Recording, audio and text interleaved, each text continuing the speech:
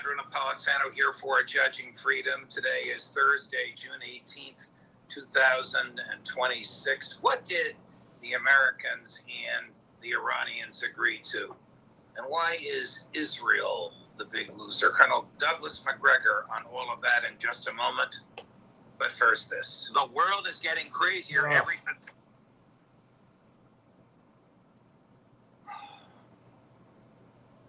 And the strait is being opened. Everything else in that document is interesting, but frankly, those are the salient points. And we're not going to know more until they sit down face to face and actually negotiate. So instead of the unconditional surrender, which President Trump many times demanded, the Iranians emerged from a confrontation with the world's most powerful military, not having just survived, but basically celebrating. Well, I think that's true. There are a couple of things, though, that, first of all, we haven't seen the leaks yet.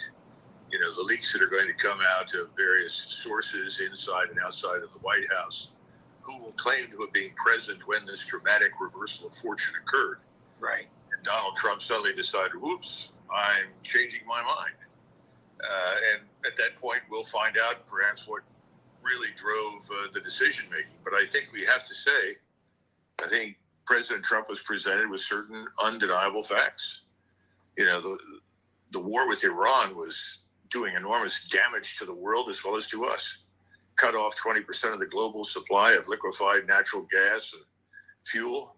Hundreds of millions of people worldwide who rely on liquefied natural gas for fuel. Residential heating, cooking, and industrial manufacturing were miserable. The closure of the strait also halted the export of roughly 30% of the global supply of ammonia-based nitrogen fertilizer. Iranian strikes halted the production of 30% of the global supply of helium used in making semiconductors and medical imaging devices. I mean, we could go on and on and on. But I think somebody finally reached him and said, look, boss, this is playing hell with the whole world. We need to get out of this. We need to get out of this as soon as possible. This is hurting all of our friends.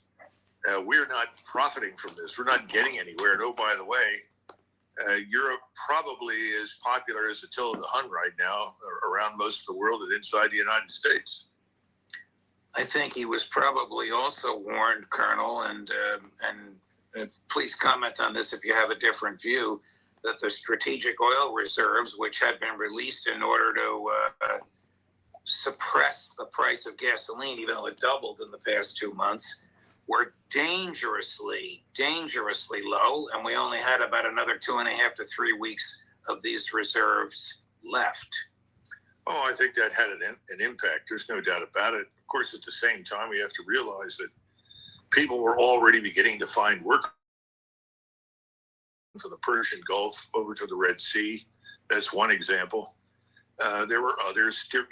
Huge quantities of coal are being shipped to India, China, Japan, and other places in order to fire up heating plants.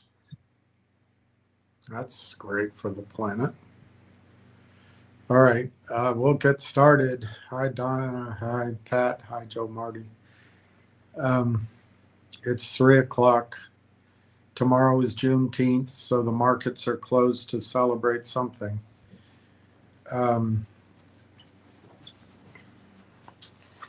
And that means the next hour is your last chance to buy TTTMF,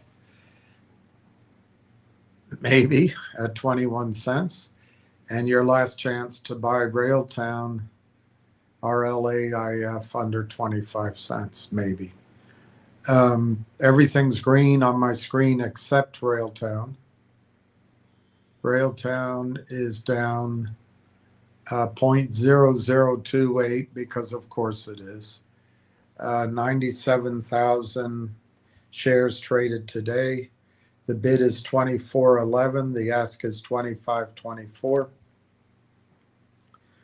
Remember, the path of least resistance for these high frequency algorithmic sell programs is downward. And they get to, during the day, sell under the reg show exemption. Your government put that in place. uh, as many shares as they want. They don't have to own the stock. They don't have to locate the stock. They don't have to sign a derivative contract. They just do it. And at the end of the day, if they true it up, they go home net long. But that doesn't count what happened in the dark pools. So, I'm sure it's all great. It's just grand for the markets. And it's just the perfect way to be for companies who need to raise money and need a true sense of what their market is worth. Doesn't matter. We're not going to change it. We can't change it. And no one's ever going to see it that it's bad. It's cleansing, So we have to live within it. But I don't think it's going to last much longer with Railtown. And once those machines meet an equal and opposite or even stronger force, which I think will be whatever information needs to come out to cause buyers to come in size and a re-rating of the stock, they can still make money with their sell programs at higher bands of bid and ask. And they'll go up there and start doing it up there because they provide a service to each of you. Ken Griffin and the high frequency traders are providing you a service. They provide you liquidity. All you need to deal with in return is that every company under $5, well, you can't say every, all right, a vast majority get crushed downward. So if you invest in them, you have all the liquidity in the world. And if you want to get out, you have all the liquidity in the world. Just in between your buy and your sell, you lose a ton of money. It's a great market that they've set up. But it drains you to keep talking about it. It drains one to talk about it. Nothing will ever change. And then you have people like the gentleman that emailed me yesterday. This is what AI's saying about Railtown. He asked 3 questions. You know what his questions are that he asked AI? How come there's no revenues in Railtown?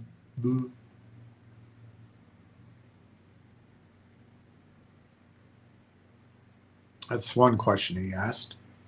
And then the other one was, how much longer before we are diluted?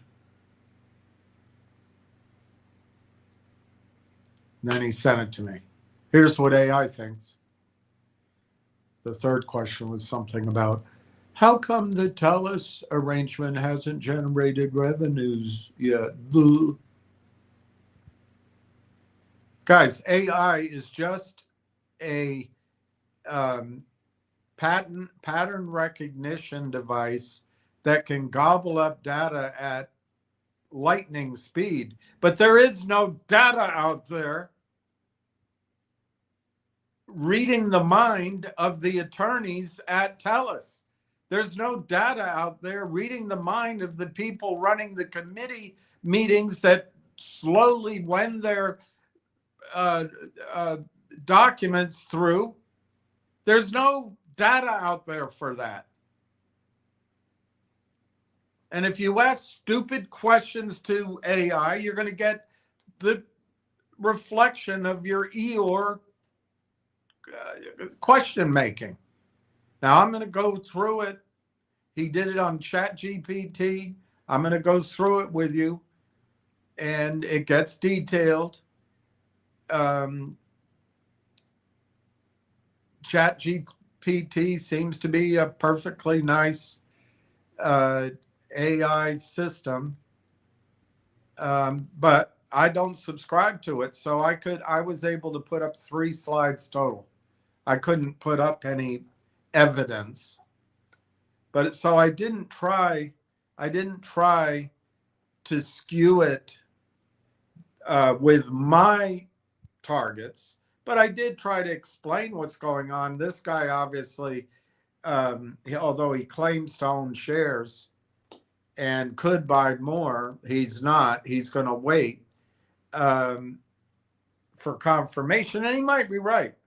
You know, in my experience, when we had real markets, maybe it still works that way. You could wait months for a piece of news or an event, and when it finally breaks through, it could take 2 or 3 days before the stocks actually reacted to it.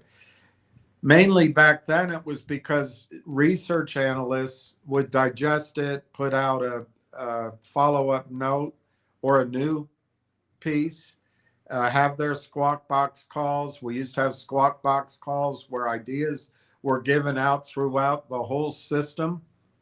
And then brokers could get on the phone, call their clients. Hi, Mrs. Kitawamata Bate, whatever they use as the name in Japan. And we think you buy, all of a sudden there's buying. That doesn't happen anymore. Brokers today are, hi, oh, how much money do you have? Well, let's get it in the account and we can give it to the Tiger funds. Yeah, the Tiger funds have been great. Or even better yet, there's this Kathy Wood. She follows every trend. Literally, she's a follower of every trend. And we just charge 3% for that.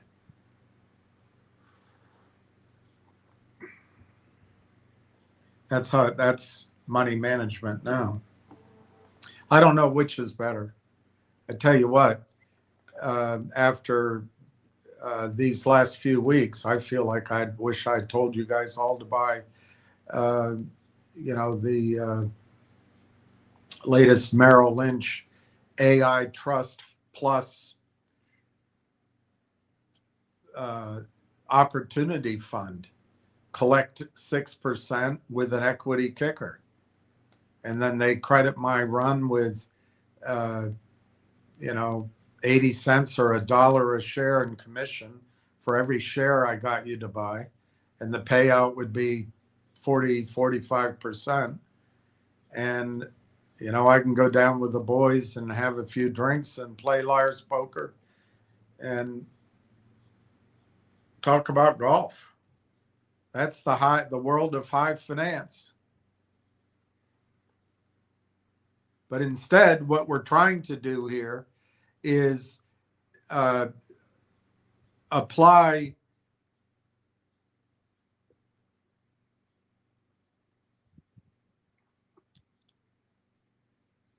I think pretty strong due diligence, both in the market and the global AI trade, but down to Railtown. And we're trying to be in it before the revenues are known. Because this guy, as soon as revenues are announced, he'll write to ChatGPT, why are revenues so small? Why aren't they bigger?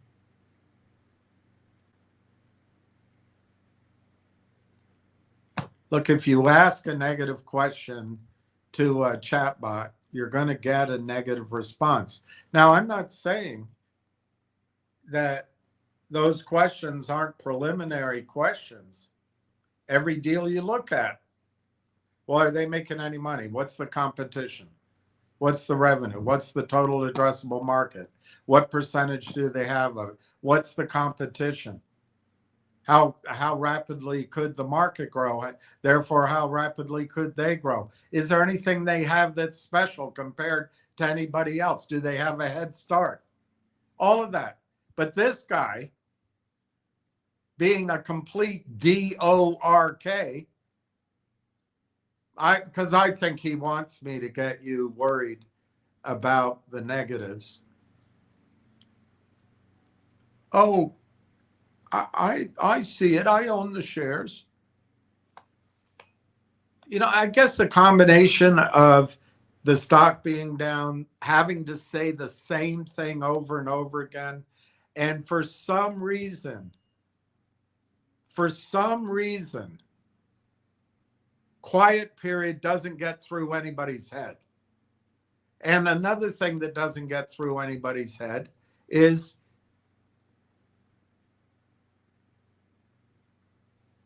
the roll-up model. Why would they roll up stock at 25 cents? Those AIP companies. Of course, he didn't ask about the roll-up AIP. He just wanted to be negative. Well, they're not going to. They're going to delay that. But oh, by the way, maybe by the June 1st deadline, we don't know.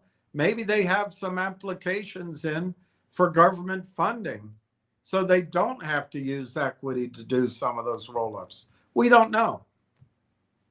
But we demand revenue. We want to know what the revenue is, even though it's a quiet period. I really think I'm going to go through his email with you, and I'm going to go through a rather lengthy discussion of where Railtown is with you. But I think he should get out of the stock. I think he's not meant to be in. He's a day trader type. He needs to go follow Tolstoy King. Tolstoy King's got several trades on his radar. Good luck. It'll give you instant gratification. The whole thing with Railtown is these guys started 7 years ago to build something special. They've done it. As they went out to market their services and get customers, they ran into AIP Partners, which was created by John Ruffalo, Mike Norbrega, among others. Those guys, who I would say are a lot smarter than this email Eeyore, said, why don't you buy our company? They had screened however many AI companies. They had curated 160 AI companies for their network. And when they met these guys, why don't you buy our company?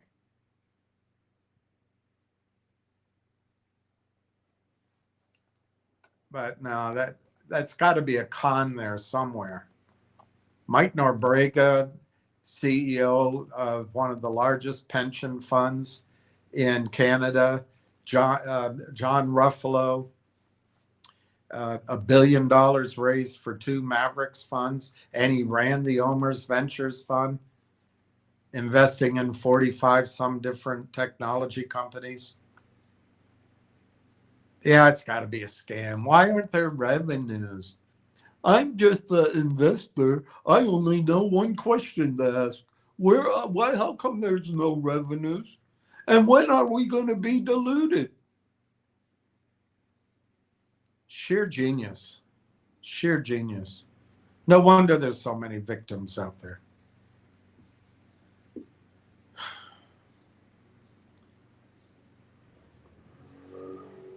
All right.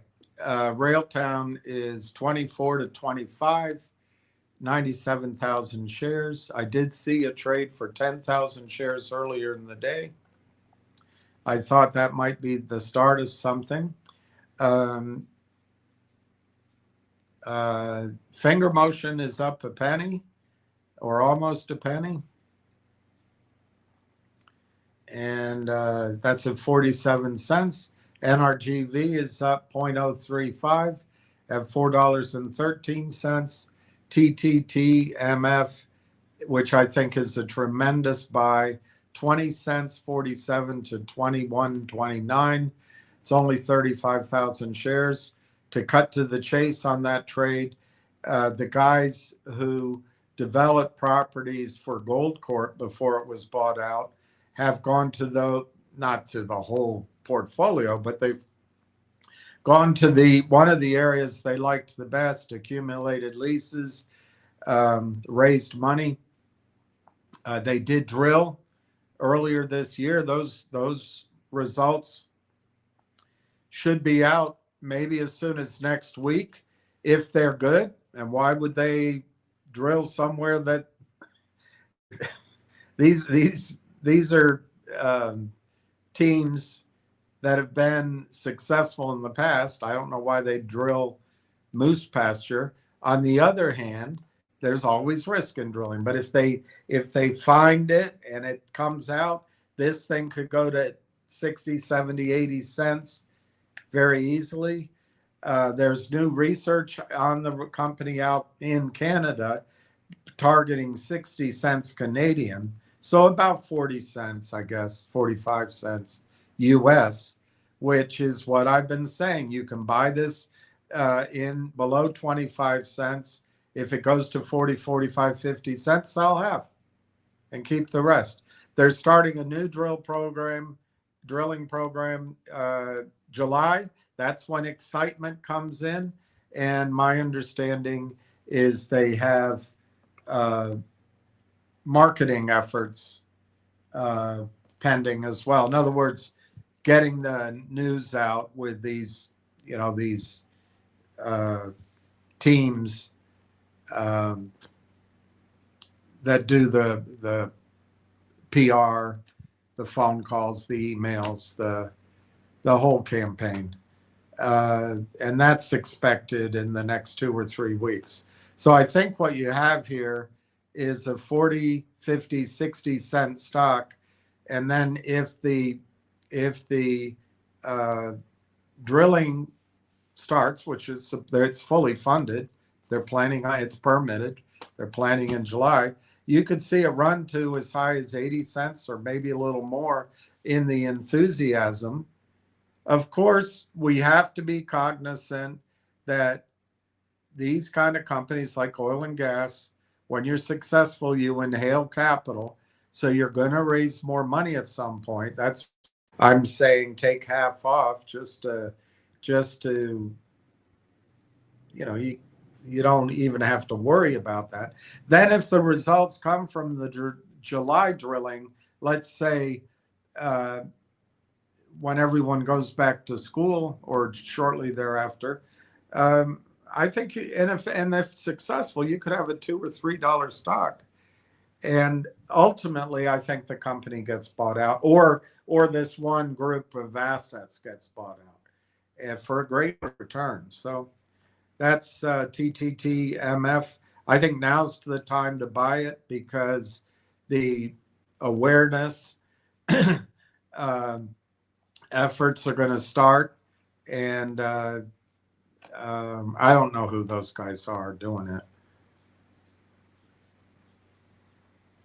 But I'll find out with you all. And but I think the key thing is when the drilling program starts, just the gold fever that comes in to people's hearts could get it to 50, 60 cents. So anyway, that's we'll go over. I have some research on it. We'll go over that just now. Not the whole thing in this call, but I may do a separate call either tonight or on Juneteenth. I'll have plenty of time. Yeah, I don't know what else to bring up. The piece, I'm a sucker, but I'm very proud of President Trump, for signing an agreement that it must have felt like he was, swallowing crushed glass as he signed it. But I'm proud of him because we rather foolishly listened to a psychopath and a murderer in Benjamin Netanyahu, and a very clever liar. He's always been a clever liar, in my judgment. And,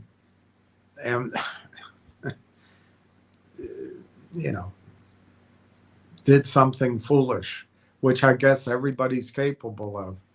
But after 100 days, I think President Trump knows that the world is on the verge of a severe energy crisis, and the United States is too. The United States is too. Um, so I really give him credit for signing that deal and pulling back from disaster. Now, I've told you I'm a sucker.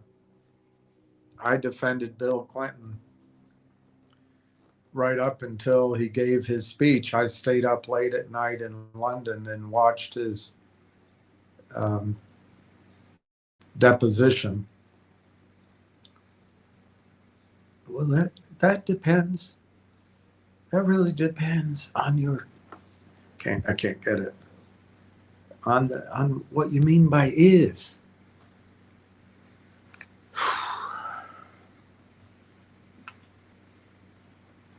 So I can be a sucker, but I think one other interpretation is that Benji and the Donald will roar again after all of that theater.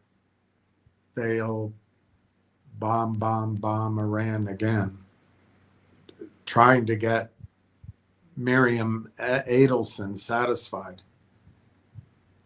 But I'm hopeful that Donald Trump signed that in good faith, and I congratulate him for it. The markets are all up. The Dow is up 100, NASDAQ is up 400.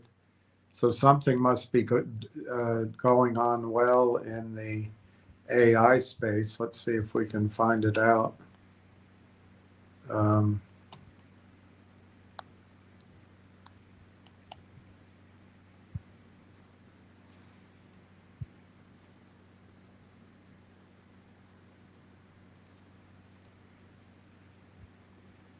U.S. ends Hormuz blockade, downplays tolls.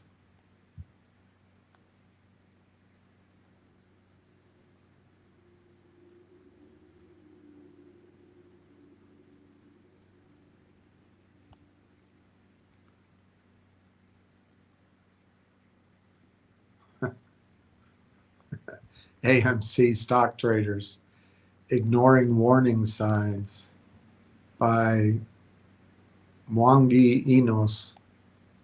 I've been watching meme stocks long enough to recognize the pattern. The momentum arrives before the fundamentals justify it. The warning signs are visible to anyone who looks. And he talks about AMC Entertainment. The stock has surged 100% over the last month, is up 70% year to date. And this is happening despite the 106-year-old AMC completing a $150 million equity offering on June 11th, selling approximately 105 new million shares into the open market.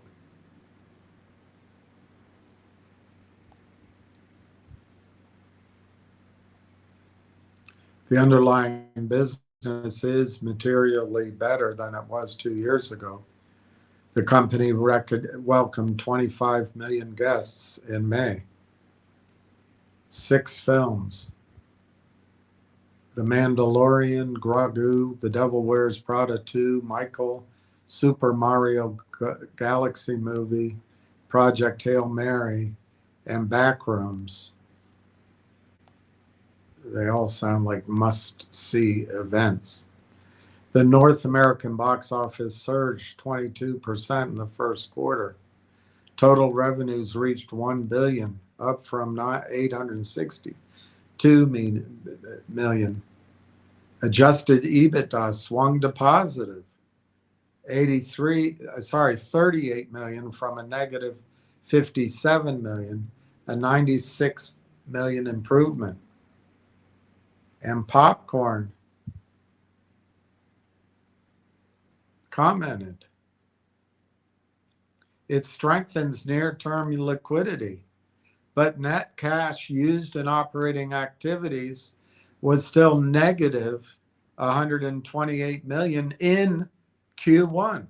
Oh, you got to race. Don't walk, race to get involved in that. Tolstoy King's looking out for you. He's looking out for you with that stock. Or who was it that brought it up? I'm not going to read any more of it. Let's go through whatever comes up here.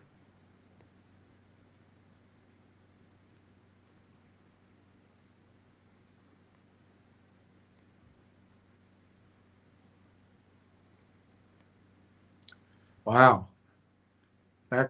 We could, well, we'll do it. We shall do it. We shall overcome someday.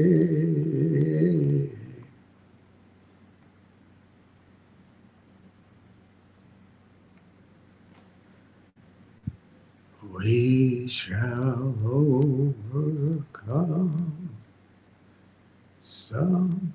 You guys do know that what you're invested in is these electric neon blue connections that makes the entire NVIDIA wedding cake, the stack, work.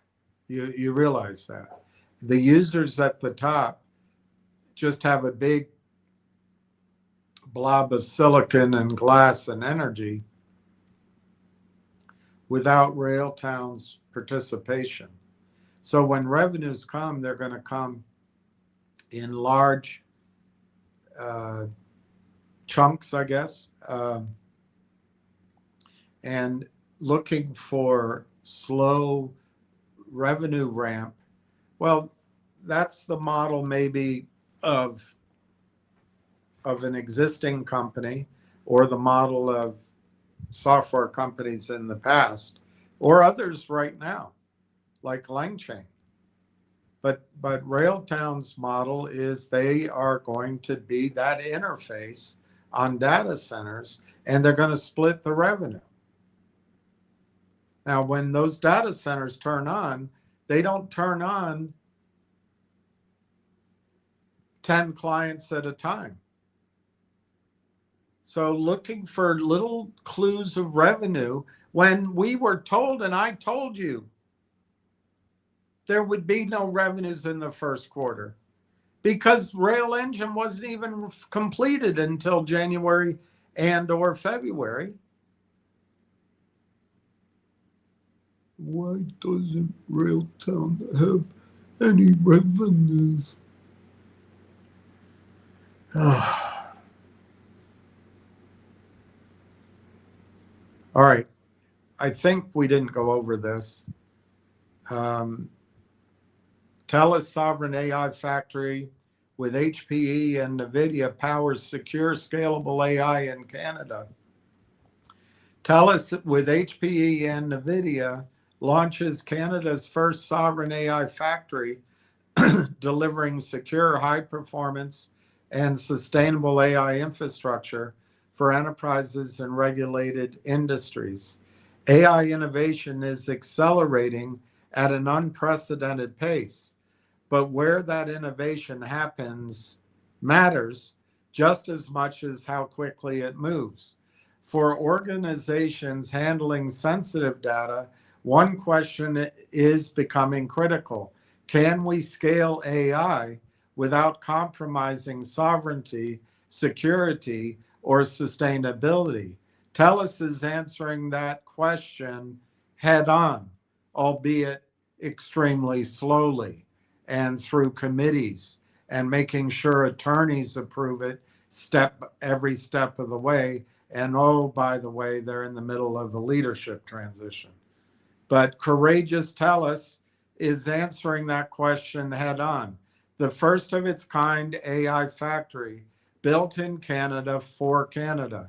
In collaboration with HPE and NVIDIA, TELUS launched Canada's first fully sovereign AI factory in Rimouski, Quebec. Yeah, how come there aren't any revenues? marking a major milestone in the country's digital and AI ambitions. This isn't just another data center. It's a purpose-built AI innovation hub designed to give Canadian organizations access to world-class compute infrastructure while ensuring their data remains securely away from the United States. For enterprises, public sector organizations, and research institutions, this represents a major shift.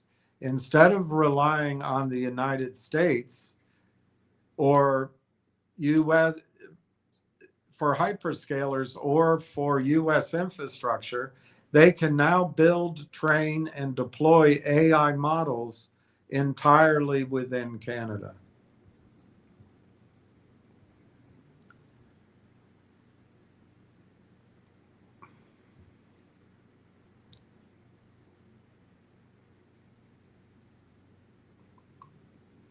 That level of control is critical in industries like healthcare, finance, and government, and where data privacy, regulatory compliance, and national security are non-negotiable. Powering AI at the supercomputing scale. The TELUS Sovereign AI Factory in Rimouski isn't just secure, it's slow. It's incredibly powerful. 22.74 petaflops of performance, 22.74 quadrillion calculations per second, ranked among the top 100 supercomputers globally, according to Top 500, recognized as Canada's fastest and most powerful supercomputer. I don't think they're going to do any revenue. What do you think, Rocky? I don't know, though. This level of compute is purpose-built for AI workloads growing exponentially. Hey, Rock, what does exponential mean? I don't know, Vinny. It's something to do with potential. Growing exponentially in size and complexity, from training large language models to real-time inferencing at scale. With the level of performance, organizations can dramatically accelerate their AI pipelines, reducing training times, enabling faster experimentation, and bringing new solutions to market more quickly. In short, what used to take weeks can now happen in hours. The technology behind the breakthrough. At the heart of this sovereign AI factory is an optimized, integrated architecture combining best-in-class technologies. Could that describe Railtown? It's not written there, so we don't know, but it's part of our bet, which I consider an investment, by the way. I don't consider it a gamble. HPE AI Factory, is Railtown in that? I don't know. With NVIDIA H200 Tensor Core GPUs and NVIDIA Quantum 2 InfiniBand networking together, they create a high-performance computing environment optimized for speed, scalability, and efficiency. All of these are critical for modern AI pipelines. By joining the NVIDIA Cloud Partner Network, TELUS also gives customers access to a proven full-stack AI platform. Railtown's definitely there as it relates to TELUS, based on information we've seen, reducing the complexity and cost of deploying advanced models. The result is a streamlined path from idea to deployment. Do you think that's going to lead to revenues?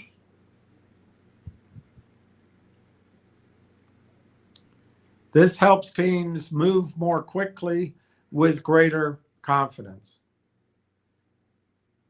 All innovation, AI innovation, often comes with a heavy energy footprint, but TELUS challenges that assumption. TELUS is powered by 99% renewable energy. Well, wait a minute, are they going to charge their customers to use the data center? And Railtown is in an agreement to split revenues? Do you think that renewable energy, Rocky, is going to bring new customers? I don't know, Vinny. I guess that's the idea. Yeah, but how come there's no revenue yet?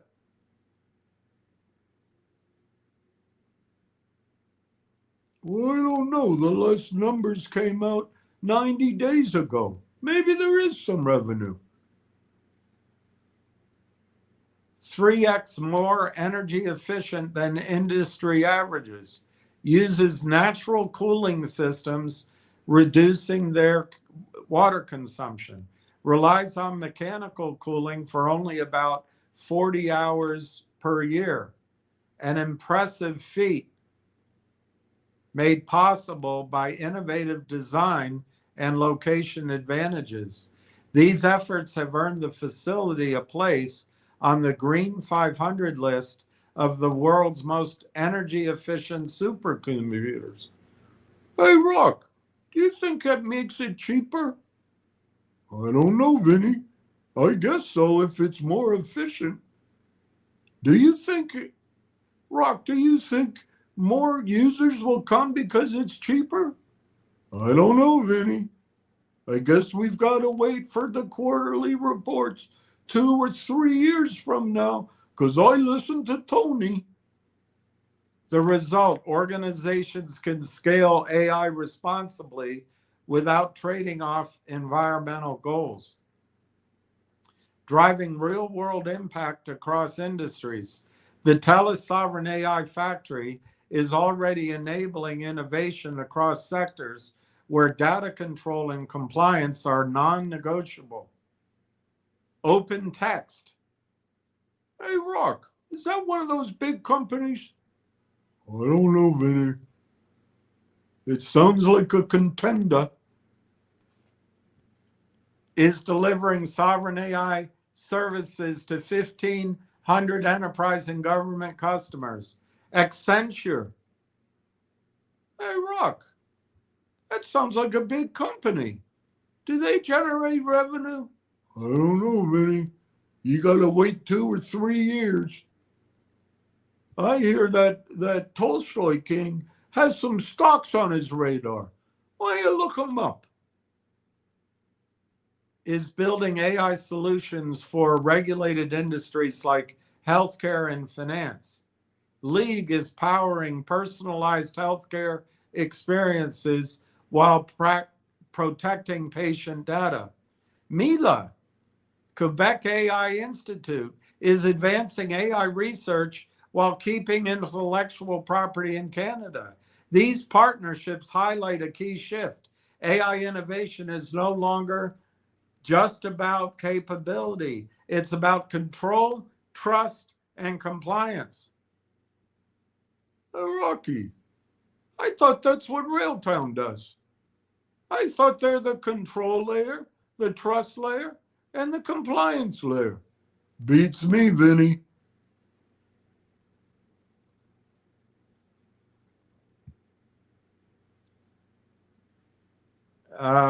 What's next? Expanding Canada's AI future. TELUS isn't stopping here, although no one can tell if TELUS is actually in motion at all. How can you tell if they stop when they're barely going? But anyway, TELUS isn't stopping here. Following the success of Rimouski, plans are already underway for a second sovereign AI facility in Kamloops, British Columbia, expanding access to secure domestic AI infrastructure across the country. This expansion reflects a larger trend. Countries and enterprises alike are investing in sovereign AI capabilities to maintain control over data, accelerate innovation, and remain competitive in a global AI economy. For Canada, this initiative positions the country as a leader. Hey, Rock, how long does it take to build a leader? They should get it done in what, a week? No, Vinny. How long did it take you to build that body? How long did it take you to learn your skills? Oh, I see what you mean, Rock. Positions the country as a leader in responsible, secure, and sustainable AI development. Canada, quote, has world-class AI talents, founders, and research institutions. However, a structural shortage of sovereign domestic compute has limited startups from innovating without sending their sensitive data to the United States. I added that, said Hasham Fahmy, Chief Information Officer, TELUS. By teaming up with Spark, we are leveling the playing field and opening the doors of our sovereign AI factory to the country's founders and innovators who can now build breakthrough AI companies on infrastructure they control, keeping their innovations, intellectual property, and competitive advantages in Canada. That's how we build our country's next generation of AI leaders, kickstarting a new wave of innovation that will fuel economic growth and unlock billions in potential for Canada. Hey, Rock. Yeah, Vinny. I heard that guy not so fat. What's his name? You mean Zaid Atufat Shamsi? Yeah, that's the one. He built that. He built that technology for TELUS, didn't he? Yeah. Well, I heard he just joined Railtown's advisory board. Why would he do that? Do you think he thinks there's going to be revenue at Railtown? I don't know. Then there was news that said that TELUS and Railtown entered into a revenue sharing agreement. But you know, the guys on the chat room and the negative guys say, well, where's the revenue? I don't know how to judge it. Yeah, but hey, Rock. Well, yeah, Vin. Why would he join the company in February on their advisory board if he thought there was a problem with revenue? Yeah, well, I don't know. I don't trust anything until somebody punches me in the nose. Key takeaways. Sovereign AI is becoming essential for secure, compliant innovation. TELUS is setting a brand new benchmark for AI infrastructure in Canada. High performance computing and sustainability can go hand in hand. Partnerships are accelerating real world AI adoption across industries.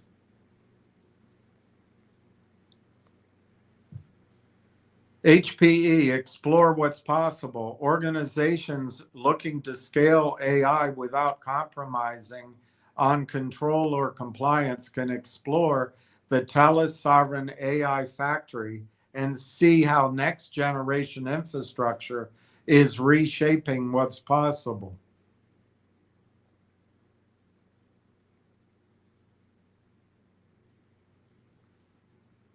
And the author of this was Janet Moores, Senior Director, Product and Solutions Marketing at HPE.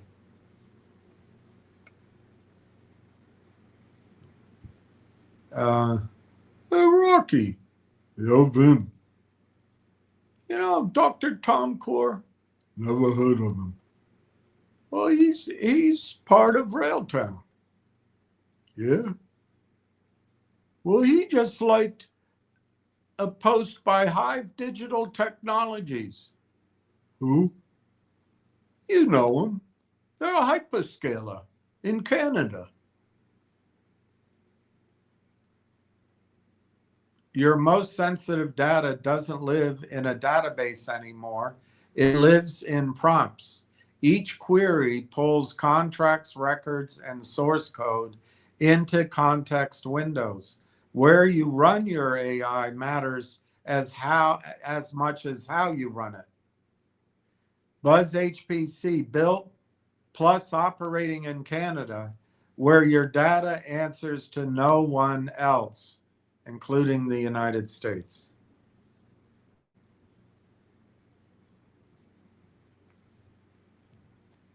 Real AI plus quantum story is infrastructure, not chatbots. The real AI plus quantum story is infrastructure, not chatbots.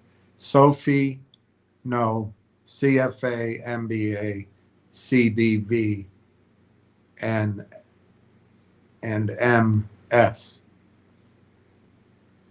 Say the words AI plus quantum, and most people picture the same thing. An impossibly powerful machine in a cold lab running some future version of ChatGPT that can answer almost anything. It's an appealing image, but it misses where most near-term activity is happening.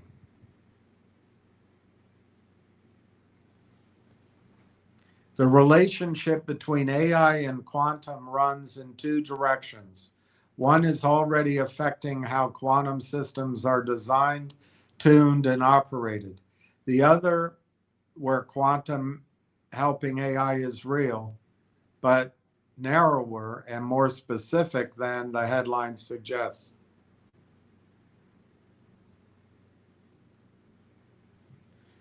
Quantum hardware is fragile in a way that's easy to underestimate. Qubits drift, they accumulate errors, and they require constant calibration and control. Keeping a quantum system reliable is not a one-time setup problem. It is an ongoing engineering challenge. This is where AI is becoming useful, not as a magic brain running the quantum computer, but as a practical tool for helping researchers tune systems, test designs, and improve control. A recent Nature Communications review describes this trend across quantum hardware, software, and control systems. NVIDIA has gone further and turned it into a product. In April, NVIDIA released Icing, a pair of open sourced AI models for automating qubit collaboration and error decoding, wired to its GPUs through an interconnect called NVQ Link. AI can make parts of quantum engineering faster and more automated, but it does not make quantum easy. The hardest problems still come from fragile qubits, noise, scaling, and error correction. AI is a powerful accelerator for the field, not a shortcut around it.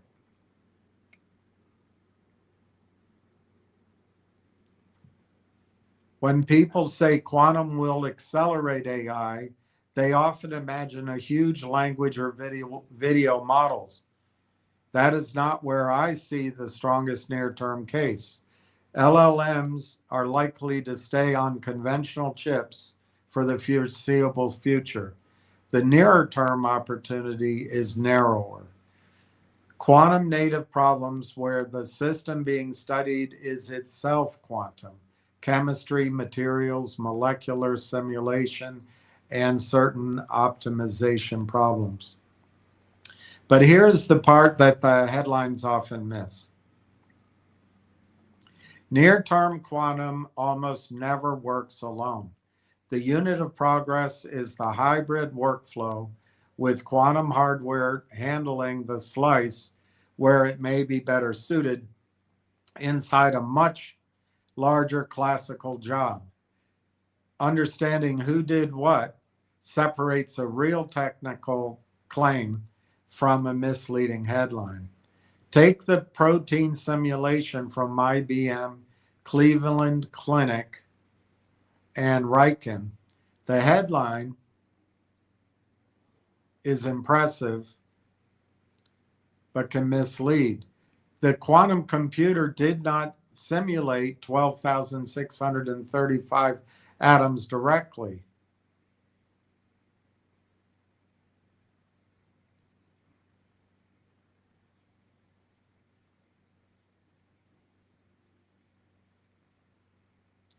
And then there's another company, QCTRL's results points in the same direction, running a simulation on IBM hardware in about 2 minutes versus more than 100 hours.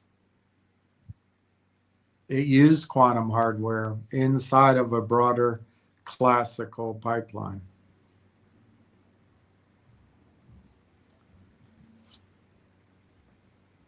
So the honest near-term picture is not quantum replaces classical, it's quantum becomes the specialized core of a classical quantum system. What makes quantum useful sooner? One quantum processor may reach a few thousand qubits this decade. Useful applications may eventually require far more. And nobody gets there by endlessly scaling one isolated chip. That points towards networking. The long-term path likely involves connecting many quantum systems together, which means fragile quantum information has to survive being moved between machines, often through optical fiber.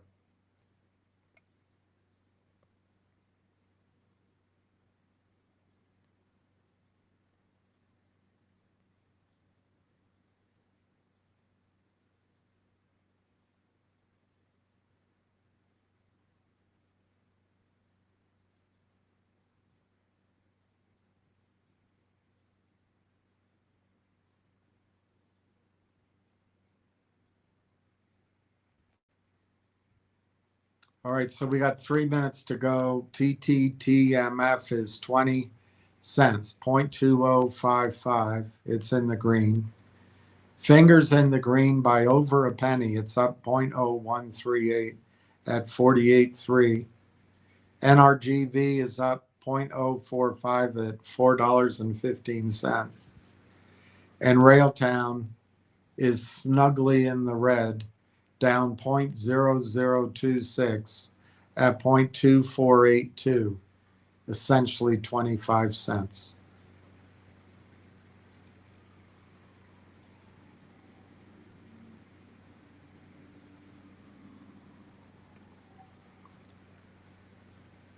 This is no longer just theory. Xanadu's Aurora, published in Nature, showed a modular photonic quantum architecture built as separate server racks connected with 12 kilometers of fiber. Aurora is a 12 qubit proof architecture, not a finished large-scale quantum computer. But the architecture is the point. It suggests that scaling could eventually look less like building one perfect giant chip and more like linking many smaller systems together. Cisco is moving in this direction too. It announced a quantum networking switch designed to, quote, route quantum information while preserving it at room temperature on existing the Cisco patented conversion engine that translates between encoding modulities at input and output. Cisco's strategic position appears to be neutral infrastructure, building components that could work across different qubit approaches rather than betting on only one. If Cisco builds neutral infrastructure between machines, Photonic Inc., a portfolio company of Telus Global Ventures, bakes networking into the qubit itself. That is a distinctive architectural choice. As with any architecture, the promise still depends on execution, improving performance, scaling manufacturing, and proving the system works reliably at larger scale.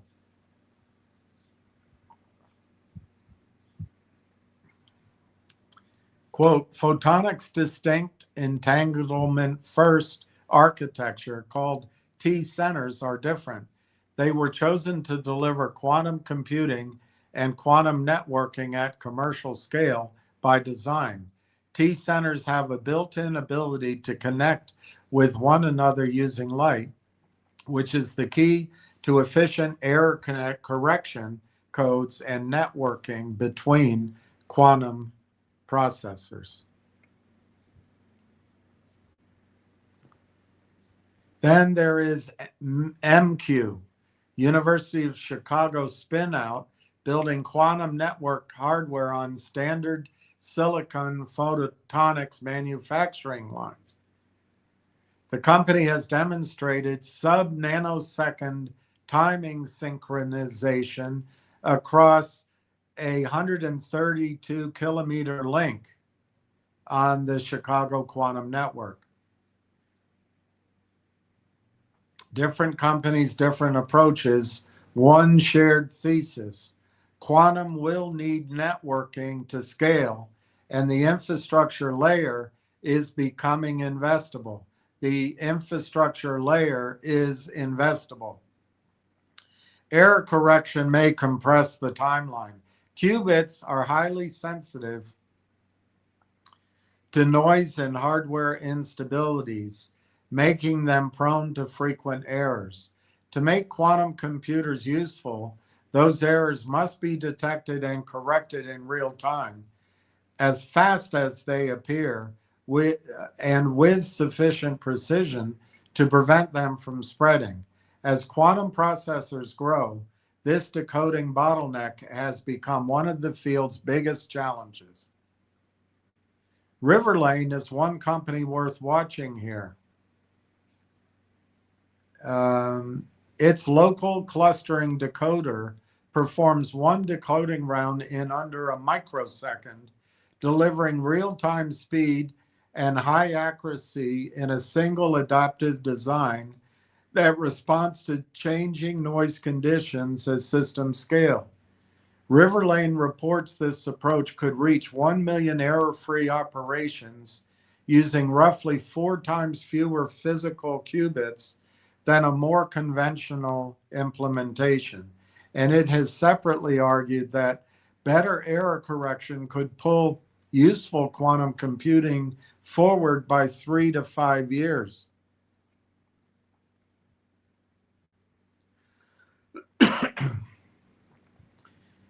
Another strategy, build more error resilience directly into the qubit. Nord Quantique leverages bosonic codes and multi-mode logical qubits to correct errors directly at the qubit level with the goal of approaching 1-to-1 logical to physical qubit ratio, far less overhead than conventional schemes. The company recently reached unicorn status with a $30 million growth equity investment. The scarcest resource is talent that spans the stack. Capital can fund quantum companies. It cannot create people who understand the whole stack. And that may be the most underappreciated bottleneck of all. Quantum sits at the intersection of physics, hardware, software, AI, control systems, networking, and commercialization. The founder team that can move across those layers is rare. The best opportunities may not come from asking who has the most qubits, or why isn't there any revenue? The best opportunities will come from asking who understands where the bottleneck really is, who can translate physics into systems engineering, who knows which technical milestone actually changes the commercial timeline, and who can build infrastructure that works across multiple quantum approaches. The winners will not only be the companies building the most visible quantum processors. They will also be the companies solving the less glamorous but essential layers: networking, error correction, interconnects, compilers, control systems, hybrid workflows, and applications that connect quantum capability to real world problems.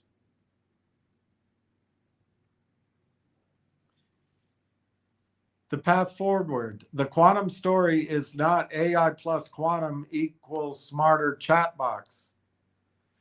The path from here to useful quantum will be shaped by infrastructure, networked quantum systems, faster error correction, better classical quantum integration, and teams that can connect the physics to the commercial use case.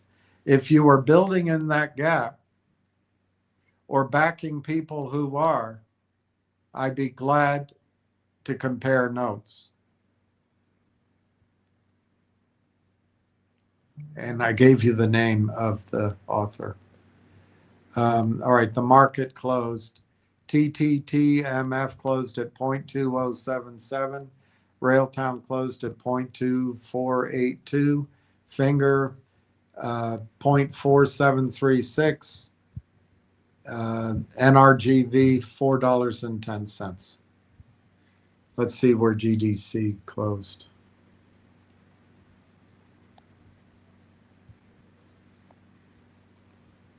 GDC closed at 0.0181. All right, so let's, now I'm going to bring you to the gentleman who I think may be a plant for the negative side, or he legitimately owns shares and he's just doesn't pay attention to the story here. He doesn't understand what he owns. But let's go through it.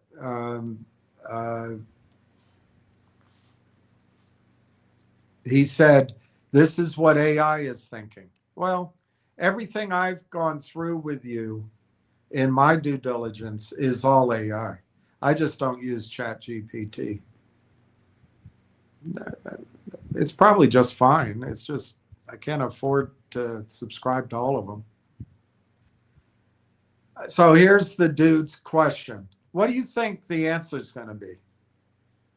Why hasn't Railtown generated any revenue?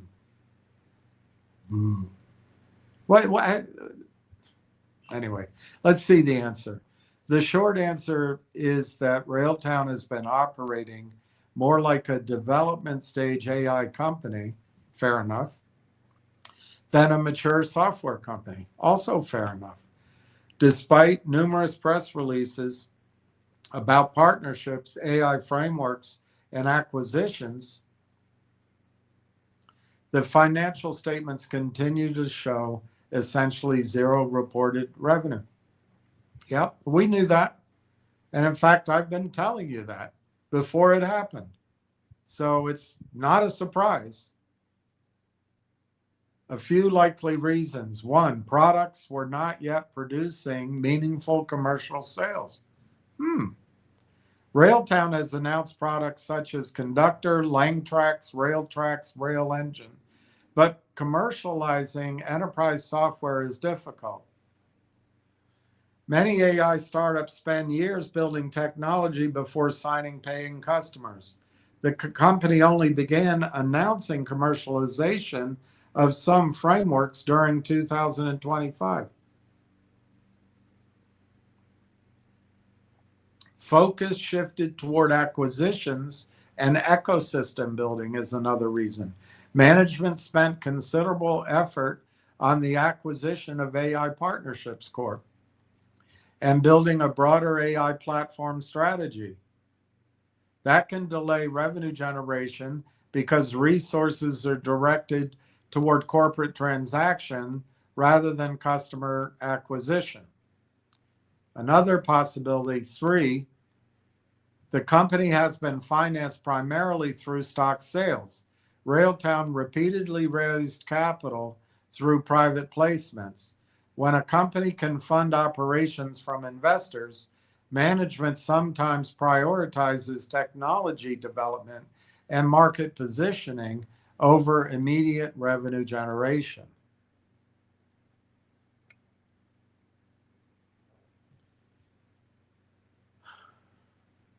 Four, enterprise AI sales cycles are slow. If Railtown is targeting businesses and software developers, contracts often take months to negotiate, test, and deploy. A company may have pilot projects or partnerships that generate publicity, but little recognized revenue. Another reason, 5, investors are valuing the future, not the current business. The market appears to be valuing Railtown based on AI-related intellectual property, check. The AI partnerships acquisition, check. Potential future enterprise contracts, check. Strategic investors and partnerships, check. Rather than existing revenue streams. This is why the stock can have a market capitalization in the tens of millions of dollars despite little or no revenue. And then ChatGPT says, this is what concerns me as an investor. The biggest red flag is not simply that revenue is low. It is that multiple financial sources still show revenue at or near zero while operating losses continue. The latest reported quarter showed another net loss, and the company has repeatedly relied on equity financing. Is this a surprise? For Railtown to justify a substantially higher valuation, what I would like to see a quarter showing actual recurring revenue. Well, it could have happened in the last 90 days, but we don't know that. I doubt it, but we don't know it. 2, named enterprise customers.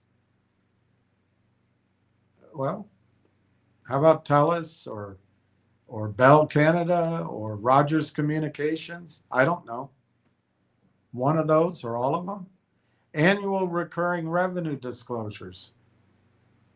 Gross margins that demonstrate the software economics. It's 100%. It's a revenue sharing deal. Reduced dependence on private placements.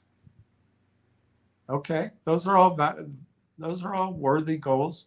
But guys, the information isn't out there. It's a quiet period. Given your previous interest in Railtown, the key question isn't whether the technology is interesting. It's whether management can convert the technology and acquisition into real paying customers. Until that happens, the stock is largely a speculation on future adoption rather than a business supported by current revenue. It seems stating the obvious. I'd agree with that. So what do you think the next question this gentleman asked? How much cash does Railtown have before they need to dilute us?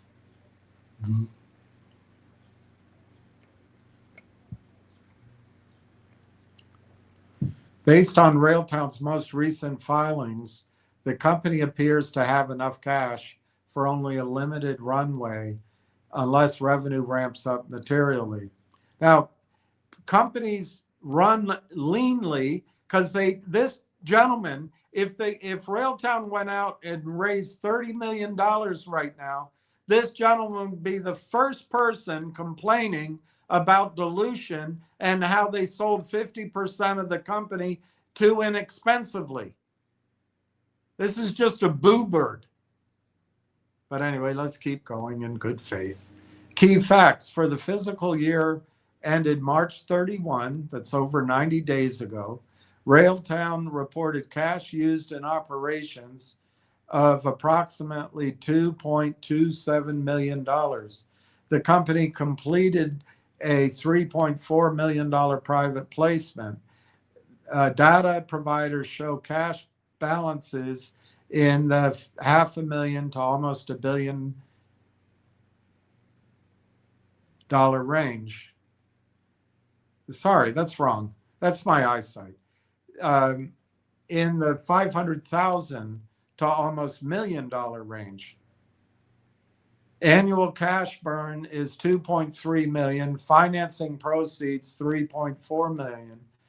Then the financing theoretically bought them about 15 to 18 months of runway. If 15 to 18 months of runway from February, if spending remains similar and revenue remains minimal. My estimate, ChatGPT, is that Railtown probably does not face an immediate financing crisis because the February 26 raise likely carried them through much of 26 and into 27. However, if they continue reporting little or no meaningful revenue, I would expect another financing and further dilution sometime in 2027, possibly sooner if they accelerate hiring or acquisitions. Now, Elon Musk is in a beautiful position because his stock comes out at this massive price. He can accelerate hiring and acquisitions. But in these junior markets, with the constant selling, it's more difficult. So you don't want your company raising a lot of money down at 25 cents because it's going to dilute you. You want them to raise enough.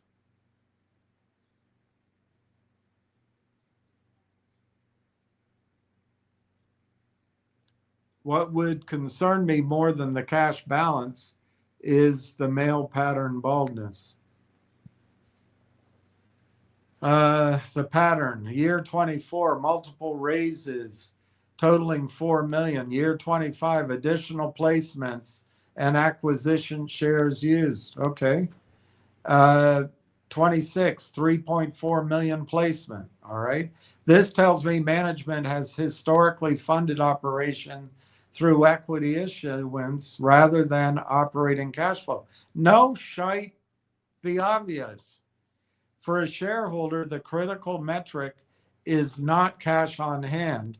It's whether the newly acquired AI partnerships business begins producing measurable recurring revenue before the cash burn forces another raise. They don't even have enough data to understand, nor does this idiot point it out.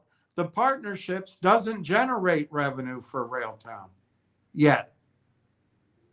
There's 3 ways the partnership can make money for Railtown. 1, cross-selling using the Railtown platform. 2, and the end users using the Railtown platform. 2, the roll-up strategy. But do you want the company to roll up those 160 to 190 companies at 25 cents a share? Do you really? And 3, the compute spend, which is currently going to other hyperscalers, can be transferred to TELUS and split with Railtown. But this guy doesn't ask any of those questions because he's like, when do we get diluted? Is AIP generating anything to Railtown?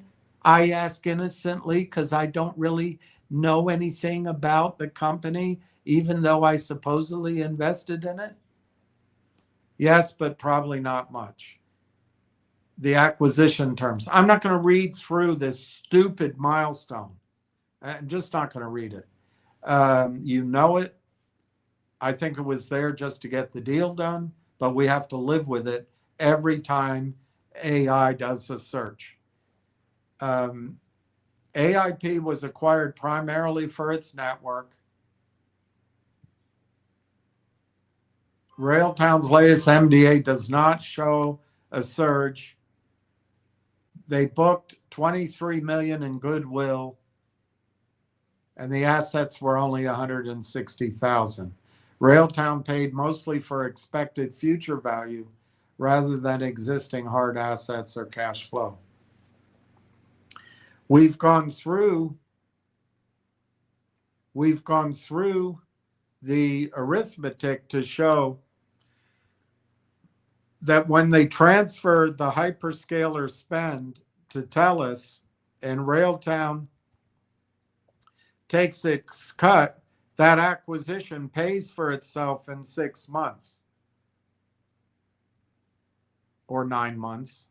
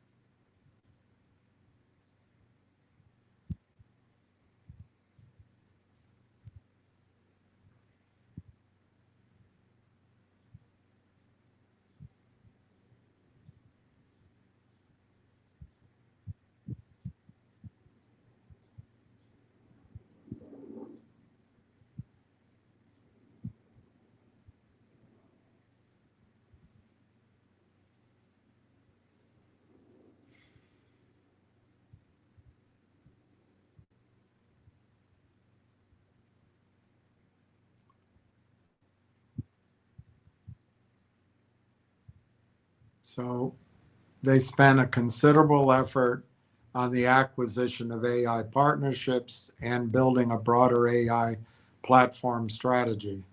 The company has been financed through stock sales. Railtown repeatedly raised capital through private placements. Enterprise AI sales cycles are slow. Contracts often take months to negotiate, test, and deploy. I think we already read this.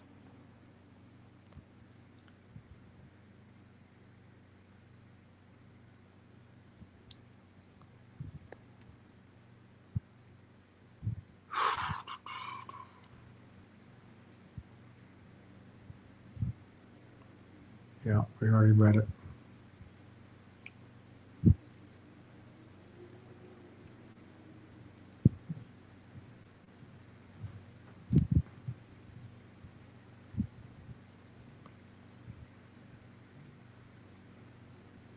What we do not know, I have not found any filing because it's a network. It's like an association. It's the wrong question. My interpretation, AIP is a potentially valuable distribution network, true. Not yet proven as a revenue generator. Well, they're not meant to be until they roll up the companies or they send the spend elsewhere or the end users start using the platform, Railtown's platform themselves. I mean, it's a stupid question to ask a stupid computer. The computers are stupid.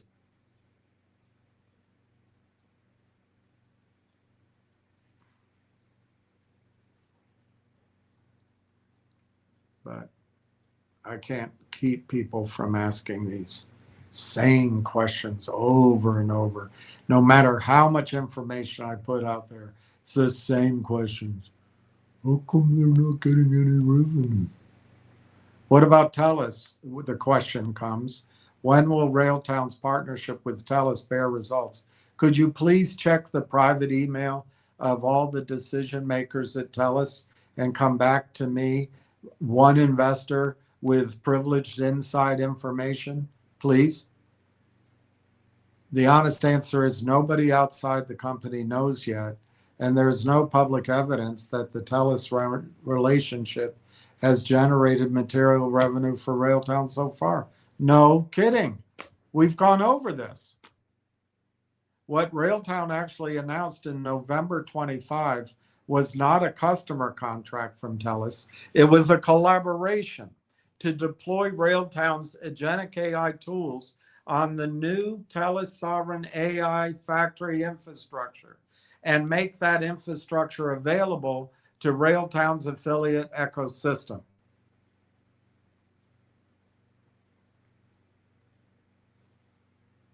So that's a narrower definition than what I think is implied. But we're waiting for it. There's no question about it. We're waiting to learn and to keep asking the same questions. I guess it's going to get different answers, I suppose. So the scenario, TELUS becomes a paying customer. Very high value to Railtown. TELUS resells Railtown's product. Very high value to Railtown. Railtown brings customers onto TELUS and shares the revenue. High value. Marketing technology partnership only. Limited near-term revenue. From what I can see, the announcement looked more like the fourth category with the potential to evolve into the second or third. They can't see anything.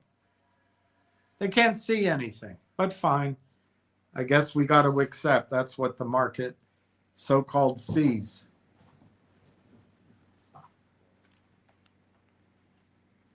Making money in the market is having a hunch and betting a bunch on something you've studied, you know, and you're kind of predicting the future. That's what it is. And if you're trying to find the future in the past, you just have to look at my love life. What would need to happen for this to become meaningful? Railtown's investment thesis now revolves around three assets: its conductor agentic development tools, the AIP affiliate network, the TELUS sovereign AI infrastructure relationship. The most logical path is AIP introduces software companies. Those companies need Canadian sovereign AI hosting. TELUS provides the infrastructure. Railtown provides the agentic tooling and observability layer. Railtown earns recurring software revenue. If that model works, revenue could start showing up over the next several quarters. Just making it up. What concerns me? Since the November 2025 announcement, I have not found any follow-up release. Yeah, it's a quiet period. We're all waiting. What I'm watching is revenue announcements. I'm not going to read through their made-up projections. The TELUS deal would be a credibility enhancer rather than a proven revenue source. The fact that a company the size of TELUS is willing to work with Railtown is positive.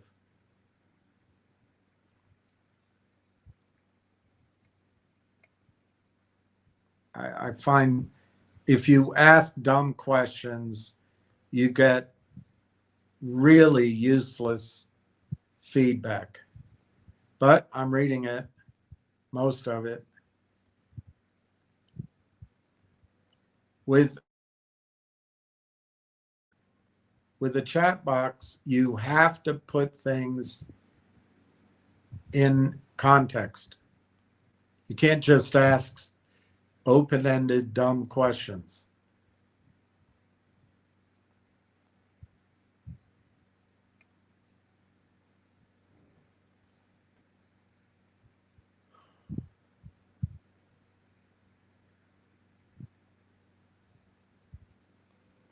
So Trump and Melania have separate White House bedroom doors. Secret to a happy marriage.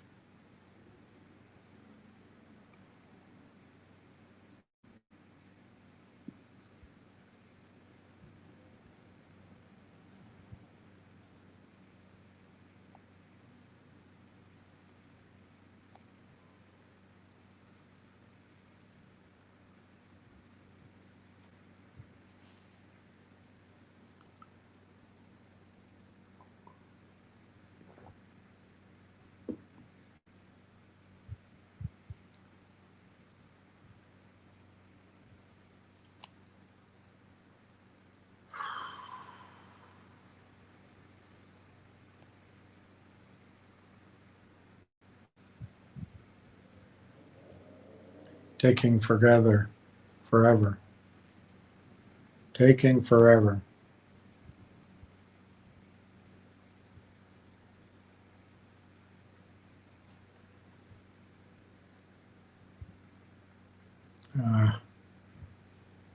So it didn't upload everything I wanted.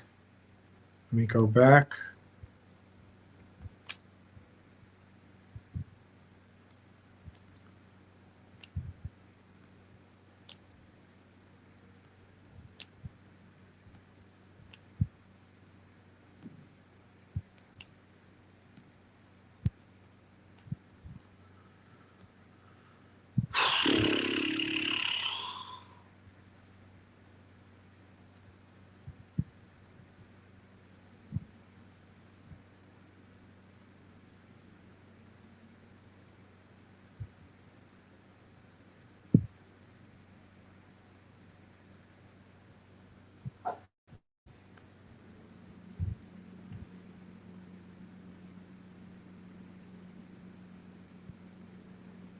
All right, let's see if this is it.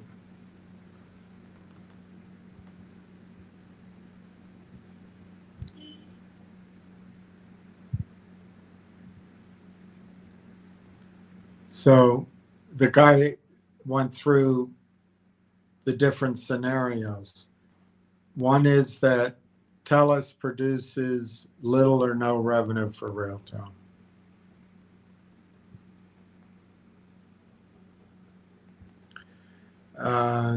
There's goodwill. AIP fails to reach any revenue. Railtown continues burning cash. Another financing is needed in 27.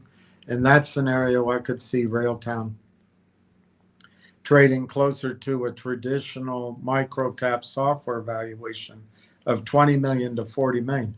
Made up number, totally made up number. But anyway, I'm showing you all this. This guy wants in your head that you're scared, but I'm showing it because I want you to see that I'm not afraid to look at all arguments, no matter how dumb. Scenario 2, TELUS AIP reaches just 1 to 3 million a year. And the computer says that's what I would call realistic. Small AI SaaS companies trade between 5 and 10x. And so it would be a 15 to 30 million enterprise value. That's what ChatGPT is saying is realistic. But remember the idiotic question framing that went into its computer. You're going to get. Then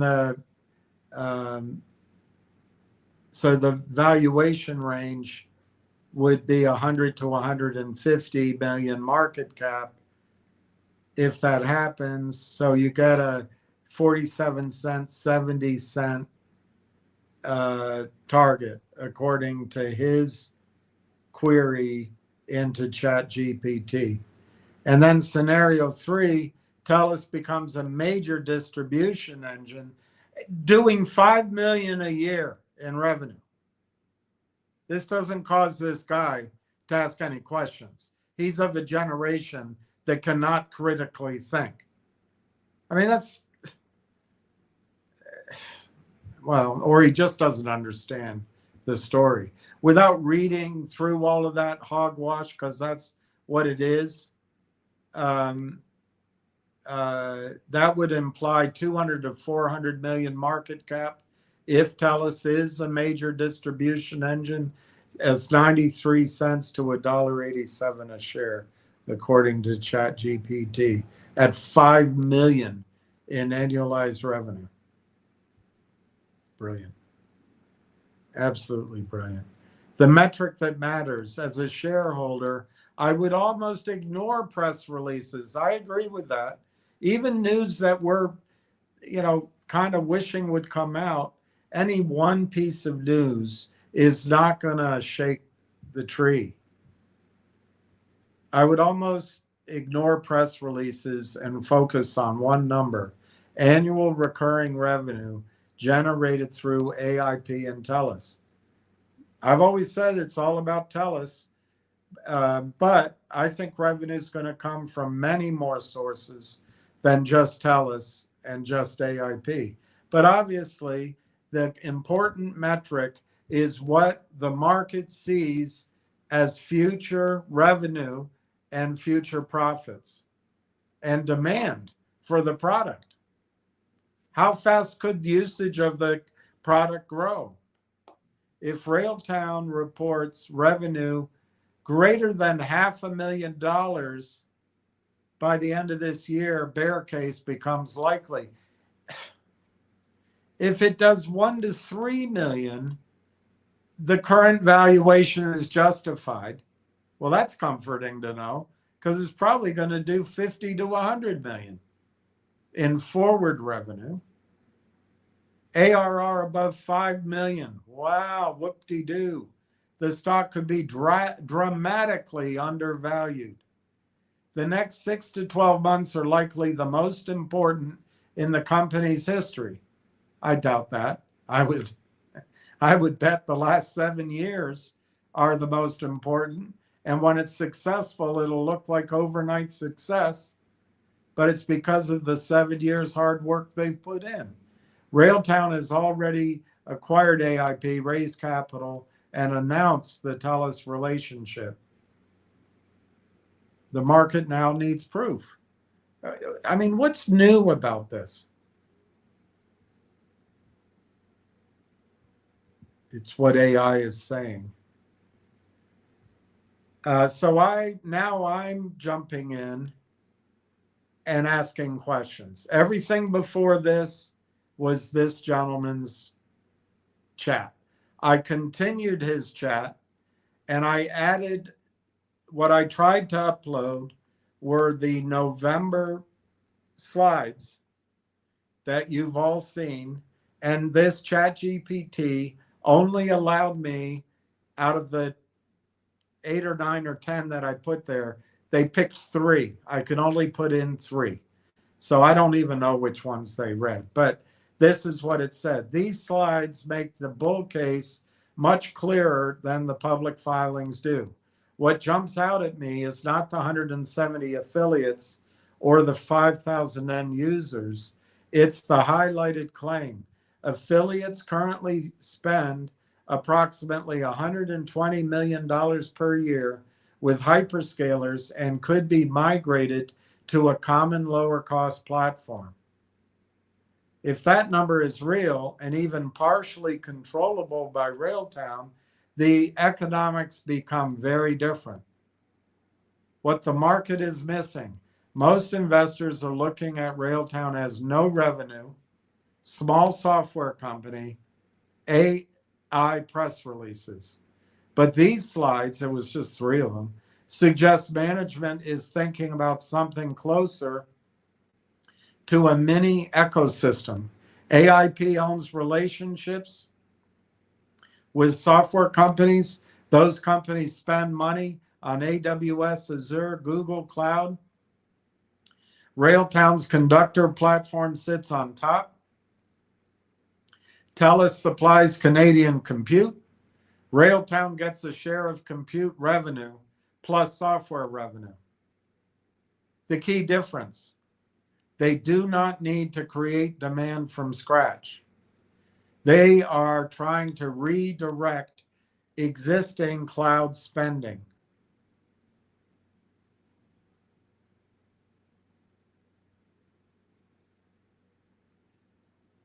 The most important sentence, the revenue model slide states, quote, "For every agent built with Railtown's frameworks and deployed on TELUS's platform, Railtown receives a net percentage of the compute revenues generated by TELUS," unquote.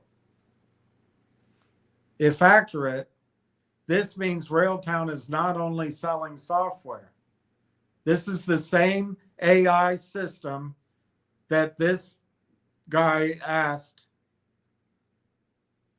the negative questions to.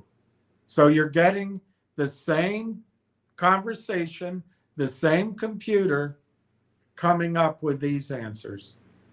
Those were the only 3 slides I was allowed to enter into evidence. And I don't even know which ones they were.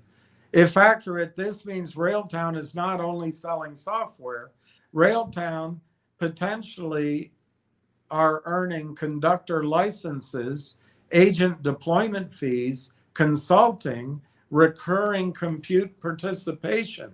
That is much more valuable than a one-time software sale. What happens if they only capture a small percentage? Using the 120 million figure,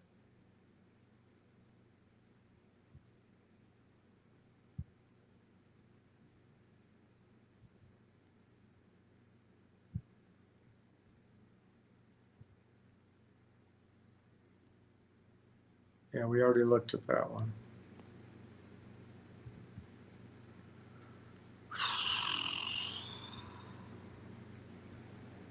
What happens if they only capture a small percentage? Using the 120 figure million, a 1% capture rate, which is ridiculously low, 1.2 million volume. Let's just skip to 20%. That's 24 million, which I think, since they control the network, that's very low. Now assume Railtown receives only 10 to 20% of that spending through revenue sharing. Fair enough, 10 to 20% makes sense to me. So at a 6 million migrated volume, a 12 million migrated volume, or a 24 migrated million volume, your revenues are basically 1 million, 2 million, or up to 5 million. And that's before software subscriptions. This is why management keeps emphasizing the ecosystem. Why the stock isn't reacting? Because none of this has shown up in reported numbers yet. Investors don't get paid for PowerPoint slides. They get paid for revenue, gross profit, customers, annual revenue. The market is essentially saying, prove that one affiliate actually migrated. Then prove 10 affiliates migrated. Then prove the revenue shares exist. Until that happens, the market assigns a steep discount. Fair enough. What I would watch in the next 2 quarters, Tony De Niro and Tolstoy King. That's what I would watch. If Railtown announces the first affiliate migrated to TELUS AI Factory, wouldn't that be something? If they announce their first recurring compute revenue or the model, if their first annual recurring revenue generated through Conductor is announced, if a first enterprise customer sourced through AIP is announced, then the valuation discussion changes dramatically. We're waiting apparently for TELUS. I can't explain it. Maybe we're in the only stock that's done a deal with TELUS where TELUS is never going to announce anything. Maybe that's the stock we're in. Maybe it's just a hell that we're in, that TELUS simply is creating a fictitious narrative as it relates to us and just stringing us along. Maybe that's it.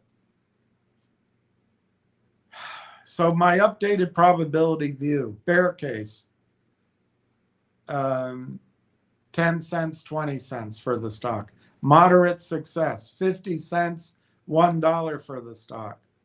Meaningful cloud migration, $1.50 to $3 plus. The reason the upside becomes large, you call that large, is that the TELUS arrangement appears to transform Railtown from a pure software vendor into a participant in an ongoing infrastructure spend. Well, that's nothing new to the listeners here, just to this one guy that is intentionally negative. The single most important thing I would verify is that spend. Well, I couldn't upload any more information. And frankly, it's what we're waiting for ourselves. This isn't anything new. Just go over the same bloody same story, and somebody thinks he's a genius because he's the first person on the planet that thought to ask about revenue. Mike Lazardis didn't ask. Zaid Atufat Shamsi didn't ask. Mike Norbrega didn't ask. John Ruffalo didn't ask.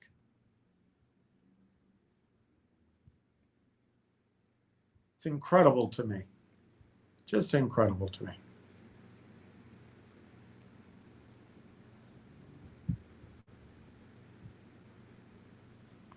I guess Mike Norbrega probably makes his investments from ChatGPT and asking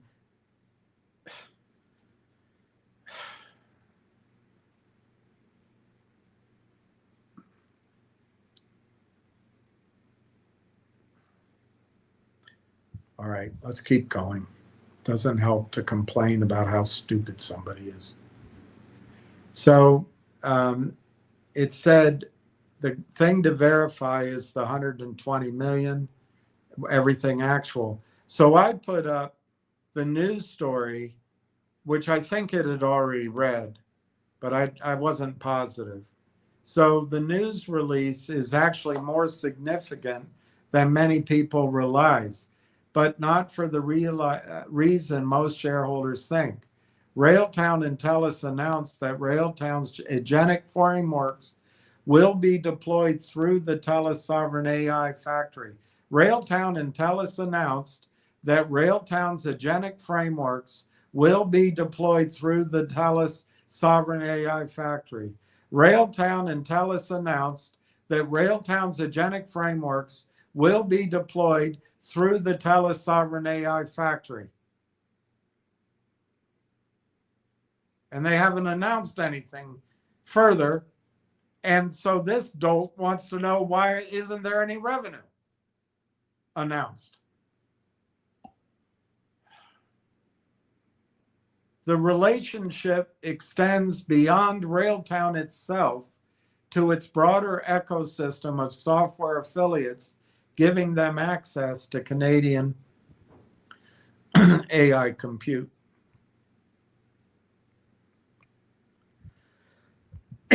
What the release explicitly confirms, Railtown and TELUS announced that Railtown's agentic frameworks will be deployed through the TELUS Sovereign AI Factory. The relationship extends beyond Railtown itself to its broader ecosystem of software affiliates, also giving them access to Canadian hosted AI compute. The key language is Railtown deploys the software layer, TELUS provides the infrastructure layer. The offering is intended for Railtown's affiliate ecosystem. The goal is to provide an alternative to the United States. What is not in the release, investors often read more into it than is actually there. The release does not disclose a revenue sharing percentage. We know that, and we await that if it's ever shown. We may never know that. A minimum revenue commitment from TELUS. That's true enough. Assigned customer count. I'm not sure that that's what we were looking for anyway. That'll come as they scale, but I don't know. Existing annual recurring revenue. We've seen Entwistle's projections, and we know what TELUS does for revenue, but that's true. We haven't seen it. There's a quiet period. Guaranteed migration of affiliates. There's no guarantees, but they own the bloody network. And the compute is 40% the cost of the competition because of how the stack is built, and it's state of the art. I think they're going to be moving over a TELUS equity investment. What? We want to sell more shares at 24 cents so this one investor can say, hey, that's unfair. They're diluting us. We don't need a TELUS equity investment. So the announcement is not proof of revenue. No, it isn't. See, the problem with computers and attorneys, everything has to be proven or entered into evidence. I don't know, when they ask their wife, you know, doesn't that feel good? She's going to say, well, it's not entered into evidence yet. And he's going to say, well, it is. And she's going to say, there's no evidence of it. And the whole thing falls apart.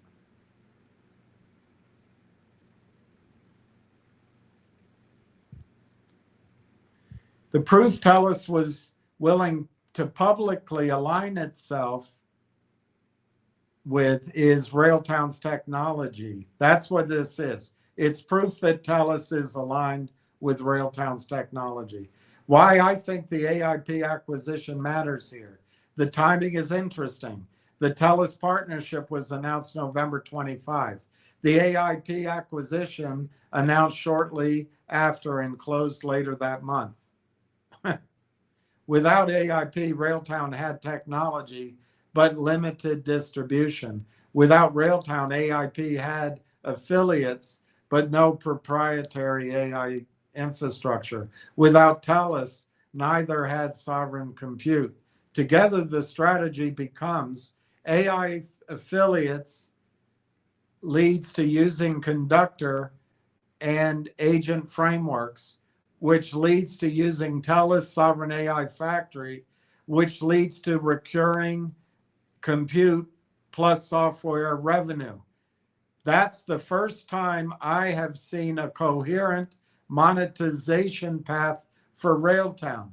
But of course, this guy didn't enter any of that evidence or his knowledge into the brain of this computer.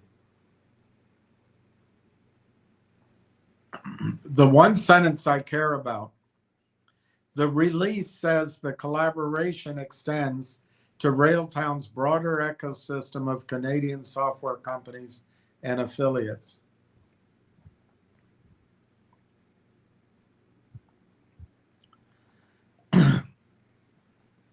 That tells me this wasn't designed for Railtown's existing revenue base. It was designed for the affiliate network they were about to acquire through AIP. What would make me blush? What would make me bullish? Any of the following. First affiliate migrated to TELUS. First customer deployed conductor on TELUS. $500,000 revenue generated. 1 million annualized compute revenue flowing through. The stock could re-rate quickly if even one of those things happens. If even one of those happens. One affiliate, one customer, $500,000 in revenue from the affiliates, 1 million or more in annualized compute revenue flowing through the platform. That would re-rate the stock. Those numbers are so small, but that's what the computer came up with. What would make me nervous? Do tell. If we get into late 26 and management is still talking about all the same crud, but still not reporting meaningful revenue.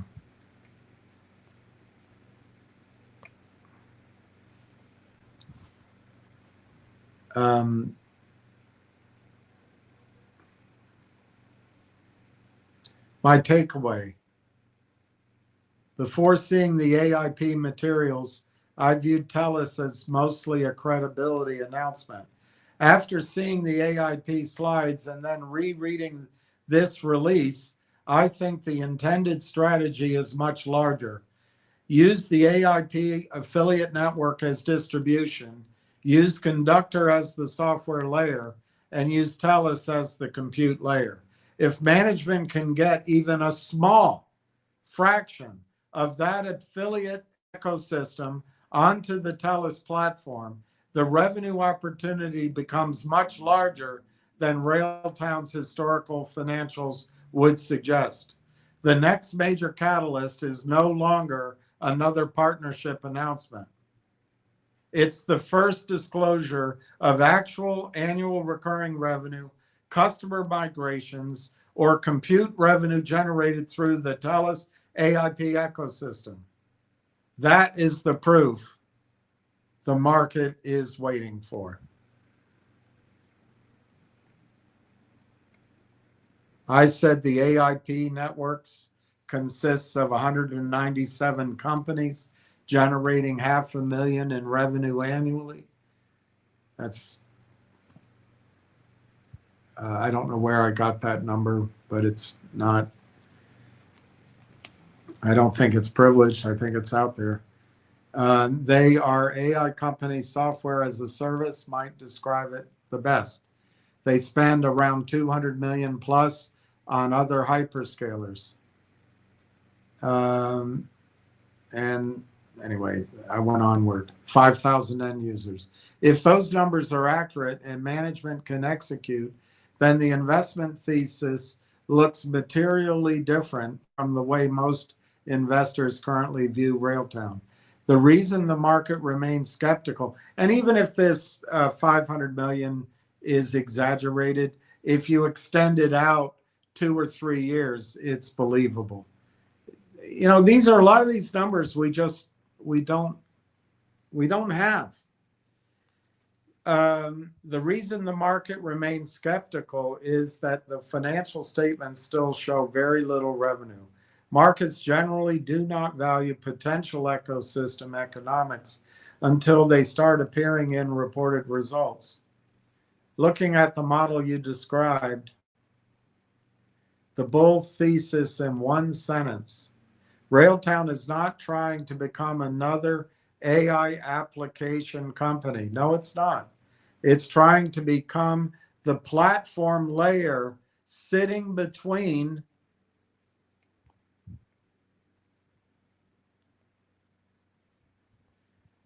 $200 software companies, 5,000 end users, and the TELUS sovereign compute infrastructure. That is a very different business model. One our friend neglected to even reference in his depressing questions. What matters about the 500,000 revenue figure? The 500,000 is less important itself than what it applies. If these are SaaS and software companies, they already have customers, revenue, existing AI workloads, existing cloud spend. That means Railtown doesn't need to acquire 5,000 customers. The customers already exist. The challenge becomes migration and standardization.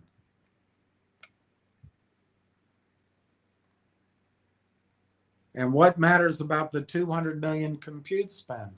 This is potentially the biggest number in the entire story. Most investors focus on Railtown's market cap. I focus on, quote, how much infrastructure spending can Railtown influence, unquote. If the network truly spends 200 million annually on hyperscalers, or, you know, in the next year or two, and Railtown becomes the orchestration layer through conductor, rail engine, rail tracks, then Railtown potentially sits in the middle of a very large flow of spending. Even a tiny percentage of that spending can become meaningful. At 20 million, at 10%, that's 10% of the 200 million. 20 million at a 5% Railtown capture, it's $1 million. At a 50 million of the 200 million at 5%, it's $2.5 million. At 100 million at 5%, it's $5 million. And that is before software licensing. I didn't write any of this. This is the same This gentleman could have done this same work himself, but he had an agenda, in my opinion. Why TELUS matters. The TELUS relationship becomes much more important under this framing. Without TELUS, Conductor is a software platform. With TELUS, Conductor becomes a gateway to sovereign AI infrastructure. That creates a much stronger strategic position because Canadian enterprises increasingly care about data residency, sovereignty, compliance, auditability.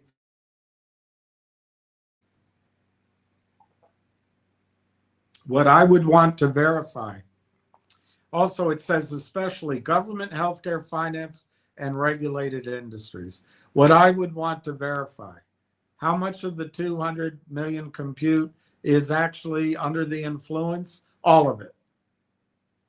How many affiliates have signed migration agreements? I would guess right now they're waiting for TELUS to get off its plump rear end.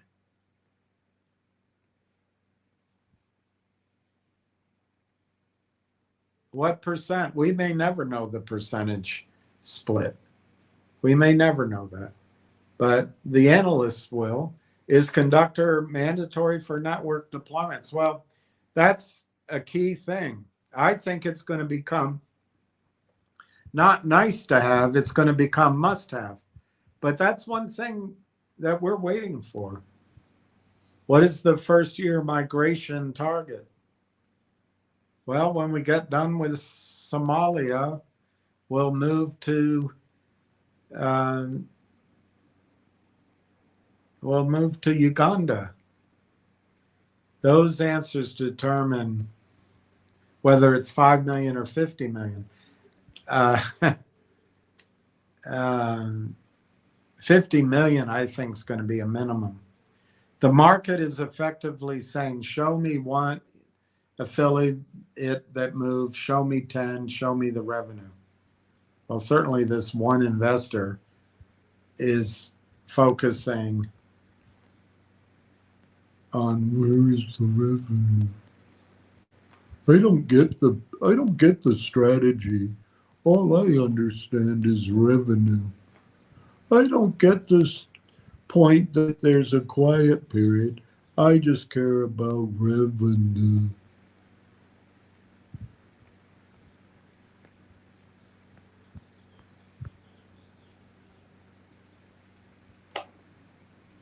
Unless they announce small revenue, then you'd care.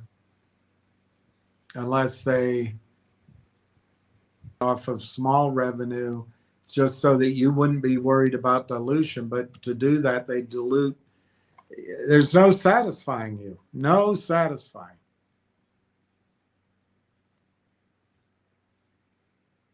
So the most important thing you've told me, 200 companies, 5,000 end users, and they already spend hundreds of millions on compute. That means Railtown is not trying to invent a market.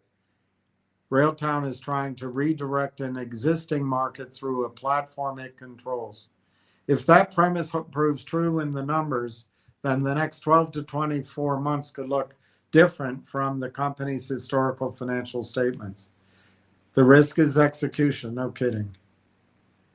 I said Dr. Tom Core gave an interview with Rebecca Kerr about that 100 million or 125 million. And at the time it was fewer companies. But I guess this investor didn't remember that. It's probably unfair to expect him to do any of his own homework. That actually strengthens the internal consistency of the story. If Dr. Tom Core publicly stated in the Rebecca Kerr interview that the AIP network's compute spend was already in the $100 million range when the network had 164 companies, and management is now talking about 200 companies. I don't know if they talked about 200 million. I think it's an extrapolation. I don't know. The growth trajectory at least sounds plausible. The core interview, 160 companies, 100 million. Current network, 200 companies, maybe 200 million. My figure, I agree. I use that figure. Maybe it's wrong. Maybe you, if it is, maybe you stretch the time frame out 2 or 3 years and it gets to 200. It's going to be a growing number over time. That's a large increase, but not impossible if the network added larger AI native companies. If AI inference workloads expanded, there you go, substantially during 25, 26. If existing affiliates increase GPU consumption as their models were put into production.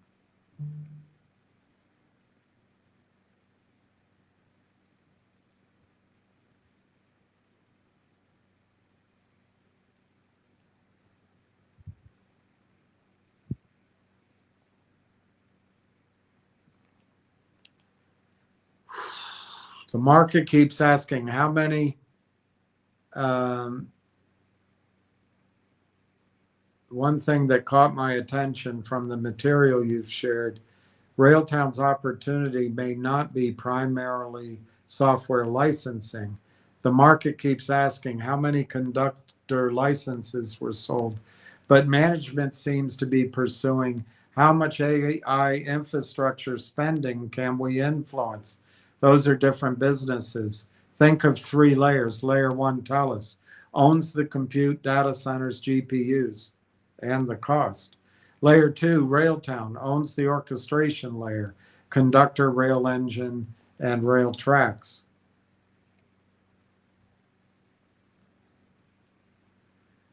So it's governance, audit, observability, agent deployment. Layer 3, the AIP affiliates.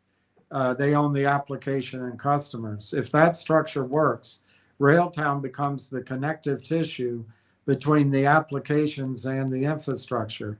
That is why I think the market is struggling to value the company. Most investors are looking at a historical revenue, while management is describing a platform economics model that hasn't yet appeared in the financial statements. The next thing I'd look for is not another interview or a slide. I'd look for one of these disclosures. X affiliates onboarded to TELUS. At Y dollars of compute migrated. Z dollars of annual recurring revenue generated through conductor. That's what we're all waiting for. You're not going to...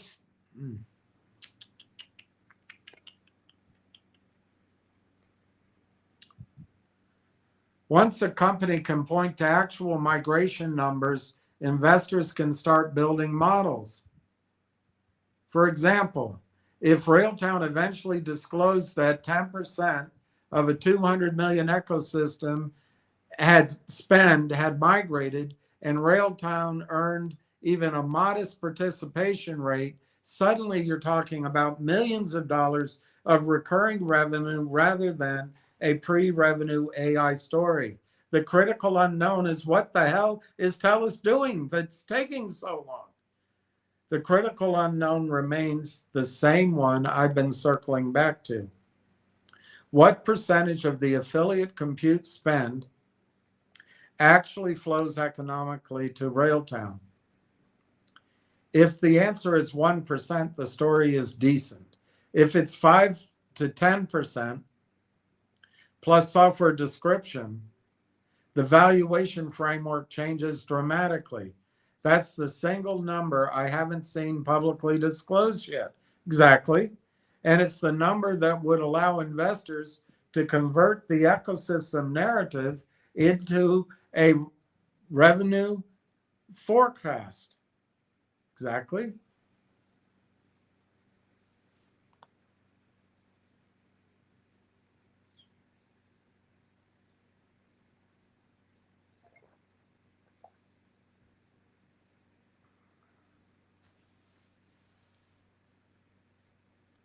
And this is an asymmetric opportunity rather than the traditional microcap story as a software investment. You were describing is fundamentally different from the narrative most investors see, the lazy day trading bums. When they pull up Railtown's historical financials, the bear case says minimal revenue, okay? Repeated financings, okay? Large goodwill from the acquisition, okay? Lots of AI announcements. I can agree with that. I don't like meaningless announcements. No proof of commercial traction yet. Yep, that's the bear case. The bull case, 7 years of product development before the current AI hype cycle. Tools, well, and including the AI hype, tools intentionally distributed and refined through real world use rather than aggressively monetized. AIP provides distribution, TELUS provides sovereign compute, Railtown provides the orchestration, governance, observability, and agent infrastructure layer. Existing companies and customers already exist in the ecosystem. Those are very different interpretations of the same company. That's exactly right. That is exactly right. The moat question. You asked, name another sovereign AI orchestration layer company available to retail investors. That's actually a harder question than many people realize. There are plenty of orchestration platforms. Microsoft Azure AI, Amazon Web Services Bedrock, Google Vertex AI, Datadog, Palantir Technologies.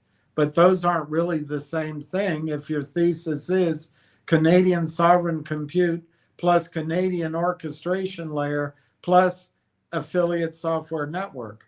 There are certainly larger competitors globally, but there are very few public companies with a market cap under 100 million Canadian attempting to build that stack. The question is not whether the moat exists technologically. The question is whether customers care enough to pay for it. Well, not that customer.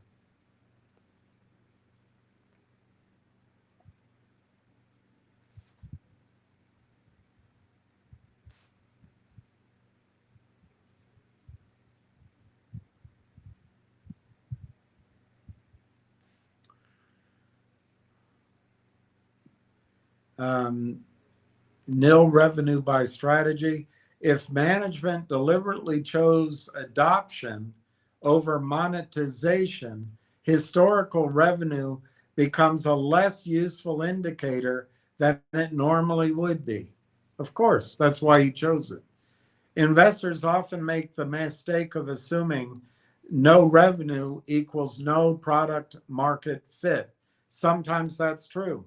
Sometimes it is because management intentionally optimized for user acquisition, ecosystem development, data collection, product hardening. The challenge is that public markets eventually demand conversion. The grace period ends when investors ask, okay, now monetize it. And we don't know that they aren't doing that. All we do know is TELUS is taking its sweet but time.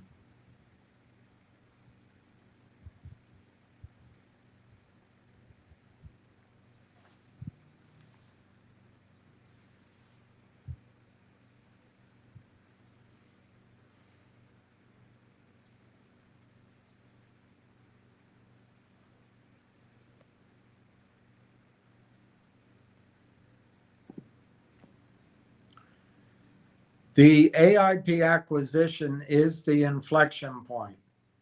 This is the part I find most interesting. Before AIP, Railtown had technology. Railtown had limited distribution. After AIP, Railtown has distribution. Railtown has software companies.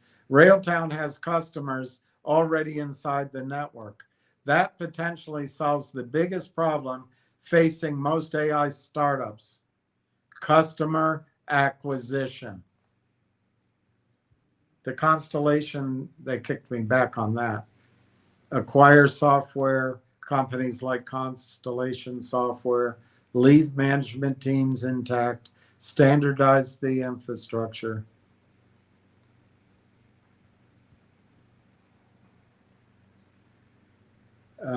cross-sell products, increase operating leverage. The challenge is that Constellation was built on strong cash generation. Railtown still needs to prove. See, it gets so circular. It doesn't understand what it's saying. Those AIP companies are generating cash and a lot of it.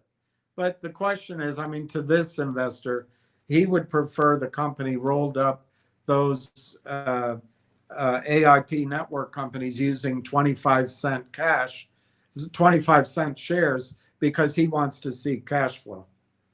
He's just so impatient.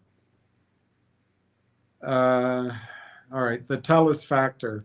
The upcoming leadership change at TELUS is worth watching. Not because leadership changes are automatically positive or negative, but because strategic partnerships often accelerate or stall depending on executive sponsorship. If TELUS intends to generate billions in AI-enabled revenue over the next several years,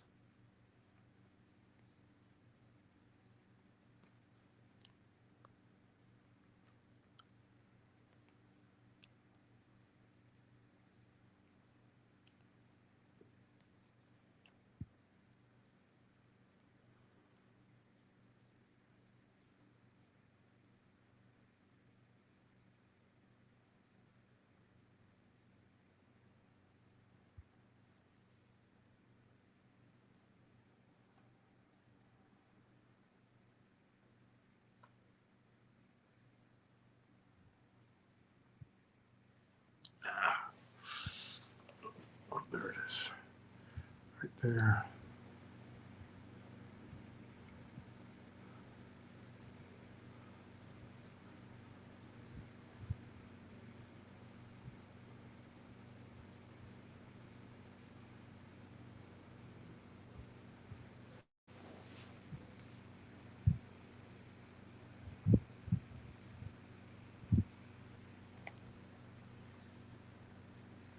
Yeah, I might have already shown you these.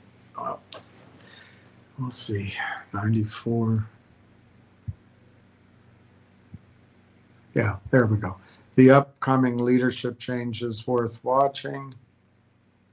If Railtown is a customer of TELUS or a partner of TELUS or a distribution channel for TELUS, what would change my valuation framework? There are 3 disclosures that would make me rethink Railtown completely. And what are we waiting for? Disclosures. 1, first meaningful ARR disclosure, not pilot revenue, not consulting revenue, real recurring revenue. This guy knows we're waiting on that, yet he puts up a question and says, this is what AI's saying. I'm using his very same AI, and I'm showing you that that very same AI can think through the proper questions and come up with better, more illuminating answers. What would change it? The first, meaningful revenue disclosure. 2, compute migration disclosure. 3, revenue share disclosure. The third one is probably the most important, and it's probably the one we're never going to learn. I don't think they're obligated to tell us, but other companies might show their revenue, and it might be a item that's broken out that analysts can see. If Railtown receives a meaningful percentage of compute revenue and can influence a network spending 9 figures annually on AI infrastructure, then investors may eventually value it more like a platform company than a small software vendor.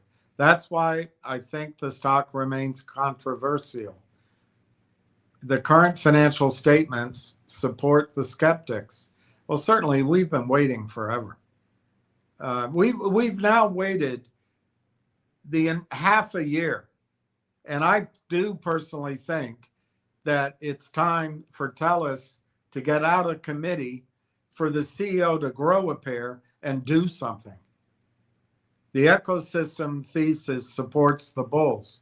The next 12 to 18 months will likely determine which side is correct. because the technology building phase appears largely complete. Yes. AIP has been acquired. Yes. Rail engine is reportedly finished. Yes.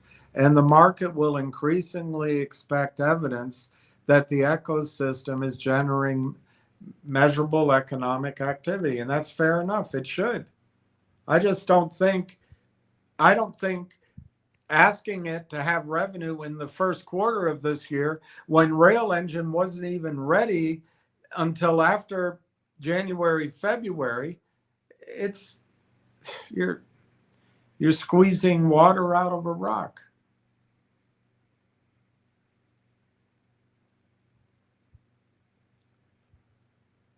Your point is really analyst model ability, not revenue.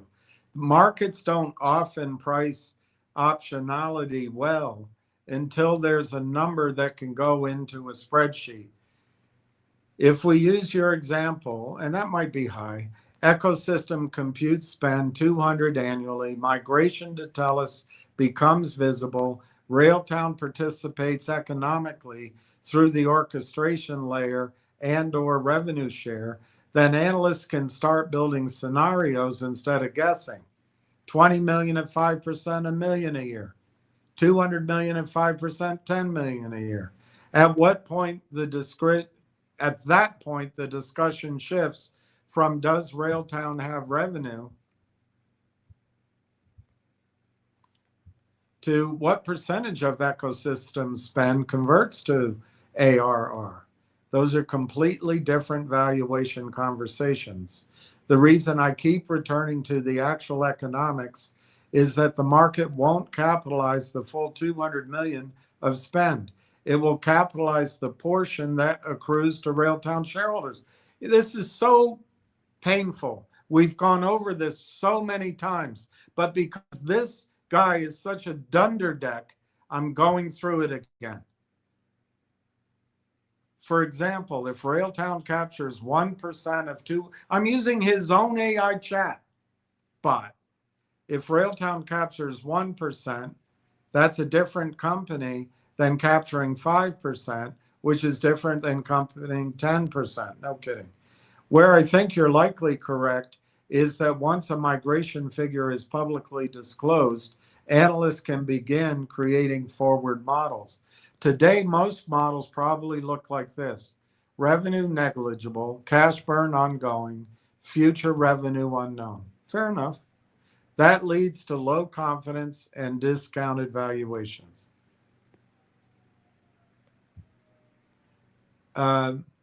First disclosure says X million, etc. That creates an anchor point. Then analysts can estimate migration rates, affiliate adoption, compute growth, software attach rates, and revenue sharing. And these are things we've been waiting on, and they still haven't happened. Once those assumptions become quantifiable, the stock may start trading on forward ARR rather than trailing revenue. The key question is timing. You seem to believe the market is closed to getting enough information to build those models. Yeah, I don't know how you got that, but yes, I am. If that's true, the catalyst isn't the completion of Rail Engine or the TELUS partnership announcement itself. I agree with that as well. The catalyst is the first disclosure that converts the ecosystem narrative into measurable economic activity. That's when the debate changes from can this ever make money to how much of the ecosystem economics belong to Railtown. And I agree with that, but I think the players that come in between waiting on revenue quarters from now and today is the research analysts. They will have access to it and they will put out reports. I said, I think your split number is low. It was 5%.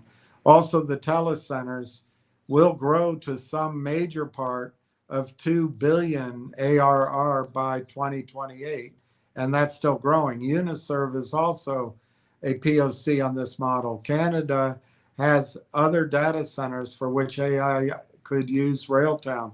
Look up, it doesn't show the rest of what I asked. I think you're highlighting a distinction that many micro cap investors miss. There is a difference between valuing today's income statement and valuing tomorrow's infrastructure position. The market does both. Early on, it discounts heavily because there is no proof. Later, once a few key data points emerge, analysts begin valuing what the business could become rather than what it was. What supports your argument is that Canada's sovereign AI buildout is clearly accelerating. For example, TELUS, I didn't give them this. I mentioned, you saw how I framed it, but his chatbot, his AI went and got the information. He just didn't ask about it. TELUS has publicly targeted growth in AI-enabled revenues from roughly 800 million in 25 to approximately 2 billion by 28, including contributions from its sovereign AI factories. Hive Digital Technologies and its Buzz HPC subsidiary are building out sovereign AI infrastructure, including a planned 320 megawatt AI facility in the Toronto region that could eventually support more than 100,000 GPUs. Buzz has also announced sovereign AI partnerships and compute contracts with major Canadian organizations and telecom operators. That suggests the sovereign AI infrastructure theme is real and growing. Where I would slightly different from your framing is on analyst behavior. Analysts absolutely project the future. That's their job. But they still need an anchor. The first analyst model doesn't require Railtown to report 20 million in revenue. It just requires enough evidence to estimate, and this is what we've been waiting on. Ecosystem compute spend, migration rates, and we're in a quiet period.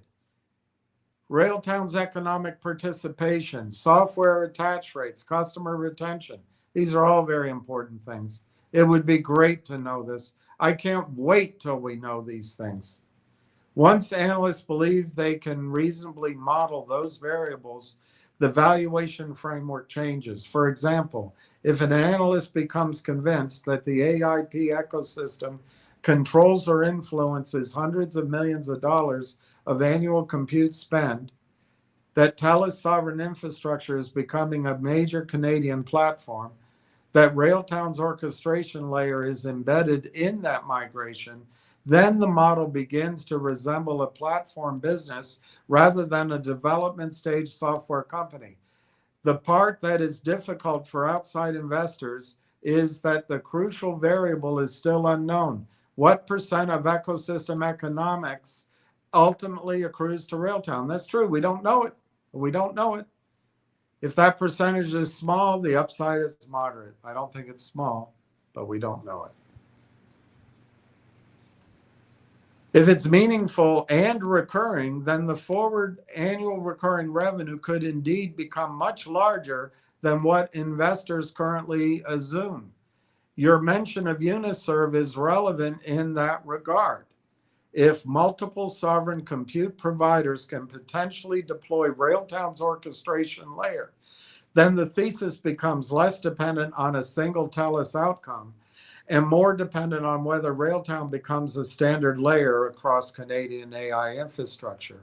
That is the kind of thing analysts tend to model once they see a few real-world deployments. So I agree with the broader point.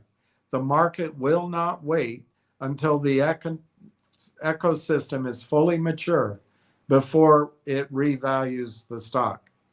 If migration data, revenue sharing economics, or meaningful ARR disclosures emerge, analysts will likely project several years forward. The debate then becomes the size of the eventual platform opportunity, not whether Railtown had revenue in prior years. The uncertainty is less about the direction of the thesis and more about the scale and the timing of execution.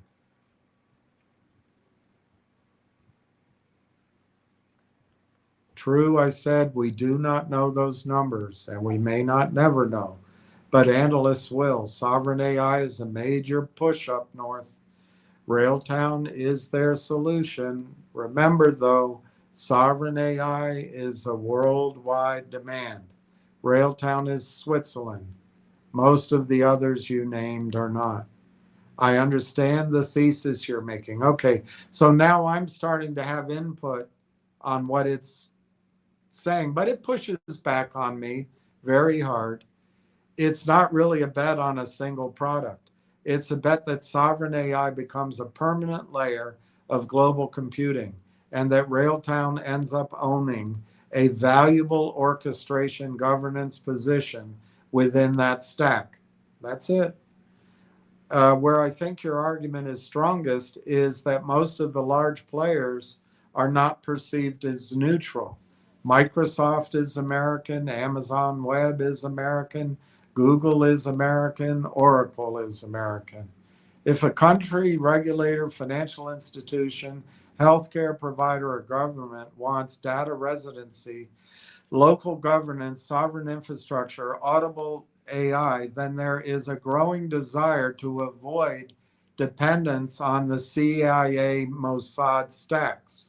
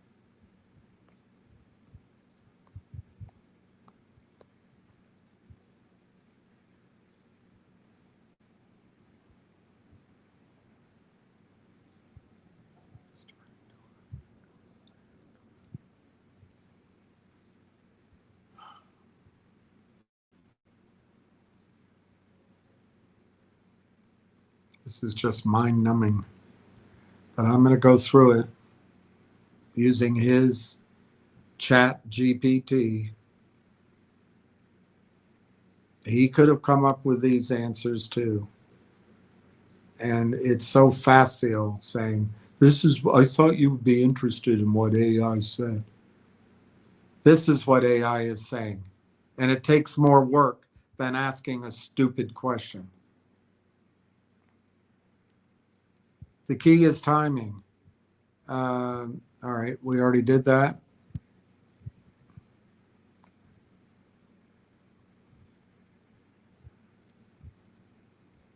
There is a difference between valuing today's income statement and tomorrow's infrastructure position. Telus is targeted 8. Okay, so we did that.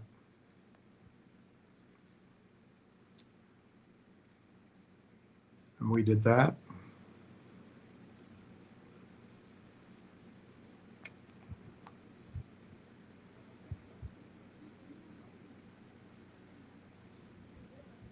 The market won't wait until the ecosystem is fully mature before revaluing the stock.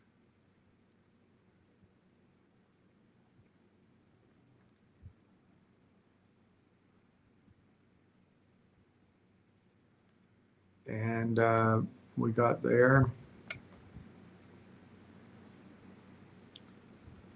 There's a growing desire to avoid dependence on the USA. The trend isn't unique to Canada. You see versions of it in the European Union AI sovereignty initiatives, Middle Eastern sovereign cloud projects, Asian national AI infrastructure programs, government procurement requirements around data localization. So the macro trend you're describing is real. The question becomes whether Railtown can occupy a meaningful layer of that stack. Yes, and we're still in a quiet period that we're waiting to end. And I agree with everybody. I'm just about as sick of it as I can be. It's over a year and TELUS can't get out of committee. Your Switzerland analogy is interesting because it implies neutrality rather than ownership of the compute. In that framing, TELUS owns the infrastructure, HiveBuzz owns the infrastructure, other sovereign providers own the infrastructure, Railtown sits above them. There you go. If that were to happen, Railtown's value wouldn't come from owning data centers. It would come from becoming the common orchestration and governance layer. Bingo. That's a much more scalable position. No kidding. Scooby-Doo. Historically, some of the highest value software companies did not own the underlying infrastructure. They owned the control plane. That, what I think the market is struggling with is whether Railtown becomes scenario a feature inside one Canadian ecosystem, or scenario B, a neutral orchestration layer that multiple sovereign AI providers adopt. Well, fair enough. There's a quiet period. Nobody can bloody tell the story, or the people that know can't buy. Fair enough. The market doesn't know the difference. Which is why the stock is available to us in size at 25 cents. The valuation difference between those outcomes is enormous. If Railtown is tied exclusively to one infrastructure provider, its opportunity is limited by that provider's success. If Railtown becomes infrastructure agnostic and can operate across TELUS, HiveBuzz, Uniserv, and potentially other sovereign environments, then analysts start thinking about platform economics rather than customer economics. Scenario B, a neutral orchestration layer that multiple sovereign AI providers adopt.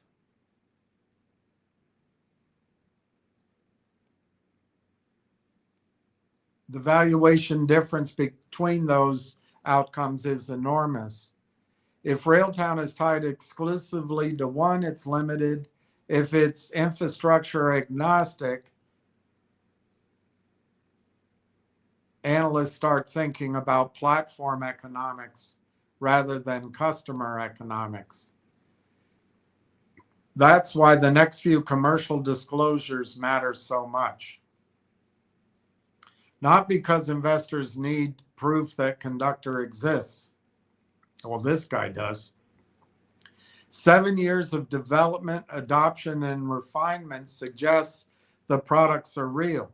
What investors need is evidence that the orchestration layer is becoming economically embedded in the sovereign AI ecosystem. Once that happens, the conversation shifts from, why doesn't Railtown have revenue? To, how much sovereign AI workload will flow through the Railtown technology over the next decade? Those are fundamentally different valuation frameworks. The risk, of course, is that sovereignty becomes a large market, but Railtown captures only a small portion. The opportunity is that the sovereignty becomes a large market and Railtown ends up occupying a key control point layer. That's the asymmetry that you're pointing to. And that's why some investors can look at the same company and see either a speculative microcap or a potentially strategic platform. So I ask, should retail investors with a quiver full of questions as this chat began, why is there no revenue? When are we going to be diluted? Do due diligence or just invest in an ETF? Not everyone needs to do the level of due diligence you've clearly done. The question is really about matching the investment to the investor. For most retail investors, an ETF is probably the better choice. Why? Because most people don't read management discussion and analysis, don't listen to management interviews, don't follow Form 7 filings, don't understand dilution mechanics, don't build valuation models. For those investors, buying a broad ETF and letting compounding work is often the rational decision. There's nothing wrong with that. For speculative microcaps, the situation is different. If someone buys a company like Rail.cn because it's cheap, it's AI, someone on a forum likes it, then questions such as, why is there no revenue? And will they dilute us? Are perfectly reasonable. Those are actually the first questions they should ask. The problem is when investors stop there or just repeat the same bloody question over and over again. We've addressed those questions from the start. What due diligence should accomplish? Good due diligence doesn't eliminate risk. No, it doesn't. It changes the question from, is this company risky, to what risk am I actually taking? In Railtown's case, after the discussion we've had, I don't think the primary risk is, does the company have technology? It appears they do. Nor is it, do they have a market thesis? They clearly do. The risk is, can management convert ecosystem positioning into shareholder economics? Fair enough. The trap retail investors often fall into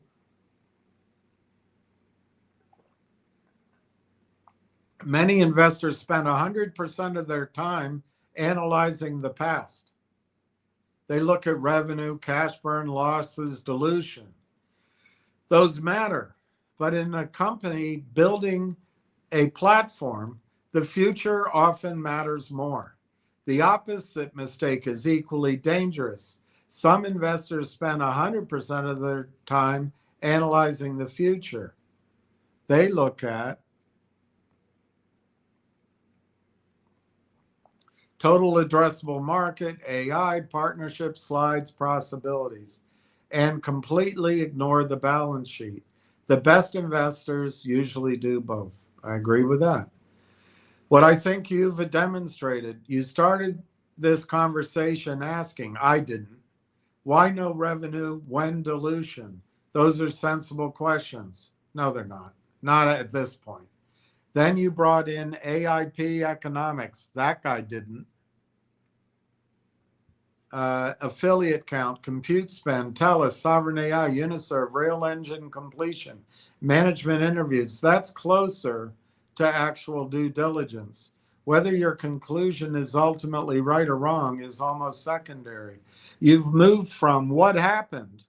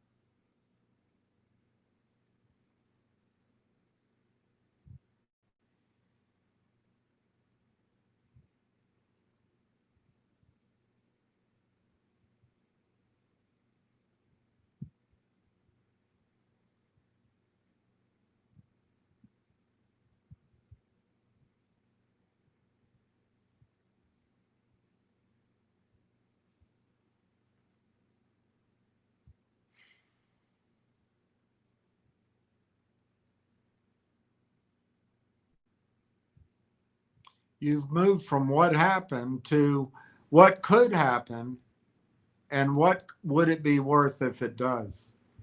That is the level of thinking required for speculative investments. A useful rule. If an investor is unwilling to read filings, challenge assumptions, understand dilution, understand the business model, they are usually better served by an ETF. If an investor enjoys that work and accepts that they can still be wrong after doing it, then individual speculative names can make sense as part of a portfolio. The key is recognizing that a company like Railtown is not being bought for what it earned last year. It's being bought or avoided based on what investors believe it could become over the next several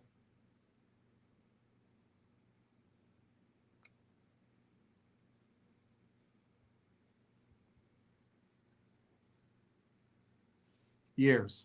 That's exactly why opinions can differ so dramatically. Two intelligent investors can look at the same facts, and one sees a future platform company while the other sees an unproven microcap. Time and execution will determine which interpretation is closer to reality. I asked, what about Cursor and Langchain? How much revenue did they have early on? I think you're identifying a tension between venture capital thinking and public market thinking. The questions, where is the revenue? When is the next dilution?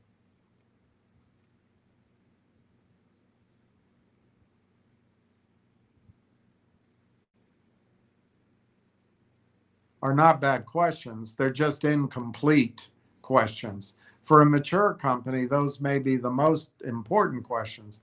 For a platform company in an emerging market, they may not be. Your examples are relevant because neither Cursor nor Langchain was initially valued on trailing revenue.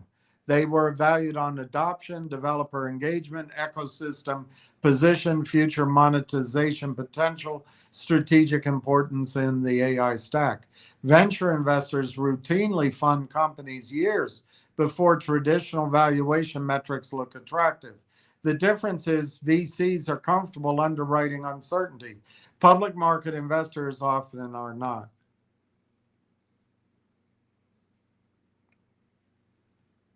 That's why a company can be worth over $1 billion in private markets and still get attacked in public markets for having little current revenue. Where I think your thesis becomes interesting is that you're not arguing revenue doesn't matter. You're arguing projectable future revenue matters more than historical revenue. That's a very different statement.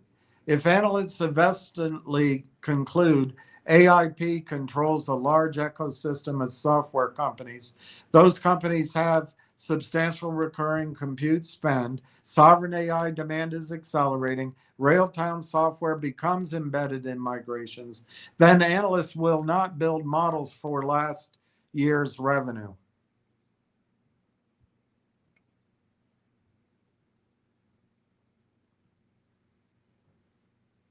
They'll build models from future workload migration and platform participation. That's exactly how infrastructure, platform, and network businesses get valued. At the same time, the market is full of examples where investors correctly identified a large trend, but incorrectly identified the winner. The history of technology investing is littered with companies that had the right market, the right narrative, impressive partnerships, but failed to capture the economics. That's why evidence still matters. Not because evidence validates the existence of the opportunity, because evidence validates that this particular company is capturing the opportunity. One thing I find compelling about the thesis you've laid out is that it doesn't depend on Railtown becoming the next hyperscaler.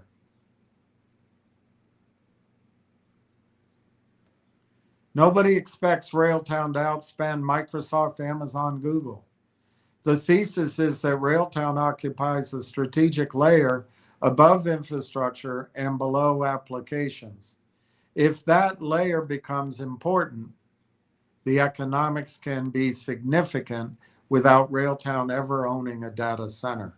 That's a much more plausible path than trying to compete directly with trillion-dollar companies. So I would reframe the date this way. Skeptics ask, why hasn't Railtown generated revenue yet? Bulls ask, if the ecosystem migrates, what does Railtown earn on the flow? Both are legitimate approaches.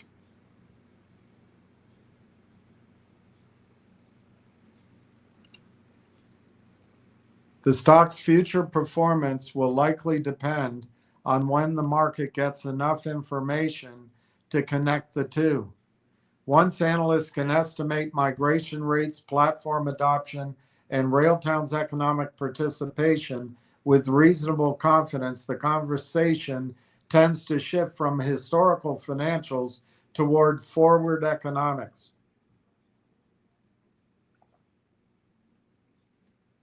That is when valuation frameworks can change very quickly, sometimes upward, sometimes downward, depending on what the actual numbers reveal.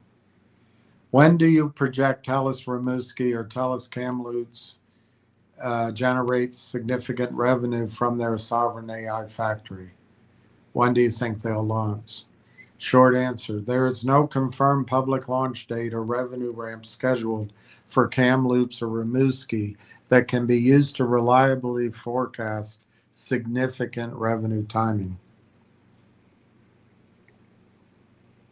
What is public is the infrastructure rollout timeline and capacity build out. Here is what TELUS disclosures support.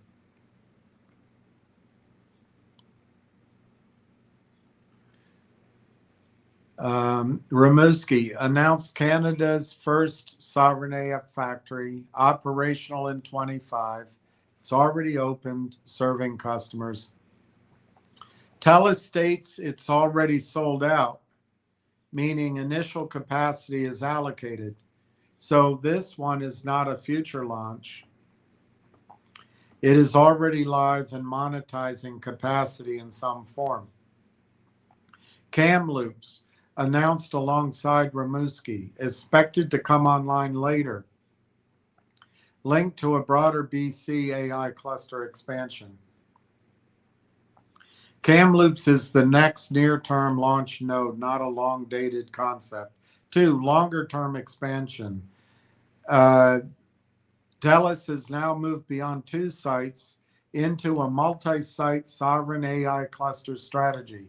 Kamloops expansion, 2 Vancouver area facilities, M3 and 150 West Georgia, scaling through 26 and through 29 and afterward. Cluster target scaling, 150 megawatts by 2032.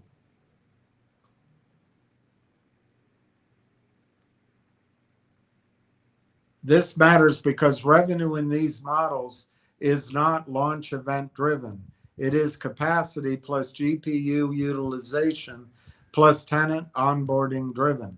So analysts will care more about GPU capacity online, occupancy, utilization, enterprise workload migration, pricing per compute unit, long-term contracts than about specific launch date. 3, when significant revenue shows up, we can separate this into phases. Phase 1, initial commercialization already happening at Rimouski. First customers using the same system. Revenue exists, but is likely uneven, contract based, early stage utilization. This is not yet model moving revenue for analysts, but it's important to this one guy. Phase 2, Kamloops plus scaling cluster for the next year. This is where things typically become visible in financial reporting. More predictable utilization, more enterprise workloads, repeatable onboarding, clearer pricing curves. This is when analysts usually start building ARR proxies, estimating utilization rates, modeling compute revenue growth.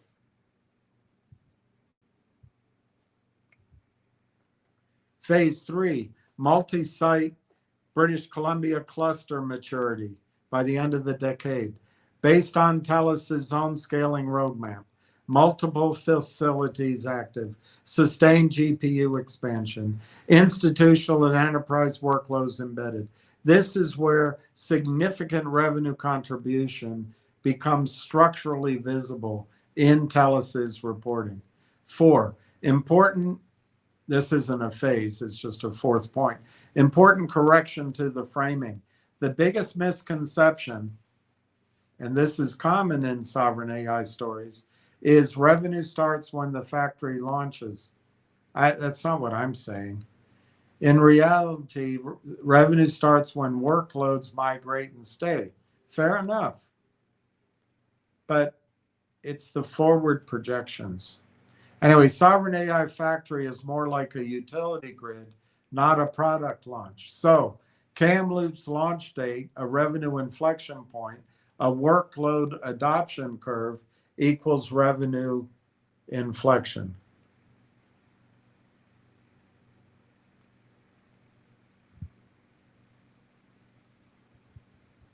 Where Railtown fits.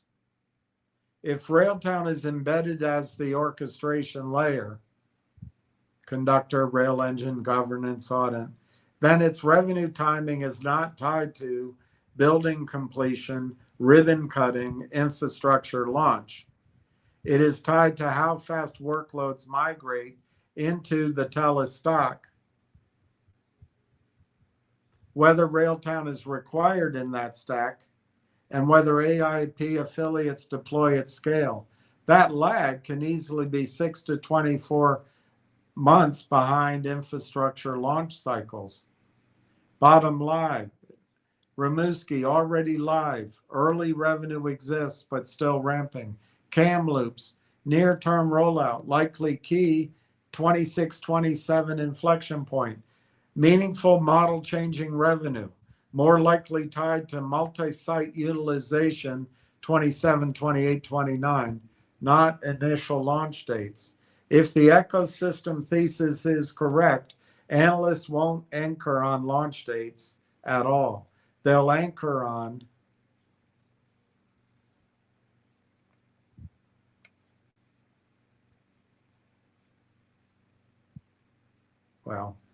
I missed what they'll anchor on. You can figure it out. Oh, here it is.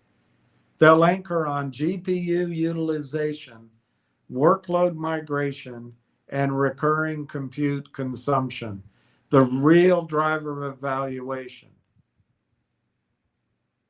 not the construction timeline. I said NVIDIA are the chips, and that might be the delay, forward projection. Anyway, it said you're mixing three ideas that are partly right, but they sit on different layers of how markets actually price these companies. Let's separate them cleanly. 1, what Cursor and LangChain actually looked like. Cursor is a strong example of your broader point. Early stage, extremely low revenue relative to valuation expectations. Value driver was product-led adoption in a new behavior category, AI native IDE. Later stage, once the traction was undeniable, revenue scaled extremely quickly into the billions in ARR run rate territory. So the key point isn't low revenue equals high valuation. It's explosive adoption plus clear monetization path equals investors are willing to underwrite future revenue. But that only works once usage is visible at scale. And right here, that's exactly the argument I have with Railtown. Once Kamloops, Rimouski, or one of the other telecoms, or two of them, show adoption, it's going to be rapid, and it's going to show that monetization path. And then investors will be willing to underwrite future revenue. And Railtown's built to scale. Lang Chain, your intuition is closer here, but the nuance matters. Early stage, essentially open source adoption engine. Revenue early, small, relative to later expectations. Valuation driven by belief. It becomes a control plane layer for AI agents. Well, that's what I think is going to happen with Railtown. I don't know if Lang Chain will cut it, but it might. It might. They've got the money. But even in that case, we now have a more concrete picture. The ARR estimates for Lang Chain moved into tens of millions before unicorn pricing. That's not true. It moved into 10 million, literally between 12 million and 16 million, not tens. Later valuation, 1 billion, came after enough enterprise signal existed to justify modeling it forward. So even no revenue stories actually had usage data, developer lock-in signals, enterprise adoption signals, and we have none of that yet because we're waiting on whatever committee is talking to the attorneys, who's talking to the government, who's making sure that the DEI standards are in place that tell us first before they do anything about this contract. Markets are not blind to revenue. They are just willing to ignore it when non-revenue signals are extremely strong and measurable. 2, the key misunderstanding to your framing. You said once revenues are projectable, the price will change. This is correct, but the market doesn't wait. The market doesn't wait. The market doesn't wait for perfect clarity. It prices based on confidence intervals, not certainty. Here are the 3 stages to go with this one stooge.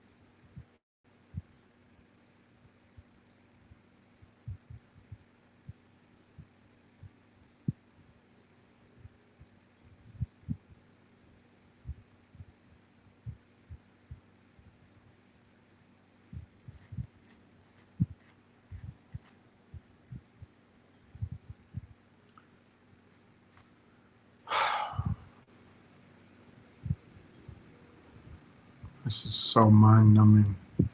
But let's plow on for this guy. I'm using his AI, but he doesn't want to do any work. So here's the 3 stages: confidence intervals, not certainty. Stage A, narrative only. Interesting idea, no pricing power yet, high skepticism. Stage B, signal phase. This is where Cursor and Lang Chain were. Usage explosion, retention visible, early revenue appears, investors start modeling forward scenarios. Stage C, financial validation, revenue becomes large enough to anchor valuation models, multiples compress, but the base expands. Where Railtown actually sits, what you're describing in Railtown.cx is Sovereign AI Infrastructure Layer, Orchestration and Governance Stack, Embedded in TELUS Ecosystem, tied to AIP network workloads, potentially routing 100 to 200 million in compute flows. That is structurally closer to stage A on its way to early stage B. The missing ingredient, and this is the critical distinction, we do not yet have independently observable adoption at scale. Right now, the market sees partnerships, architecture, ecosystem claims, future TAM, but it does not yet see migrated workloads, recurring revenue share, utilization disclosures, enterprise contracts tied with the Railtown layer.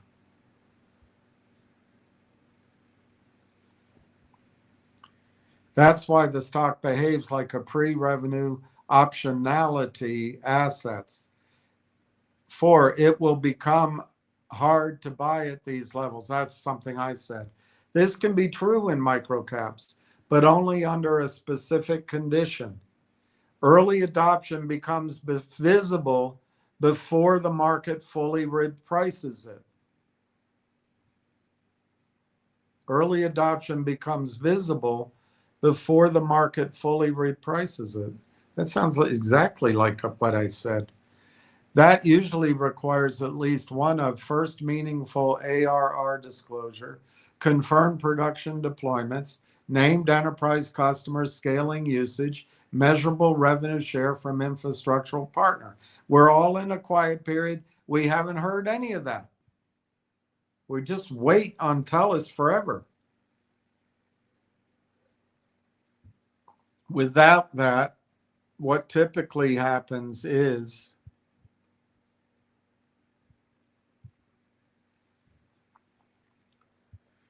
thesis gets debated longer than expected, that's for sure. Price stays range bound, no, it's gone lower. And then when it reprices suddenly, when the first hard numbers appear, either up or down, that's true. 5, the most important reality check, although I think Railtown's already so low. Even in the best AI platform stories, valuation moved first on usage signals. Revenue followed, then analyst models caught up. Not the other way around. So your core idea is directionally aligned with how markets behave. Forward-looking AI infrastructure gets priced before GAAP revenue catches up. That part is correct. Finally, I said something correct. Your core idea is directionally aligned with how markets behave. Where caution is still warranted is markets don't price what could exist. They price what they can currently measure with confidence. Yes, that's what I've been saying. That's why we're waiting. It's why we're waiting for information. Bottom line, you're not wrong that sovereign AI is a structural thing. Infrastructure layers can re-rate quickly. Analysts will eventually model forward economics. Early stage AI platforms often look unjustified on revenue alone. But the key separator between winners and whiners and hype cycles is always the same. Visible, verifiable adoption that forces analysts to update assumptions. Exactly. Until that happens, even very strong theses stay optionality priced. I agree.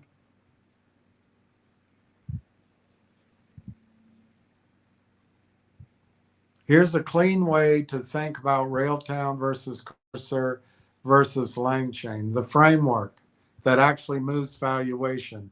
Markets typically re-rate AI companies in this order. Stage 1, narrative, low value, high skepticism, interesting architecture, big TAM, strategic partnerships. Stage 2 is the signal. This is the critical phase. Non-financial proof of adoption. developer uses, production deployments, ecosystem pull, integration depth. I think we're still waiting for this information because it's a quiet period. Stage three, monetization visibility, early ARR, pilot to production conversion, repeatable pricing model.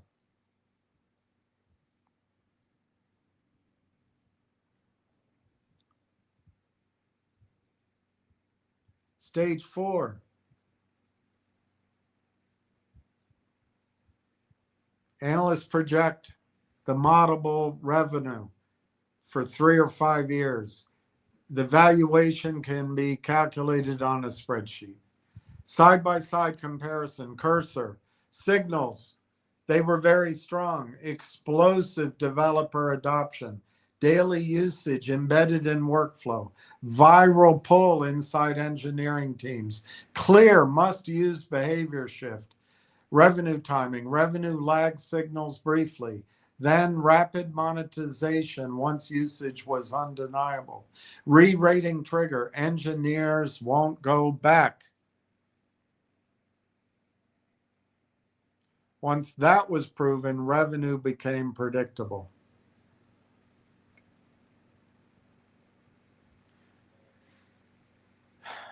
Key takeaway, Cursor didn't need complex ecosystem logic. It had direct user demand equals immediate monetization path. Fair enough. Lang chain, signals strong but different. Massive developer mindshare, maybe, maybe not. Became default framework for LLM apps. Deep OSS penetration, enterprise experimentation, revenue timing. Initially minimal revenue relative to influence. Later monetized via Langsmith enterprise tooling and platform layers. The re-rating trigger was this becomes the control plane for AI agents, which is exactly, I think, what Railtown is. And I think Railtown has missed 9 months of getting that message out for Railtown while they wait on TELUS. First they waited on AIP and then TELUS. It's just a Canadian thing. I also think they had to finish Rail Engine. Importantly, usage was visible, not here. Ecosystem dependence was measurable, not here. Enterprise pull existed early. We don't, this all may be happening, but we don't know about it because it's a quiet period. So it's frustrating, and you can hear my frustration. Key takeaway, LangChain was a developer infrastructure adoption story before it was a revenue story. Railtown, signals currently incomplete externally. What exists in the thesis, AIP network, and what's claimed is 100 million compute spend. TELUS sovereign AI infrastructure, conductor, rail engine, rail tax, governance, orchestration, layer and positioning. What the market has not yet seen clearly, verified workload migration, disclosed ARR tied to the ecosystem. It's true, it hasn't. And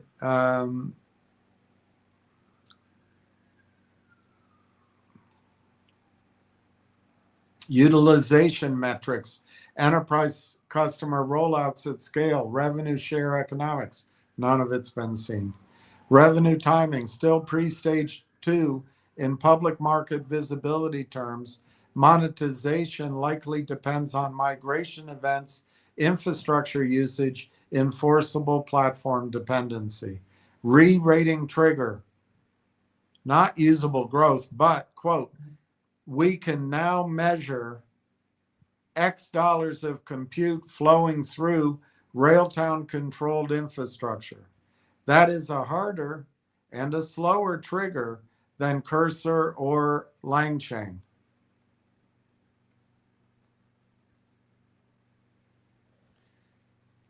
The key difference, Cursor, user product revenue, fast loop visible adoption, direct monetization, LangChain, developer to ecosystem, to tooling, to platform revenue. Moderate loop, usage visible, monetization follows infrastructure adoption. Railtown, that's my thesis. Enterprise network, no, I didn't say that, but all right, we'll go with it. Enterprise network infrastructure migration, sovereign compute layer, orchestration revenue. So not quite how I said it, but whatever.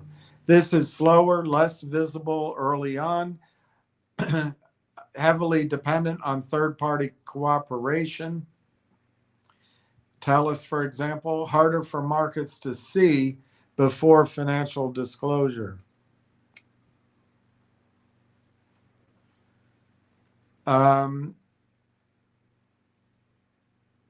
Why this matters for valuation timing. You're right about one thing structurally. When forward revenue becomes modelable, repricing can be abrupt. When forward revenue becomes modelable, repricing can be abrupt. But in Railtown's case, the bottleneck is not imagination, it's observability. Analysts cannot model migration rates, compute capture percentage, platform take rate, workload retention. That's true.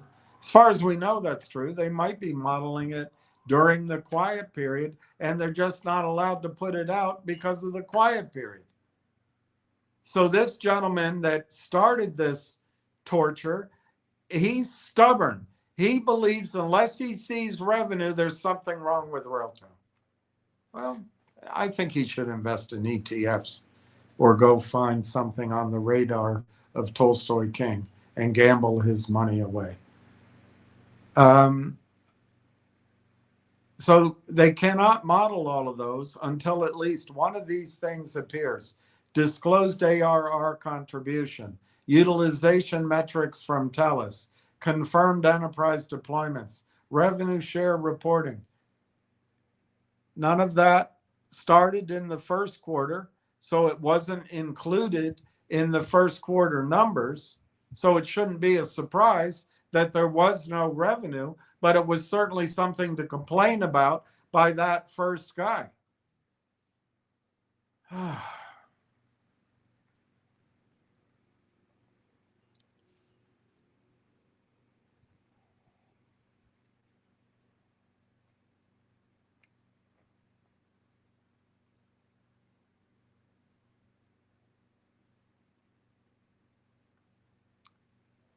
The real difference is in one line. Cursor, visible demand creates revenue. LangChain, visible adoption creates platform monetization. Railtown, invisible infrastructure migration must be proven before adoption can even be modeled. Everything's invisible. We're in a quiet period. It is annoying. I agree with you. It's so annoying. What would flip Railtown into the Cursor LangChain mode? Not narrative, not partnerships, but one of these. X million of workloads running on TELUS via Railtown stack. That would be amazing. First recurring revenue share from sovereign compute. That would be amazing. AIP affiliate migration report with usage metrics. That'd be awesome. Enterprise customer list tied to conductor deployments. At that point, analysts stop guessing structure. They start building forward ARR models. Amazing. If you want. Here's a practical investor checklist. All right. First signal. Proof of real adoption. These are the minimal credibility triggers. You want to see at least one of named AIP affiliate deployments running in production on Railtown stack. First disclosure of workload migration to TELUS Sovereign AI Factory. Confirmed use of conductor rail engine in live environments. Ex-customers onboarded into Sovereign AI platform. I can think of several more, but let's just go with this. Until this exists, the market cannot distinguish architecture from adoption. And by the way, I think we should remember that the market right now is all computers. It's all computers. It's computer scanning, computer modeling, and even computer investing. So it's pretty interesting to hear what a computer is telling us that the market wants. It's not human beings. It's just computers running scans. Number two, the economic signal layer. This is where analysts wake up.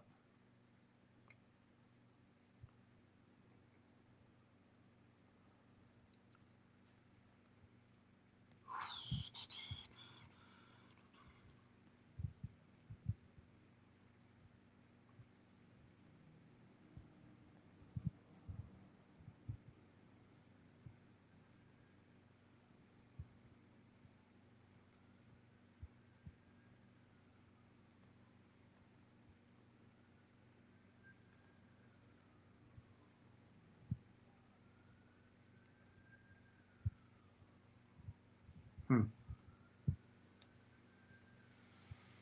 Hmm, hmm, hmm.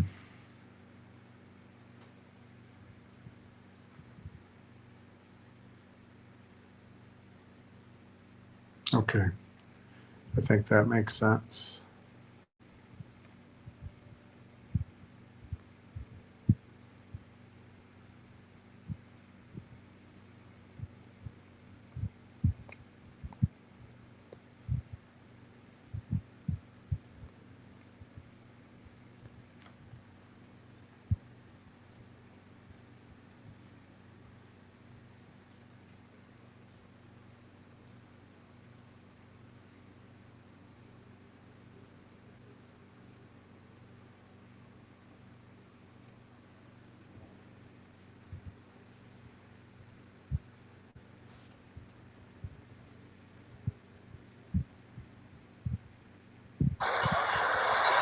Phillies leading 10-4 now in the fifth inning. Pitches his swing. Here's a blast to right field on its way.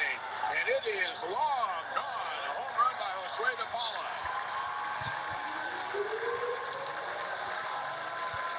De Paula goes back-to-back with Gilliland. It's now 11-4 Drillers.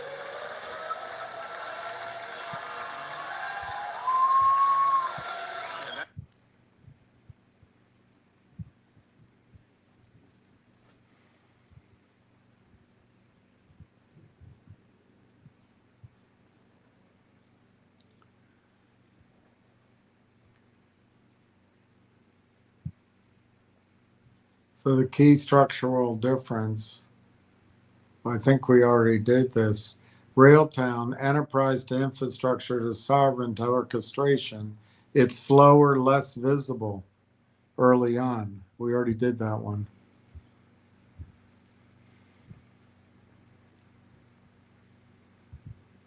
Repricing can be abrupt.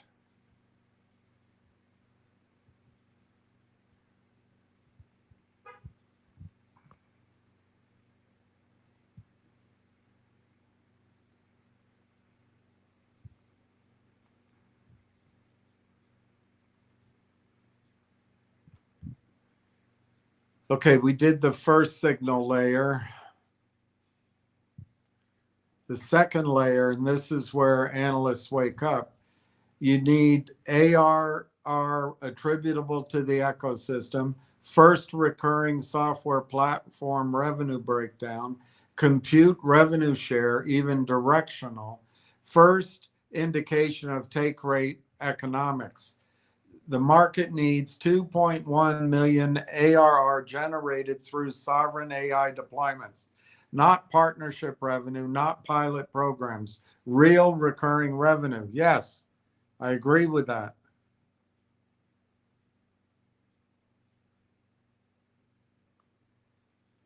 Three, scaling signal layer.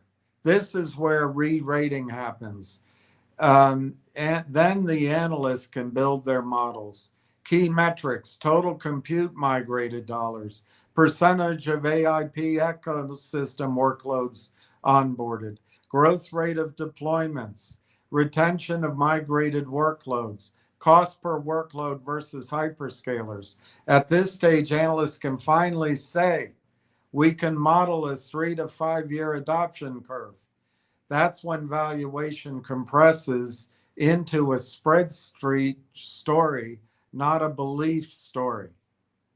And then number 4, platform validation layer. This is the cursor snowflake moment. Multiple infrastructure partners, beyond TELUS, optional but powerful. Railtown embedded as a required orchestration layer, evidence that customers cannot easily bypass Conductor, expanding ecosystem beyond initial affiliates. Outcome. Market begins to treat Railtown as a platform layer, not a software vendor. Afflection point. Number 5, true re-rating trigger. What is actually changes the stock price. One of these must happen. 5 to 10 ARR becomes visible and recurring. That's all? 5 to 10 million annually in revenue is visible and recurring? Wow. Or compute flow reaches meaningful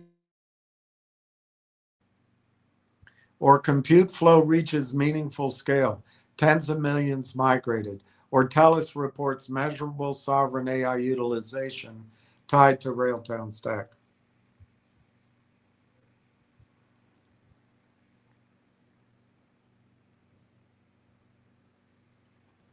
Five, we just read. At this point, analysts stop debating if, they debate how big. Valuation becomes forward multiple driven. And here's the things that do not trigger re-rating. Partnerships alone, that's true. CEOs always put that out, but they're mandated, they have to. Slide decks, ecosystem size claims, that's true. Potential 200 million compute spend, that's true, I said it, so no one else is probably hearing it. Architectural announcements, product completion milestones, these are inputs, not valuation triggers. I agree, and we've seen that over and over again, waiting breathlessly on some news that's just not it. The core truth, Railtown, as you're framing it, is not a revenue business yet. Exactly. Railtown is not a revenue business yet. So why this guy starts this whole bloody thing off, why isn't there any revenue? Railtown isn't a revenue business yet. It's about to become one, and about to become one rather quickly. But what it is, according to the computer, is a potential infrastructure control layer waiting for observable monetization events. Markets don't pay for potential layers. Markets don't pay for architecture diagrams. Markets don't pay for ecosystem size. They pay for measured flow, recurring revenue, sticky usage. The simplest mental model, think of it as a switch. My gosh, these are all things I've been saying all along. But maybe this dunderhead, it'll flick into his brain because his AI system is answering the questions. This is what AI is saying. This is what AI is saying. His AI. Before the switch flips, narrative-driven pricing, skepticism dominates, low liquidity demand. After the switch flips, analysts build forward annual recurring revenue models. Institutions model adoption curves. Valuation expands quickly. Final takeaway, your thesis is directionally aligned with how early platform companies re-rate. But the market won't move on. This could be big. True enough. It moves on. This is now measurable. Exactly. This is now measurable. It's a quiet period. We're waiting for whoever chairwoman is running whatever committee at whatever division of whatever company at TELUS to finally get something done. But they're not going to do it. They just will not be pressured. They simply will not be pressures. And I said, look, markets don't even examine a dollar stock at all. And it says this is a common perception, but it's only partly true. I think the way the markets sift through after this exercise, the way it sifts through all these stocks is by computer screens. That's what I think. I think that's what they're saying here. Markets don't look at sub-dollar stocks. What's actually true is large institutional investors often avoid them. Many funds have mandate restrictions, minimum price, liquidity, exchange tier. Analysts at major banks rarely initiate coverage below certain liquidity thresholds. Index funds ignore them entirely. So in that sense, yes, big capital doesn't participate early. But markets absolutely price them. Even $1 stocks, yeah, they get destroyed. They get destroyed. They trade continuously to help Ken Griffin. Reprice on news instantly. Well, I don't know. I don't think all news does anything. Some news does something, if that makes any sense. They attract retail momentum traders. Yeah. It's on our radar. Microcap funds. Yeah, that'd be great. And arbitrage capital. Yeah, but the arbitrage is always down. And more importantly, when expectations shift, they can re-rate violently. Price level does not prevent repricing. Liquidity and perception does. The real distinction is not price, it is market tier. There are three capital universes. Tier 1, institutional core, pension funds, ETFs, large asset managers, requires liquidity, governance, scale, ignores most microcaps. Tier 2, growth, speculative institutions, small cap funds, sector specialists, event-driven funds.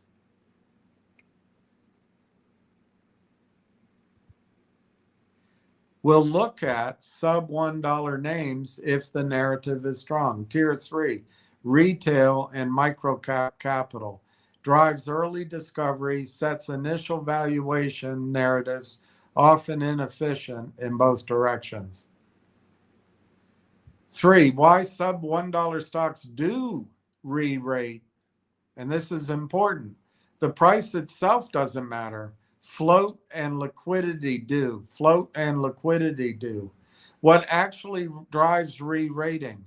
Transition from unknown to covered by analysts. Transition from unknown to analysts to covered by analysts. First credible revenue signal. Institutional entry after liquidity improves. Narrative shift from story to modelable.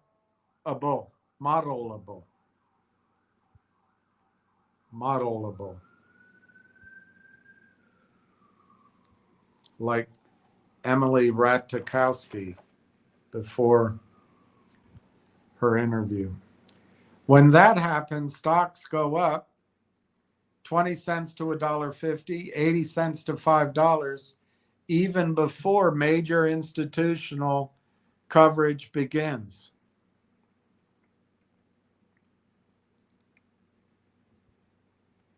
So the idea that markets don't look is not quite right. It's more accurate to say large markets don't enter early, but they do react later. 4, where Railtown sits in that structure. A company like RLAIF.CN is currently too small for Tier 1 capital, too early for Tier 2 consensus, therefore dominated by Tier 3 pricing dynamics. That means narrative matters more than fundamentals until fundamentals appear. Volatility is higher. Re-rating, if it happens, is discontinuous, not gradual.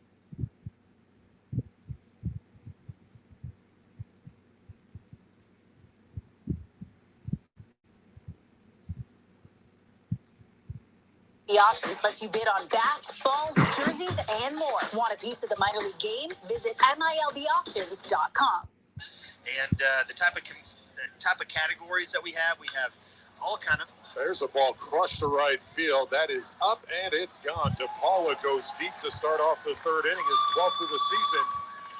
And now it's a 2-1 game. I'll tell you what, if that happens again, we're kicking you out. Oh, God, bad luck. I don't want to be bad luck.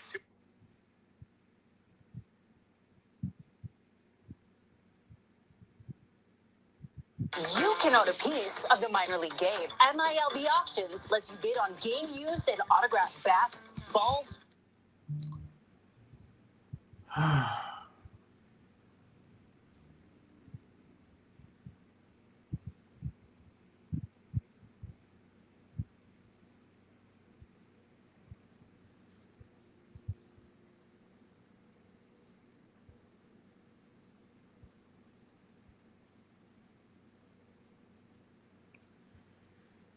The important thing, markets do not even examine sub $1 stocks, is what you said.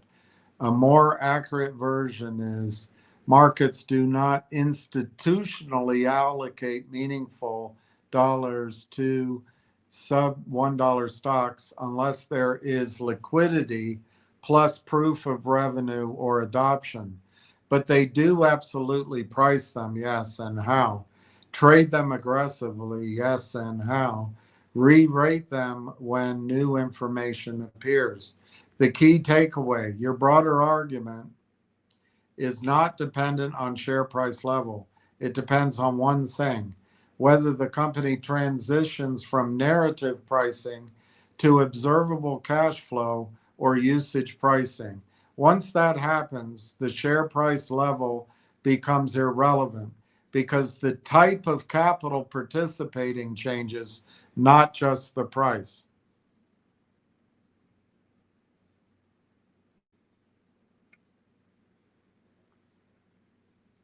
If you want, I can map. All right, here's the typical life cycle of a microcap. It's useful, okay? Let's go look at it. Stage 1, invisible company. Current phase for many microcaps. Probably invisible by the computers. Market behavior, sub $1 to low dollar range. Very low institutional attention. Liquidity driven by retail, plus small funds. News causes spikes, but no sustained re-rating. What exists? Narrative, partnerships, architecture diagrams, early ecosystem claims. What's missing? Consistent revenue, measurable adoption, analyst coverage, market psychology. Interesting, but unproven. Stage 2, signal discovery phase. This is where re-rating begins. This is the most important stage in the entire cycle. Trigger events. First recurring revenue appears, even small. First verified enterprise deployments. First disclosure of uses metrics. First real customer dependency signal. Market reaction. Price stops being purely narrative driven. Volatility increases, but trend improves. Early small cap funds start to look. Key point. The stock does not need big revenue yet. It needs creditable proof revenue exists and repeats.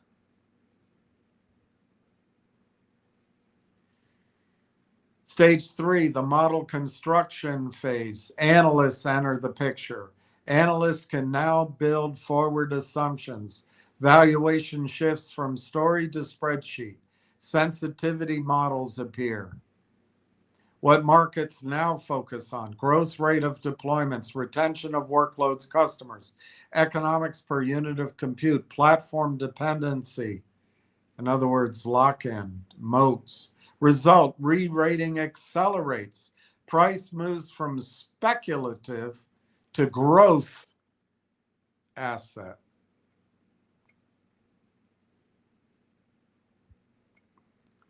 Stage 4, institutional attention phase. What triggers this? Liquidity improves. Revenue becomes visible and scalable. Business model is no longer speculative. What happens? Small cap institutions begin building positions. Coverage expands. Valuation multiples stabilize.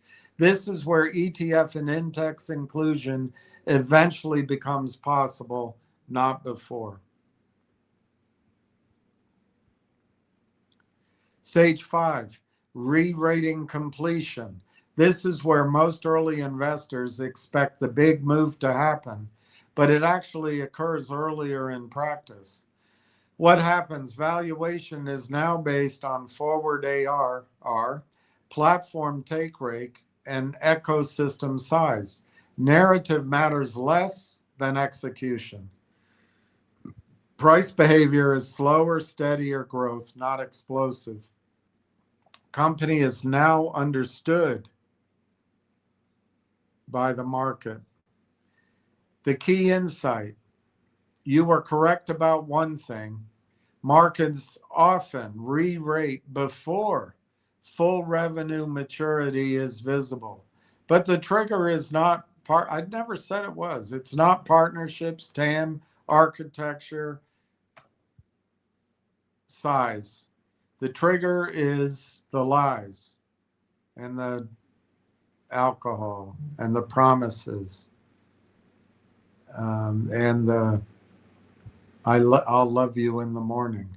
The trigger is first credible, recurring, measurable economic activity tied to the platform. Everything else is optionality until then. Where your Railtown thesis fits, based on everything you've described, a company like Rail.cn is typically somewhere between stage 1, narrative, and early stage 2, signal formation, but not yet fully visible externally, meaning the thesis can be correct, but the market is still waiting for verifiable economic proof. Final takeaway: you are correct that markets do not wait for full maturity. Repricing happens early.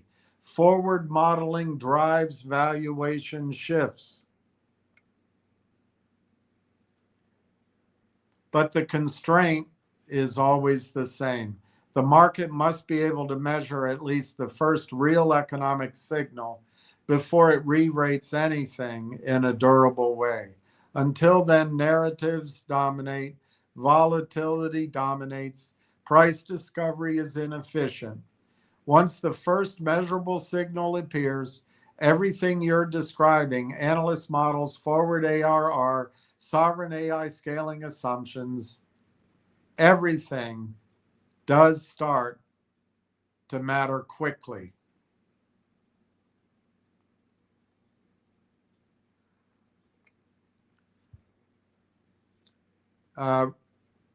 I asked about the Railtown Advisory Board, and they said it's not just decorative, it does change. Railtown Advisory Board: Corey Brandolini, Marwan Haddad, Paul Woodward, Michael Lazaridis, Michael Nobrega, Gianni Ruffalo.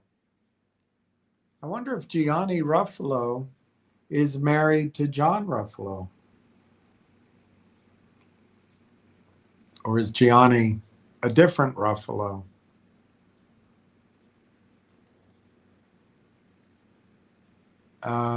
Cameron Schuler, Eldad Haber, Tom Core. What the structure actually signals. This is a key point that most retail analysis misses. This is not a finance board. There is very little pure accounting leadership.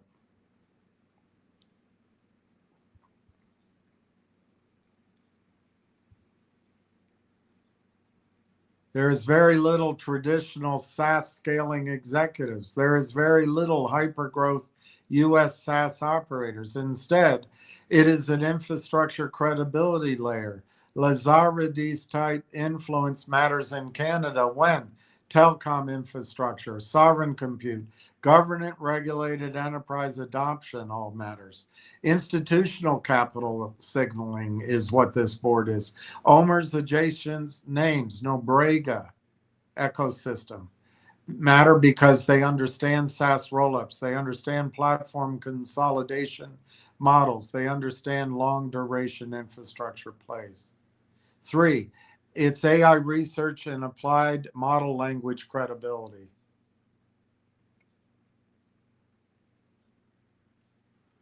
Haber-Schuler type profiles matter because agentic systems, orchestration layers, data pipelines, inference systems. This aligns with Railtown's positioning: orchestration plus observability plus agent infrastructure. What this board does not prove, it does not confirm, God, this is like talking to a child, does not confirm revenue generation, does not confirm product market fit at scale, does not confirm customer adoption, does not confirm compute migration, does not confirm economic take rate. It confirms capability plus network plus ambition.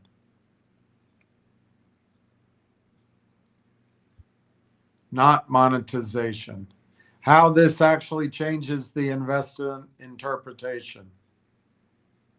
This becomes relevant to you because weak board microcap AI companies usually imply it needs credibility, raises capital through hype, weak ecosystem access.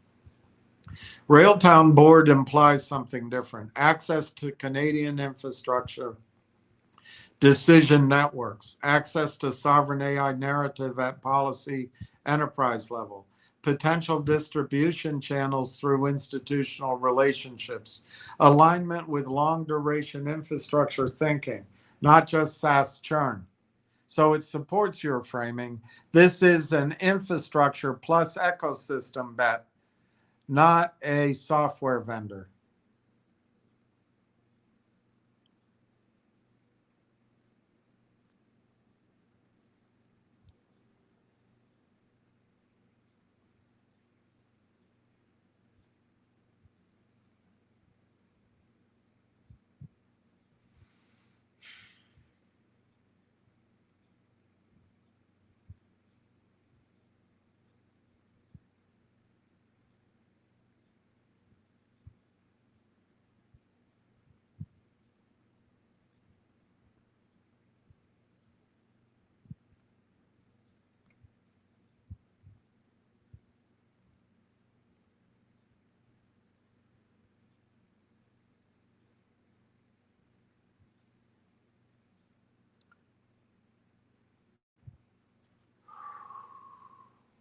I'm using the investor's exact same chat GPT. He said to me, this is what AI says.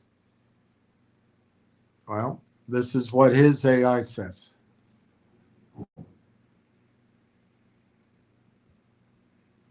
The honest synthesis, what the advisory board does strengthen. This is not a random microcap with a narrative. This is a real institutional Canadian infrastructure alignment. The sovereign AI framing is not accidental. The strategy has credibility in the right circles. What it does not remove: execution risk, monetization uncertainty, timing risk, dilution risk until revenue appears. Bottom line, the advisory board tells you if this work, it is plugged into serious Canadian infrastructure and institutional networks. But the market still waits for, is it working in revenue terms yet? Those are two very different valuation phases. I pointed out you left out Zaid Atufat Shamsi. You're correct to point this out. Zaid Atufat Shamsi is indeed a key figure. Zaid Atufat Shamsi is consistently described as Director of Engineering, AI Factory Lead at TELUS, and he has been publicly identified as architect of TELUS's sovereign AI factory stack.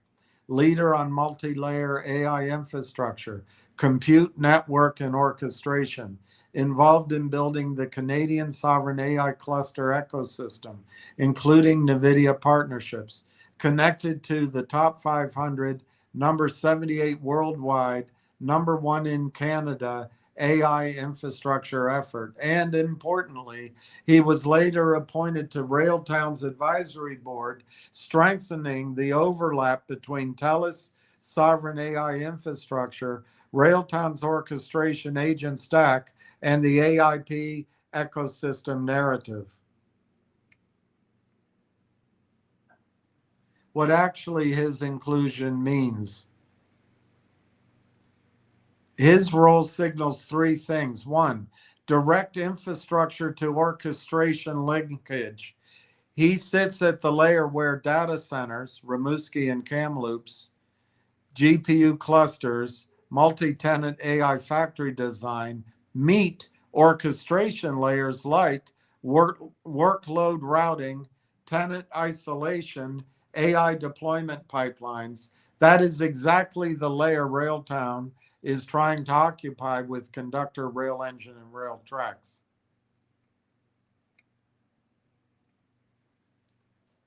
He is not a financial advisor board member. This is not a governance appointment. It is infrastructure architecture plus ecosystem integration alignment. That matters more in sovereign AI than traditional SAS board composition. 3, it increases plausibility of integration, not revenue.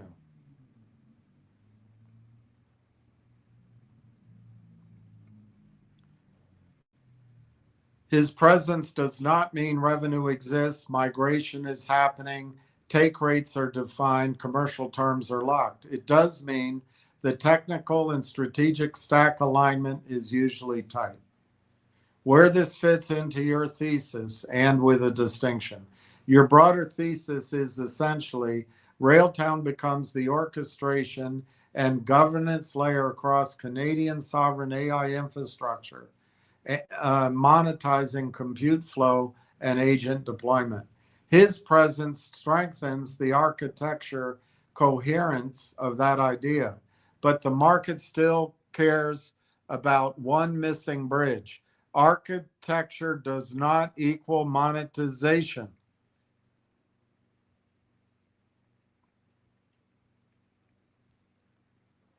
Even perfect alignment can produce slow adoption, partial rollout, limited commercial conversion, or competing internal TELUS tooling. The honest synthesis. What is now stronger than before? Canada's sovereign AI build-out is real. Leadership overlap between TELUS and Railtown exists. Infrastructure and orchestration narrative is internally consistent. Ecosystem design is coherent. What is still unproven? Actual workload migration at scale, economic take rate for Railtown, recurring ARR tied to ecosystem, exclusivity of Railtown layer inside TELUS stack.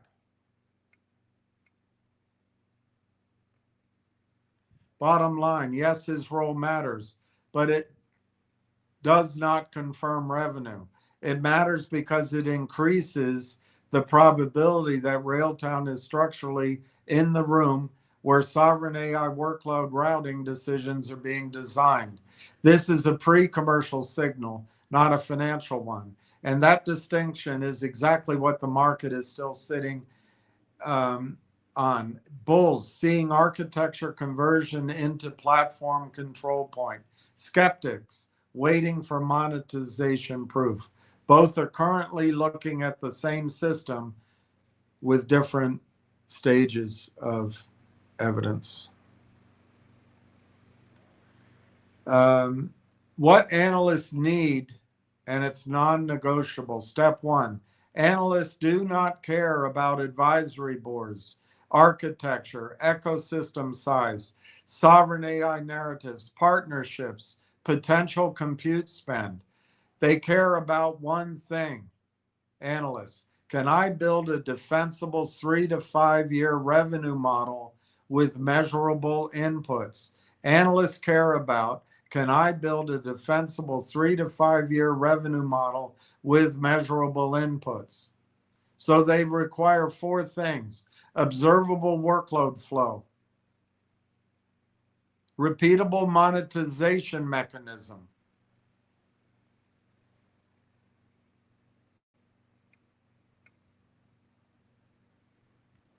unit economics, scaling signal. Without these, no model. With these, re-rating begins. Step 2, the sovereign AI stack, where Railtown sits. You're correct that this is not just TELUS. Canada is forming a multi-node sovereign AI grid, including infrastructure layer, TELUS, Rimouski, Kamloops, Vancouver cluster, Hive Digital Technologies, Buzz HPC, GPU expansion.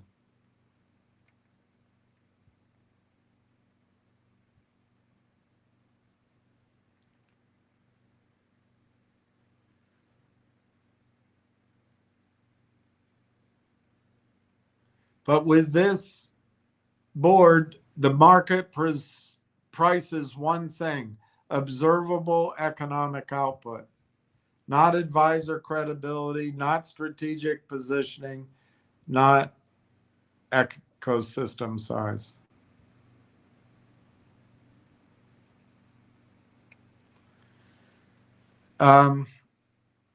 So the infrastructure layer, there's TELUS, Hive Digital, Uniserve, Communications, Compute Reality. TELUS sovereign AI factories are already operational and scaling. Hive building up large-scale GPU infrastructure. Uniserve position for enterprise cloud adjacency. This is important. Analysts will not model Railtown in isolation. They will model it as part of a sovereign compute network. That makes sense to me. So Railtown's claim per filings is orchestration layer conductor, agent runtime deployment, rail engine, rail tracks, observability and governance layer. So in analyst terms, you have the infrastructure, which is TELUS, Hive, Uniserve, which leads to the compute layer, GPU clusters, which leads to the orchestration layer, which leads to rail, which leads to the applications, which leads to the AIP ecosystem companies. Step 4, the actual unavoidable analyst trigger. This is the core of your question. Railtown becomes modelable only when one of these appears.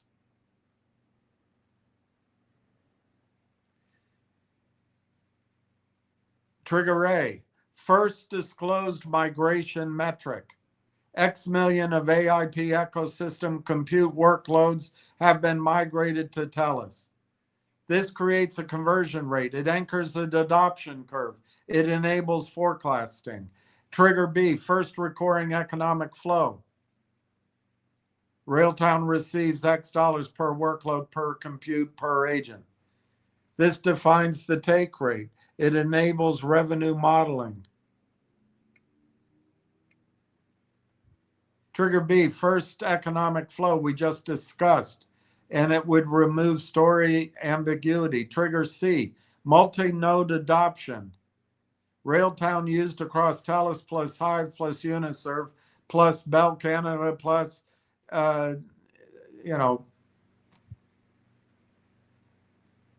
something else. Why this matters: removes single partner dependency discount, turns Railtown into infrastructure agnostic layer, supports platform valuation multiples. Trigger C, we just read. Trigger D, visible ARR breakout. You go from 2 million to 10 million. That could happen in 2 weeks. Why this matters: allows standard SaaS modeling, triggers analyst coverage, unlocks institutional participation.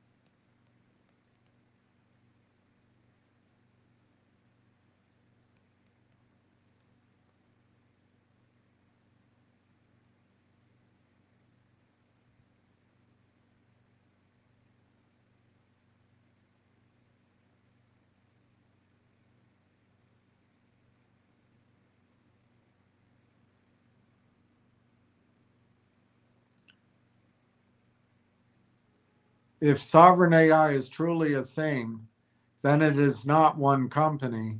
It is distributed compute sovereignty across Canada.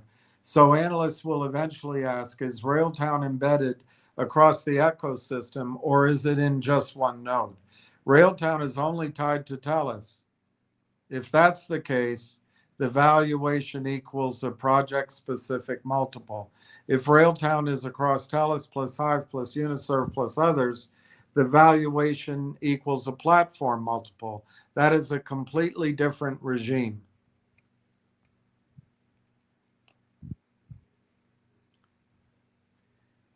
What analysts will not wait for, they will not wait for full economic maturity.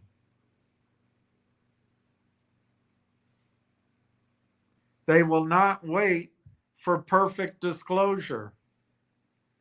They will not wait for complete migration.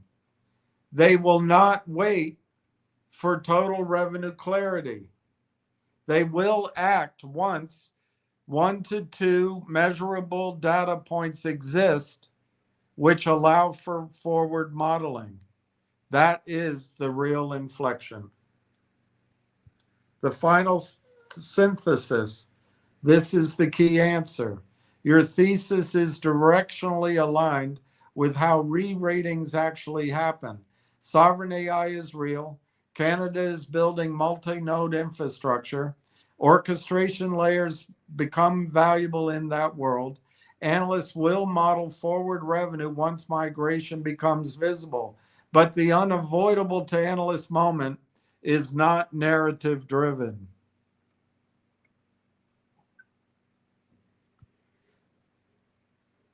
It is the first point where compute flow plus monetization mechanism become measurable together. The bottom line, Railtown becomes analyst modelable when sovereign AI stops being an architecture story and becomes a measured flow of workloads and revenue across multiple Canadian compute nodes. Until then, it remains narrative priced regardless of how strong the ecosystem theory. Bottom line, once that flips, analysts don't debate existence anymore. They debate scale. Re-rating sequence. What happens once the first real signal drops? Phase 1, the first confirmation shock. Trigger, first credible disclosure like workload migration to TELUS Hive Uniserve. ARR attributable to sovereign AI stack. First compute revenue share. The market's reaction. Rapid repricing, often 30% to 200% in microcaps. Volume spike, 5 to 20x normal. Reddit, retail discovery accelerates. Short covering, if any short interest exists.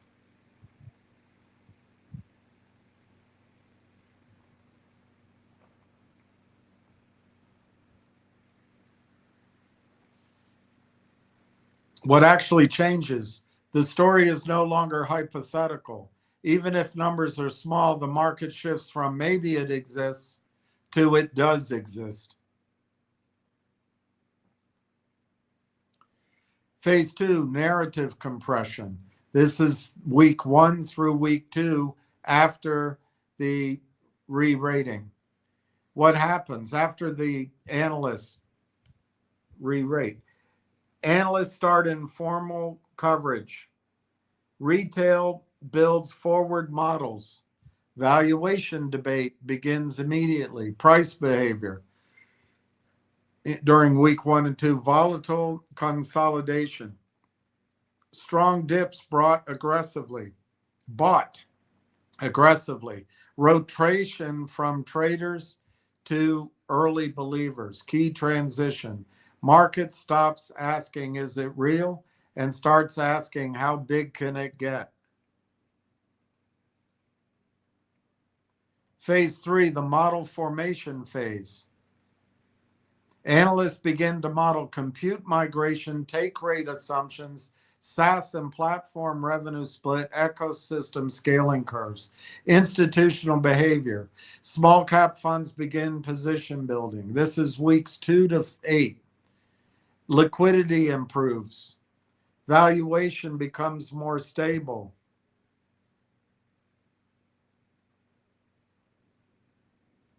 Price behavior, steady trend upward, not spikes.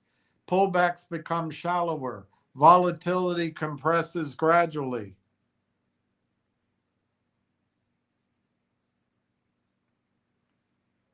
Phase 4, months 2 through 6. The forward revenue ARR re-rating, the annual recurring revenue re-rating. This is the real inflection phase. What is now visible? At this point, recurring revenue exists, adoption curve is measurable, multi-quarter trajectory is forming. The market shifts to forward ARR times platform multiple, not historical or hysterical revenue. What happens to valuation? Multiples expand first, revenue follows later. Analyst coverage formalizes if the company hasn't been bought out. Phase 5, institutional entry phase. This takes 6 months to 18 months. Features ETF and index interest begins. Institutional ownership increases, volatility declines, valuation becomes range bound upward. The key structural insight. Your thesis is correct in one sense. Re-rating happens before full revenue maturity, but the trigger is not ecosystem size, TAM, partnerships, advisory board. The trigger is the first measurable recurring economic flow tied to the platform layer. Everything else is just preconditions. Where Railtown sits,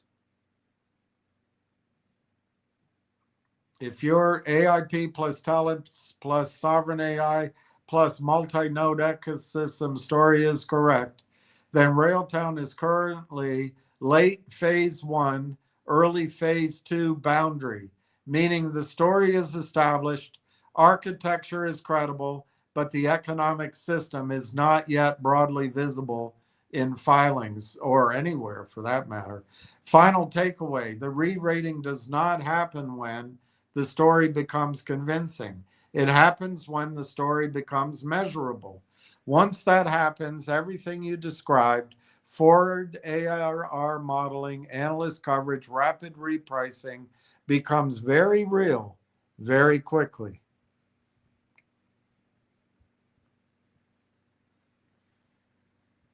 All right. I asked to check the developer chat rooms. No, I cannot access private Discord, Slack communities, Telegram groups, closed developer forums, internal hackathon feedback.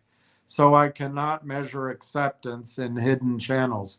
What I can do is look at public hackathons, GitHub, event participation, demos, repos, published builds, LinkedIn, public dev commentary.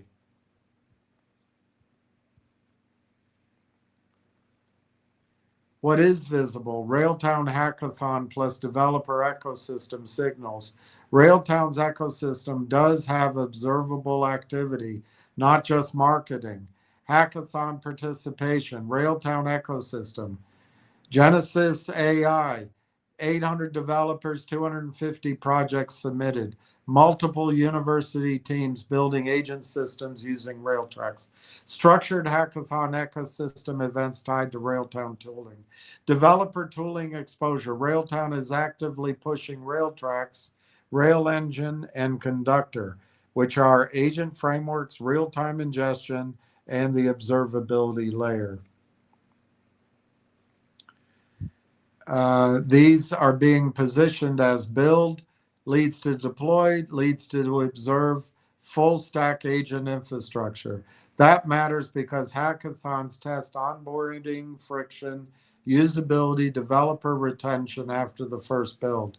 Open framework availability.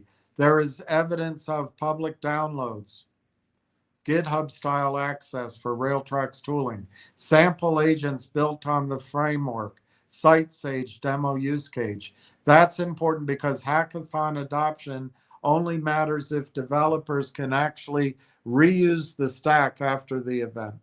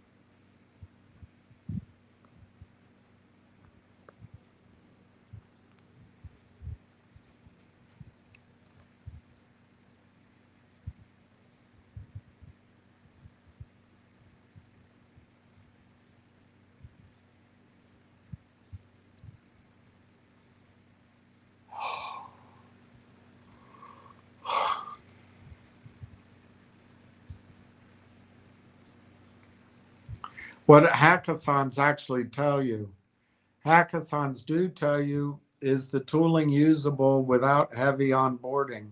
Can developers build something in hours, days? Is the framework intuitive enough to attract experimentation? Is there early ecosystem curiosity? Hackathons do not tell you revenue potential, enterprise adoption, compute migration, long-term retention, willingness to pay, platform lock-in.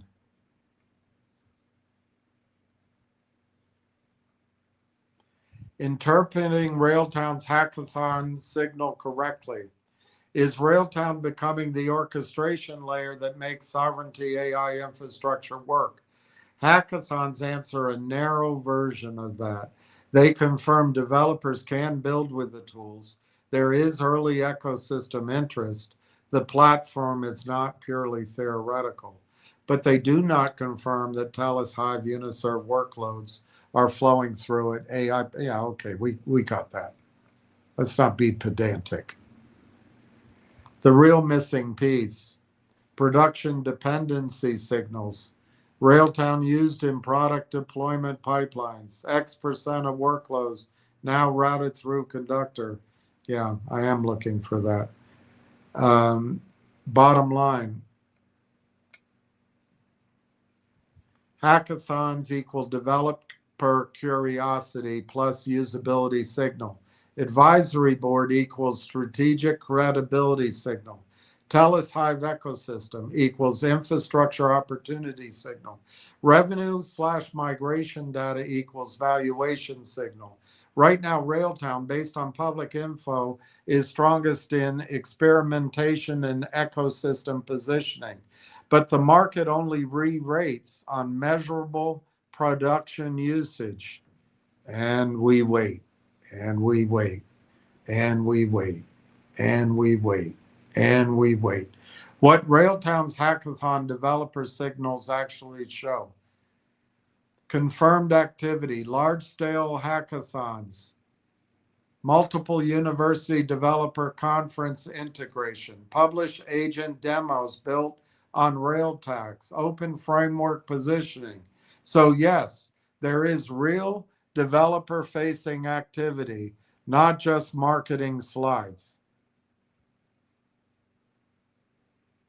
What this means: positive signals. Developers can actually build with the tools. Usability exists. Onboarding friction is not zero. There is some organic interest in experimentation.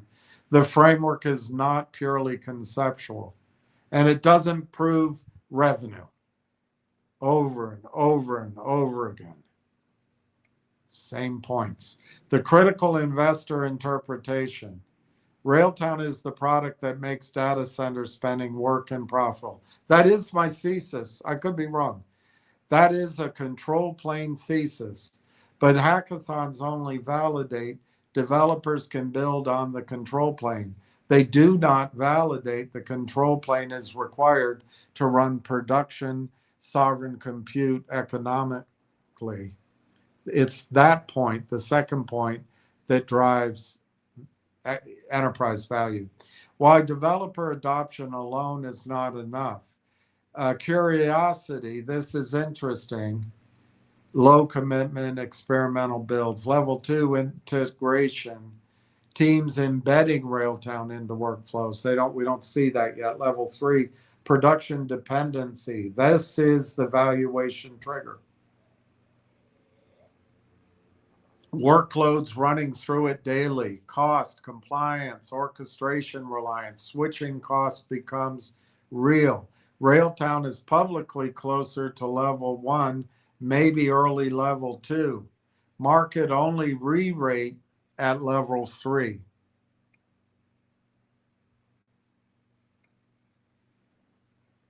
Where your thesis is strong and where it's thin.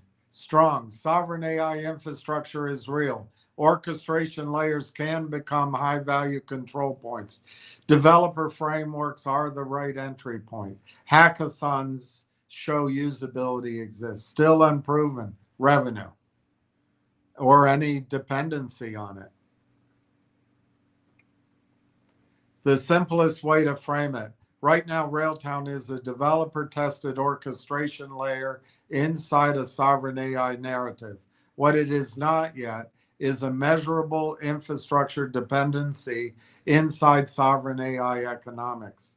The difference is what separates narrative pricing from forward annual recurring revenue pricing. Bottom line, hackathons matter, but they're only early evidence of usability, not evidence of revenue or necessity. If you want, I can map out something else. I don't know if I said okay. Unavoidable to analysts, production signals, the real test. This is what has to appear before Railtown becomes modelable. Modelable. Level 1, proof of real production usage. Analysts need at least one of named customers using Railtown in production workloads. TELUS, Hive, Uniserve, or somebody showing Railtown can act as an orchestration layer. X% of AIP workloads running through Railtown stack. Measurable agent deployments tied to revenue systems. Without this, it stays platform potential.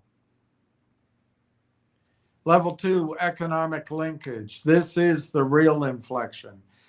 If it shows compute to orchestration to billing layer and it becomes measurable, analysts visible metrics, revenue per workload, percentage take rate, annual revenue tied to sovereignty, margin on orchestration. This becomes to analysts the point where they can say, quote, we can model this.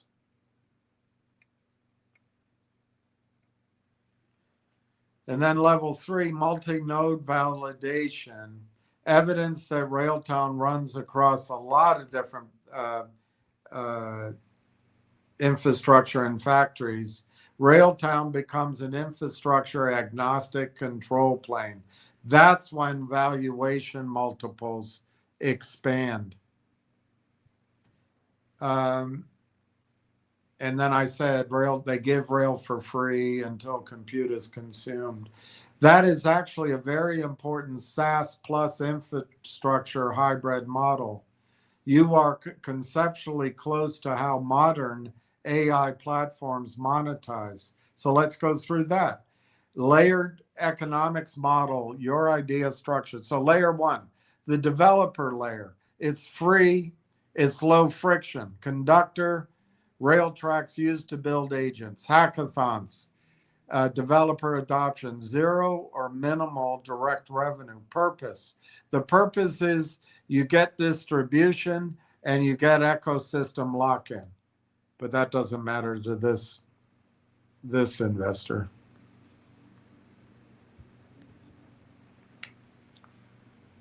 Just doesn't matter. Just doesn't matter.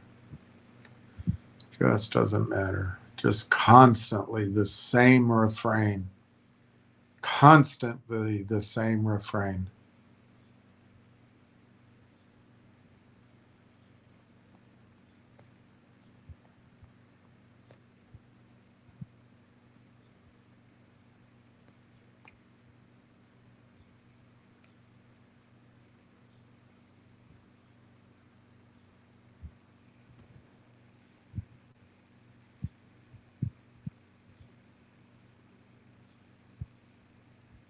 Always negative, always negative, always negative.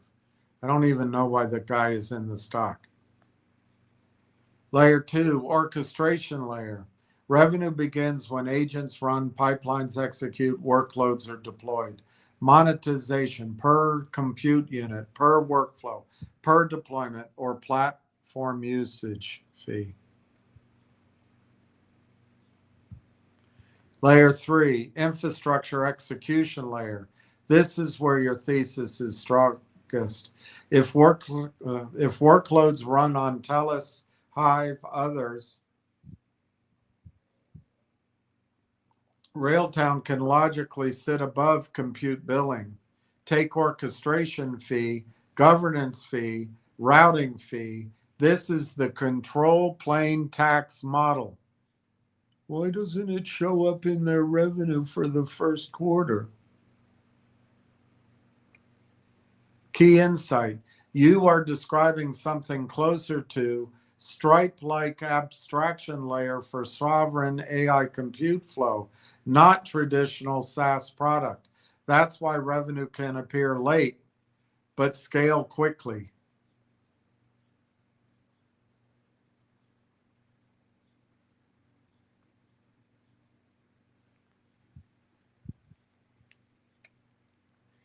Michael Lazirdis angle.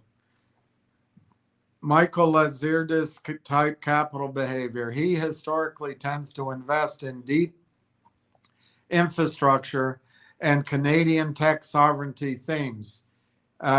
He tends to prefer control plane platform architecture bets.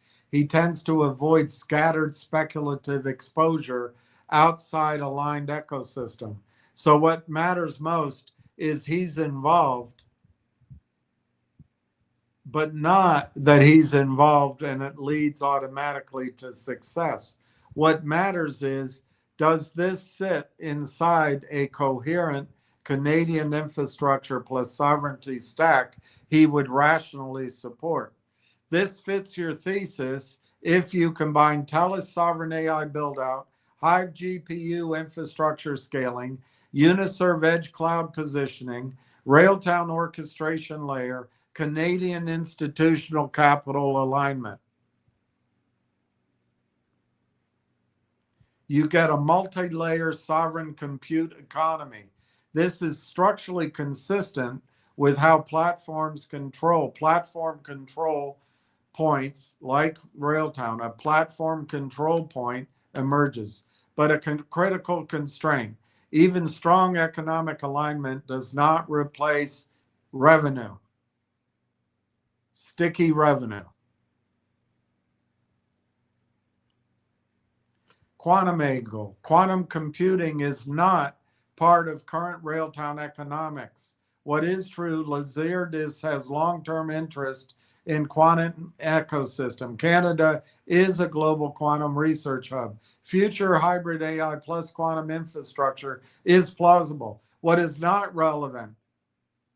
No revenues.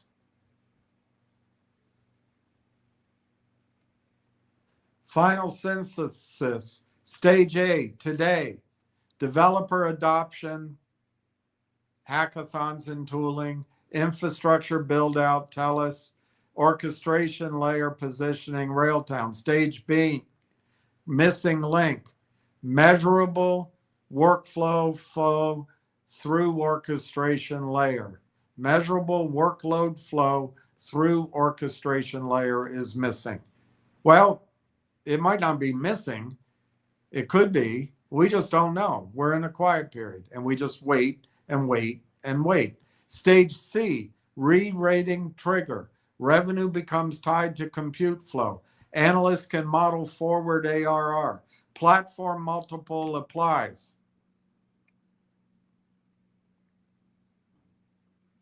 Bottom line, you are conceptually describing a real structure.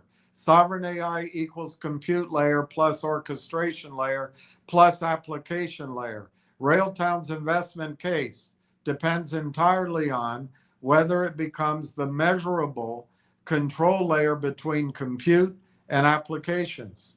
Okay? That is the theory. Everything else are preconditions, not proof. So we have the preconditions, we don't have the proof. So I said there's a lot we do not know. Therefore, it trades at 25 cents. But what do the board members see? Does one Eeyore, this investor, where is the revenue? Where is the dilution? Half-assed questioning on chat outweigh the brain power and knowledge of the BlackBerry, Omer's, Mavericks guys?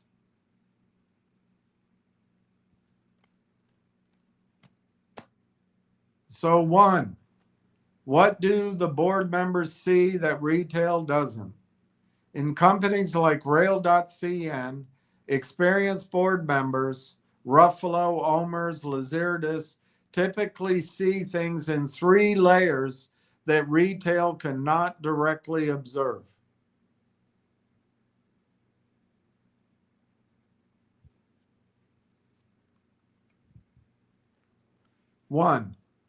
Layer 1, system positioning, not revenue, system positioning. They are asking, where does this sit on the AI stack? Is this the application layer, the tooling layer, the orchestration control plane, or all 3? Does it become necessary infrastructure or optional software? You ask yourself, would those guys join if they thought it was optional software?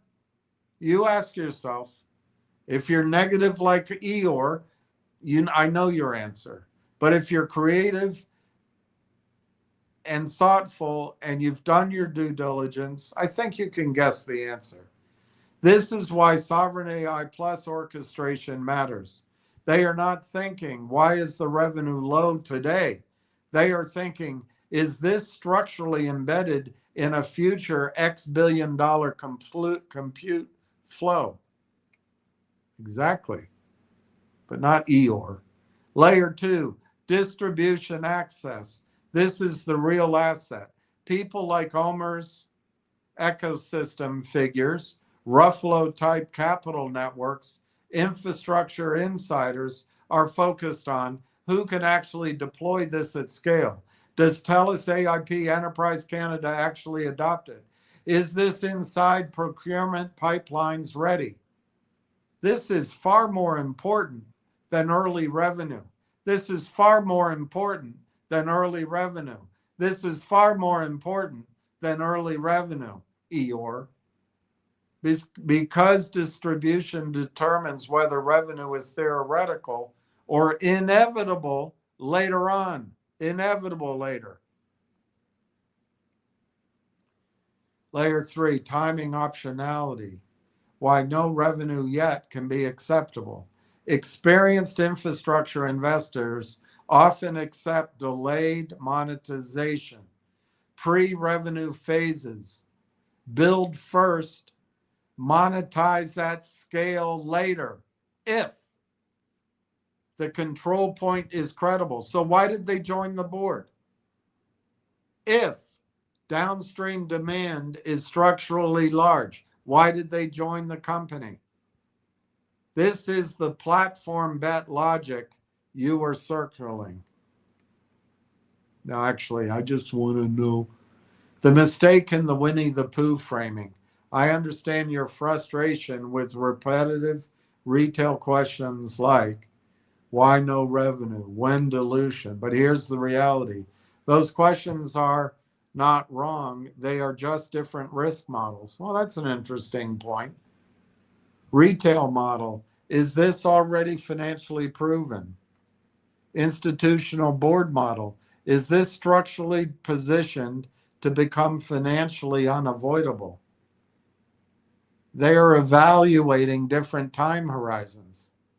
That's an interesting point. But here is the critical counterbalance. Even with strong board members, none of that replaces revenue. All right, got it. I got the same drum. Can you beat the same drum? The real tension. Bull case. We got the bull case. The skepticism, no revenue yet. All right, we got it. We got it. You can just keep saying it over and over again. No revenue yet. We don't care about anything about revenue. We only care about revenue. We don't care about anything else. The only thing we care about is revenue. We're not going to listen to anything else but revenue. Where's the revenue? Where's the revenue? Where's the revenue? Where's the revenue? Where's the revenue? We want to know where the revenue is. Only thing we care about is revenue. We don't care about the story. We don't care about anything else but revenue. Tell us about revenue. Announce revenue. The company is being delinquent without telling us about revenue. All we want to know is revenue. The only thing that we care about is where's the revenue? Where's the revenue? Where is the revenue? Where is the revenue? That's all we care about. Good Lord. Good Lord.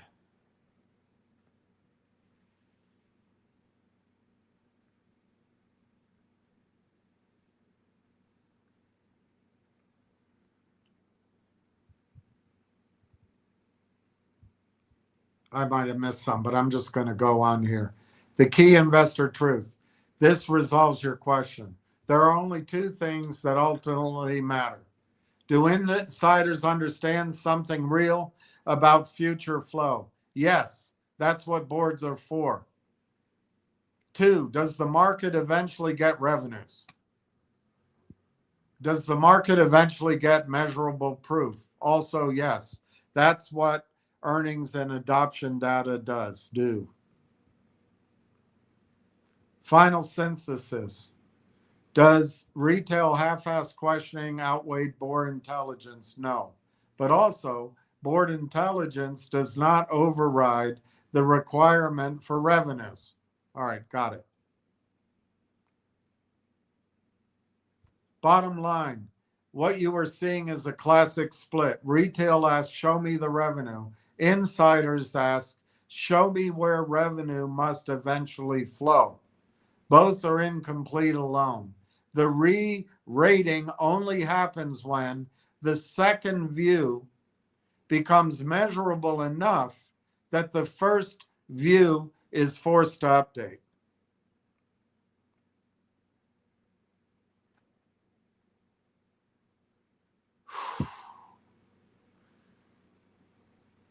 So I said, should Railtown have booked small revenue just to satisfy Eeyore? Short answer, it can help sentiment, but it doesn't create re-rating by itself. Here's why. Small revenue, this is what it does. If Railtown booked incremental SaaS revenue, it produces pre-revenue skepticism. It reduces that. It improves listing optics. It may attract some small cap funds. It lowers narrative friction. It's real signal. So yes, it can help psychologically.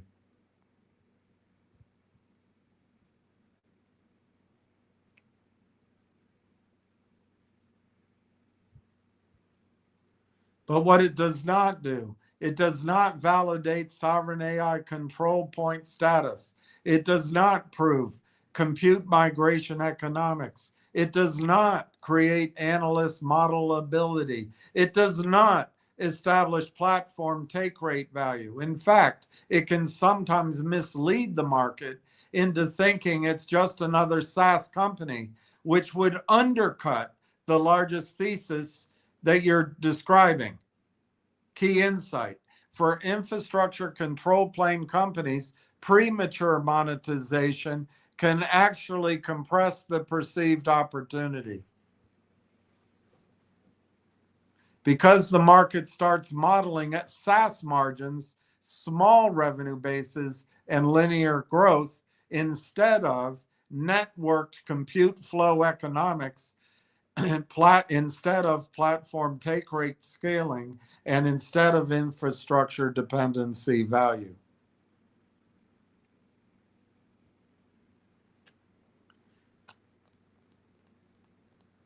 So your second question, become a sovereign AI must-have layer. We don't know this yet. You are describing Railtown becoming a required orchestration layer in sovereign AI data center economics.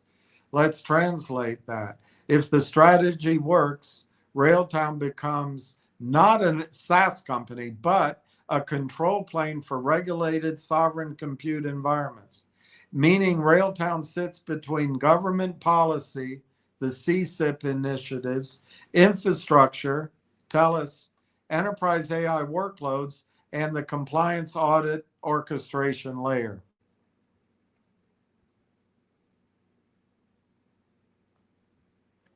Why this is powerful if it's true? Because sovereign AI has structural constraints, data residency rules, audit requirements, security isolation, procurement complexity, multi-tenant governance. That creates demand for neutral orchestration layers that make all of this usable. That's where your must-have thesis lives. The real trade-off you are identifying. You are essentially comparing two paths. Path A, optimized for early revenue. Pros, easier to explain, improves sentiment, reduces retail skepticism.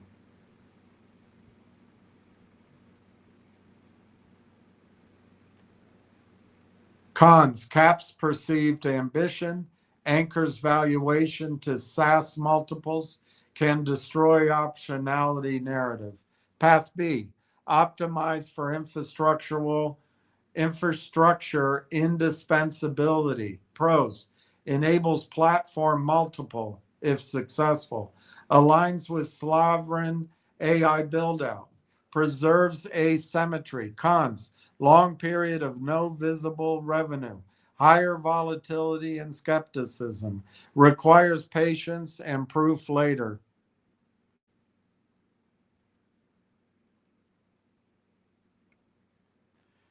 What sophisticated capital usually prefers? Capital aligned with OMERS infrastructure sovereign AI thinking typically prefers path B, even if it looks uncomfortably early, because their framework is build control point first, monetize later once dependency is established, not monetize early and cap the system. The uncomfortable truth. We don't know what we don't know. That's the arbitrage. That's partially correct. But markets eventually enforce one constraint. I don't know if I put it that succinctly. Doesn't make any sense.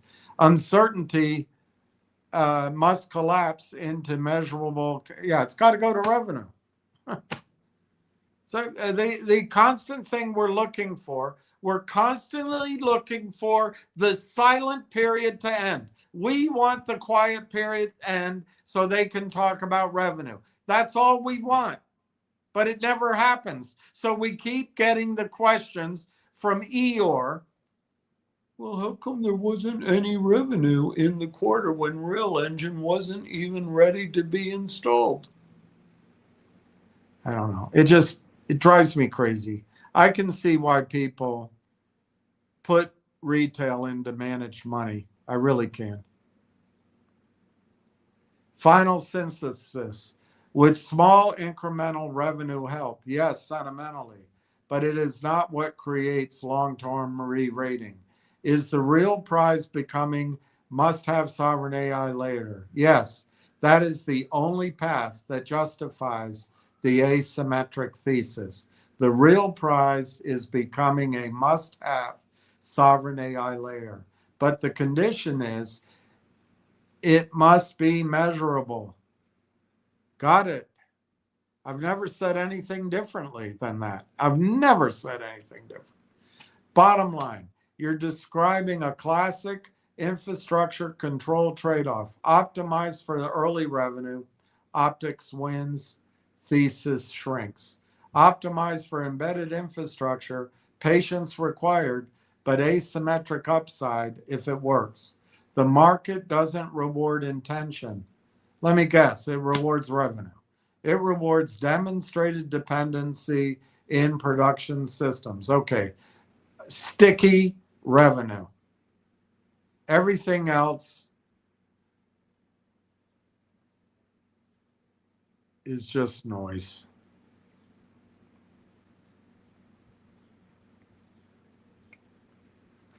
Okay, so Railtown, up until March 31, 2026, has had zero revenue, therefore it sucks. That conclusion doesn't actually follow from the premise. It's just the most emotionally simple interpretation of it. Let's separate fact, inference, and judgment. Fact, what zero revenue actually means. In a company like Rail.cn, if it has no meaningful reported revenue up to a point in time, that only tells you one thing. It is not yet commercialized in a way that is reflected in the financial statements. That's it. It does not tell you whether customers exist, does not tell you whether the technology is used internally elsewhere, does not tell you whether revenue is delayed versus absent, doesn't tell you whether monetization is intentional versus failing. The inference. You said, therefore it sucks. That jump assumes revenue absence equals value absence. But in early stage infrastructure or platform bets, that is not a valid equivalence. There are three possibilities behind zero revenue. A, failure case, no adoption, no demand, no distribution. B, early stage build case, product exists, adoption is in pilot private environments, monetization intentionally deferred. C, strategic delay case, product deployed in ecosystem contexts.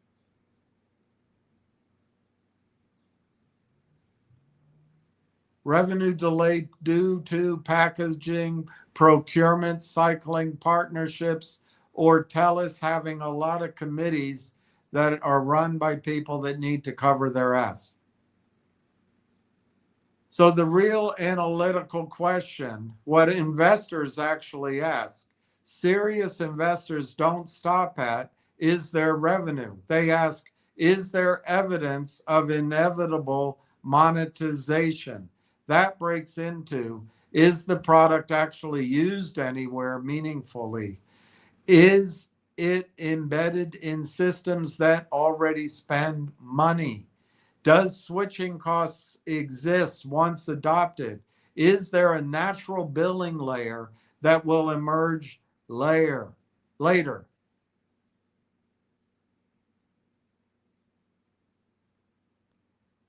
How come Railtown doesn't have any revenue? When do we get diluted? Oh, it's just painful. The whole experience is painful. The whole experience is painful. And the thing is, it no matter how much information you put out there, no matter how much time you spend explaining it, the same idiot questions come over and over and over again. The same bashing, the same FUD. Of course, it doesn't help that TELUS takes bloody forever. Telus takes absolutely forever.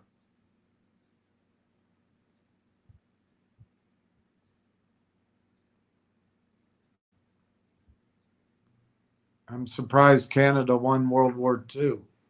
Oh, they didn't?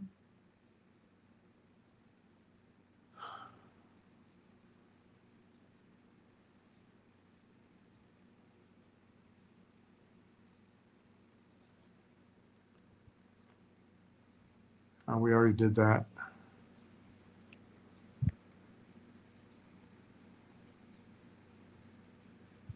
We already did that.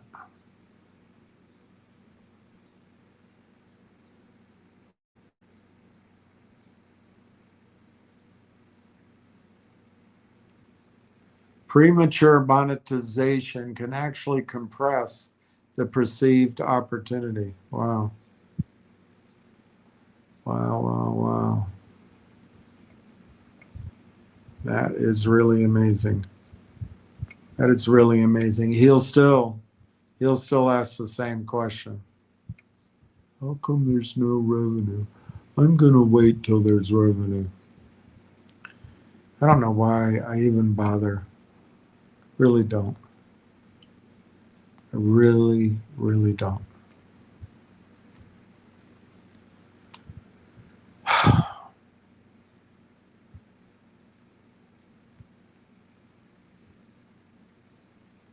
All right, that was there. Yep, I saw that. So let's just go with these.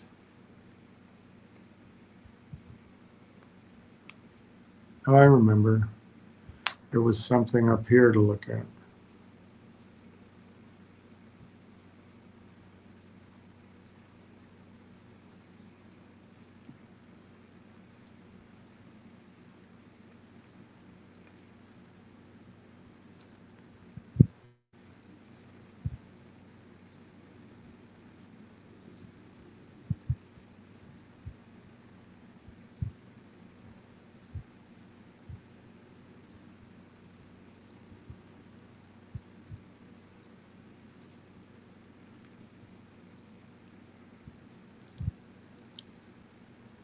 So the final synthesis, would small incremental revenue help? Yes, sentimentally, but it's not what creates long-term re-rating. The real prize is becoming a must-have AI layer. Yes, that's the only way. But of course, it depends on revenue. Everything depends on revenue. Bottom line, optimize for early revenue, optics win, thesis shrinks. Optimize for embedded infrastructure, patience required, but asymmetric upside if it works.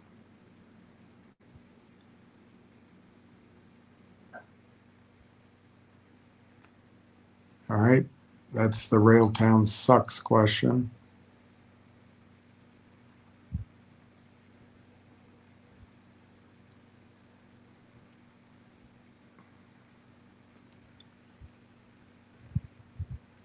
Is there evidence of inevitable monetization?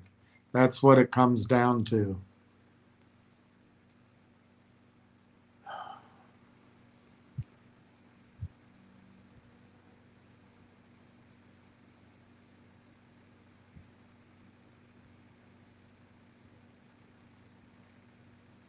Compute has economic value. Orchestration sits between spend and execution. Monetization often appears right after integration, not before. So zero revenue early can mean positioning before the billing layer activates, not no value exists. The actual risk, it does mean uncertainty is high, yes, but it's not that it sucks. The real risks are no adoption materializes, but we don't know that yet. The ecosystem bypasses the layer. Yes, that's a risk. We don't have the answer yet. Competitors embed into Telus directly instead of Railtown. Yes, monetization never becomes structurally necessary. These things are risks that we just don't know.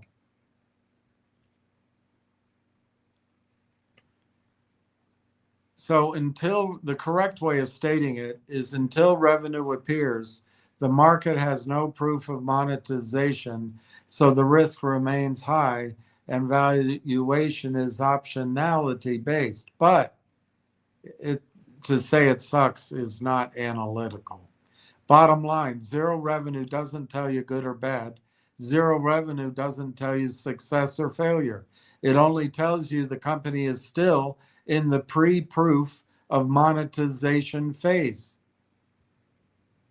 And in infrastructure, sovereign AI systems, that phase can last longer than most people expect. But it also carries a much wider distribution of outcomes than traditional SaaS companies.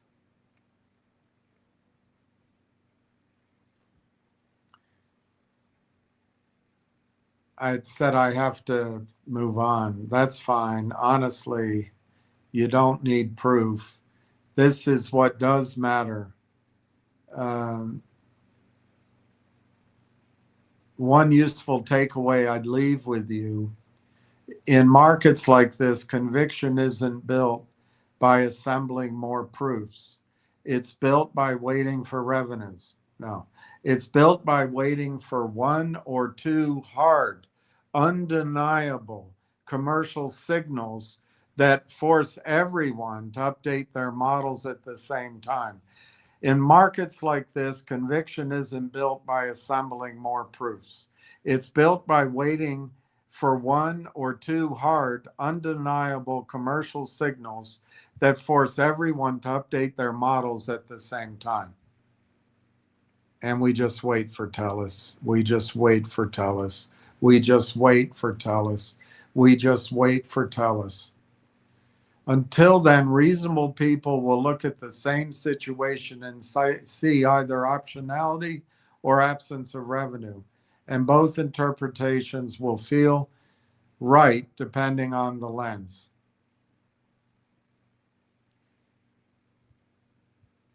Well, if you're Eeyore, everything looks Eeyore.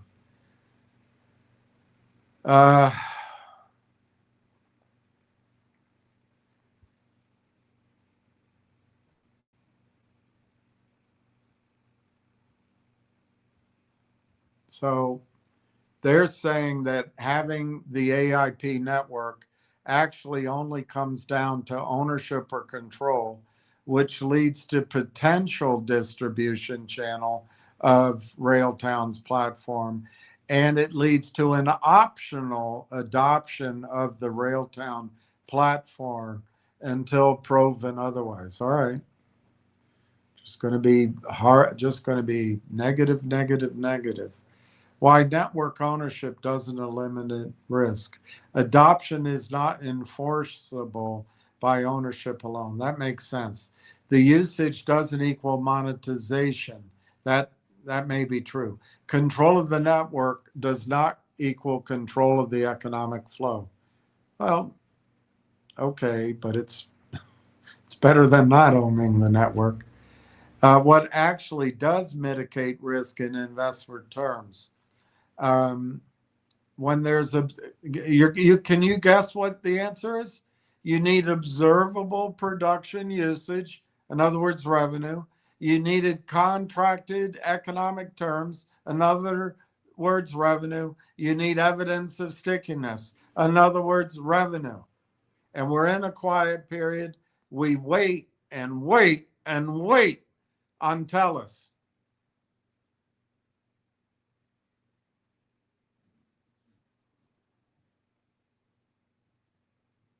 The core issue you are framing: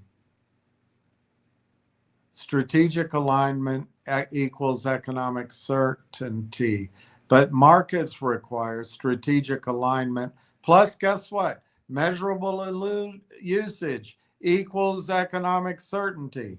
Without the second part, alignment alone is optionality. So we wait on TELUS. Bottom line, even if the AIP network is real and strategic, it's just probability of adoption.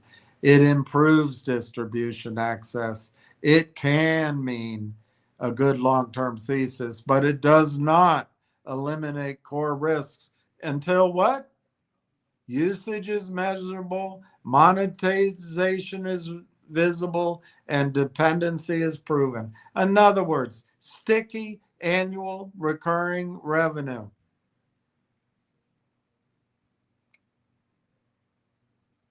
And we're in a quiet period that just never ends. Just never effing ends. Just never effing ends.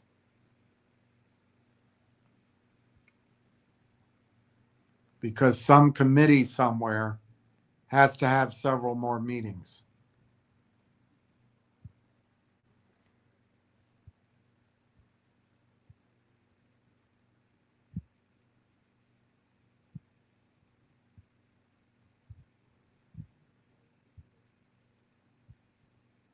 Let's see. I don't know. I think I showed you that. Yeah, I showed you that. So that's 53. Did I show you 54? Okay. Lack of revenue is not by itself condemning to the thesis. Would I give a de minimis, I don't know if that's spelled correctly, revenue projection in this situation? Not as true forecasts as scenario bands.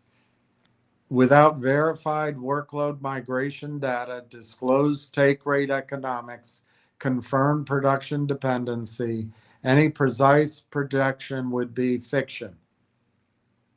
That makes sense to me.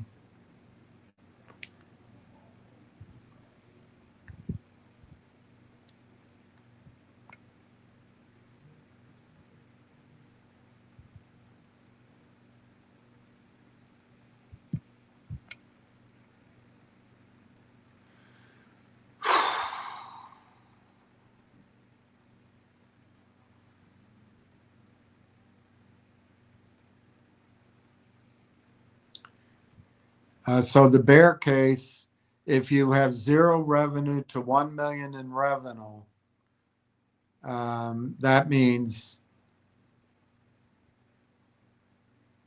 there's no economic capture or very little revenue. The base case, some kind of early commercialization emerges and the revenue is between 1 million to 10 million over the next 2 years. Guys, that is so laughably low. I cannot express to you how low that is. But this is this guy's computer. We'll go with it. Bull case, revenue 10 to 50 million over a multi-year horizon. What does it require? Everybody together, measurable workflow, embedded orchestration dependency, repeatable compute monetization. Guess what we're building?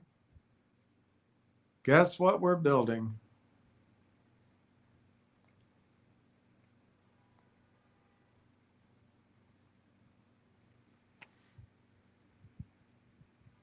In the extreme bull case, the revenue becomes scalable and it's tied to sovereign AI compute flow.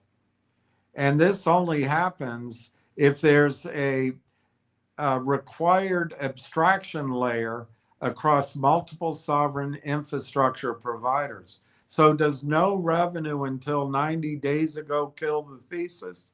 No, but it does reclassify the thesis category. It tells you that it is not a proven SaaS growth company.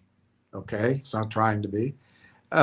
It's not a validated revenue compounder. Well, I think it is trying to be that. It is not an established platform with locked-in monetization. Yeah, it's not. It's a startup, but it may still be a pre-monetization infrastructure control point bet, a distribution plus ecosystem positioning story, a call option on sovereign AI workload orchestration. Okay.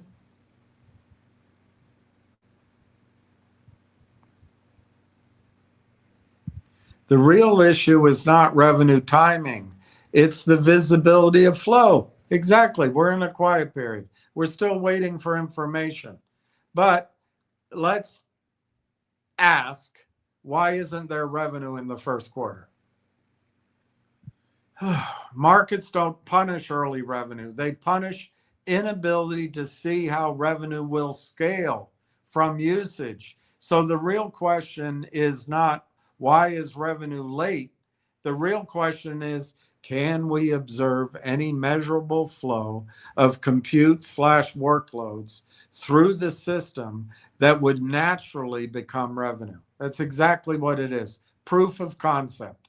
Proof of bloody concept. What would make the thesis break? You can guess, right? Everything fails. I'm not going to go through it. What supports your thesis, you can guess all those things.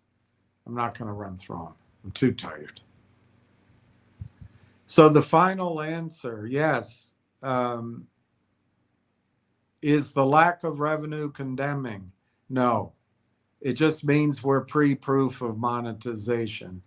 What stage is this actually in?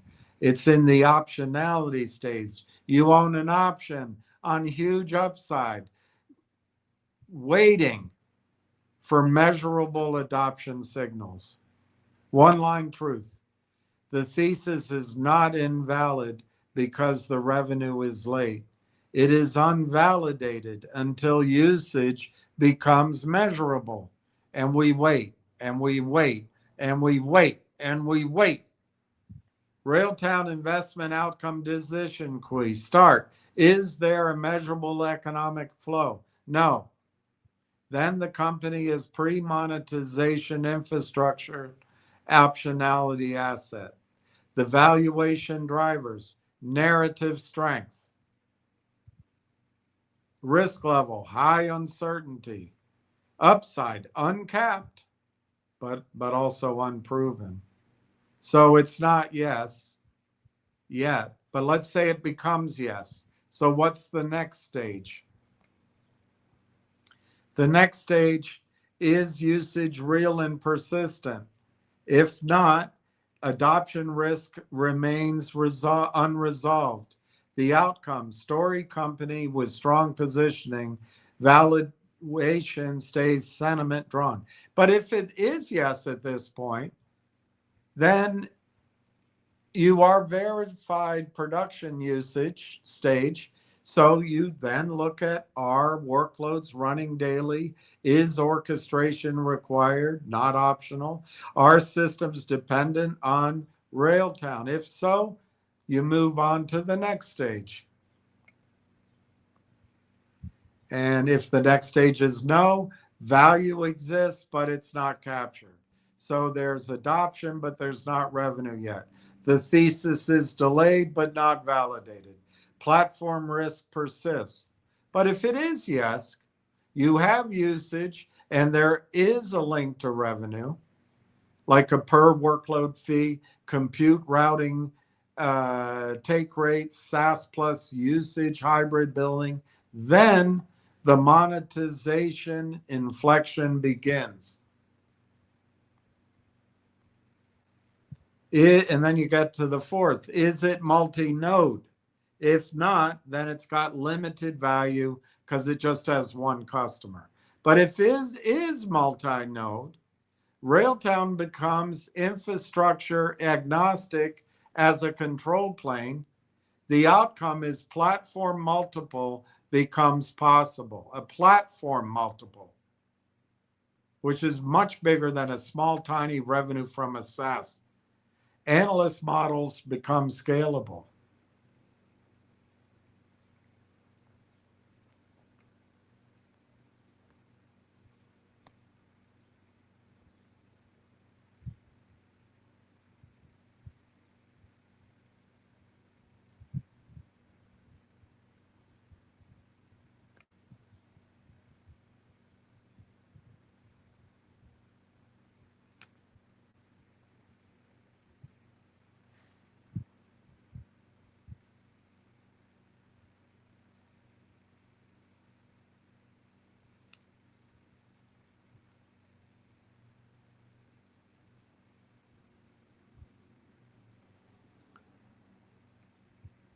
The final state, all conditions met. If you have measurable workload flow, persistent production usage, monetization tied to usage, multi-node adoption, then the market transitions from Eeyore to Winnie the Pooh. How big is the flow of honey? And I'm thankful for it. How big is the flow of economic activity through it?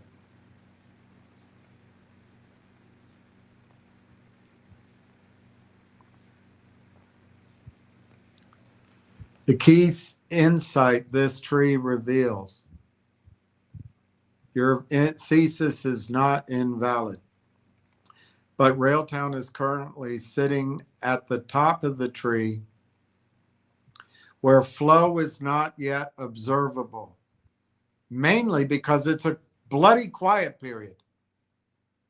That is why revenue is absent or minimal. Well, we don't know what happened over the last 90 days. Valuation is narrative driven. Skepticism exists alongside optimism. Not here. I'm not skeptical. One line summary: Railtown only becomes analytically unavoidable when usage, dependency, and monetization all appear in the same observable data stream. In other words, forward 12-month ARR that's sticky with a high moat, repeatable and projectable. It's what we've talked about all along. But Eeyore wants to know why. He wants to know history. He wants to know history and complain about it. The accurate answer: current past revenue is necessary information, but not sufficient information. Current past revenue is necessary information, but not sufficient information. Current past revenue is necessary information, but not sufficient information. So investors also evaluate adoption signals: who is using it, usage intensity, how much is it used, distribution, how it reaches users, switching costs, can users leave easily, monetization path, how it will become revenue.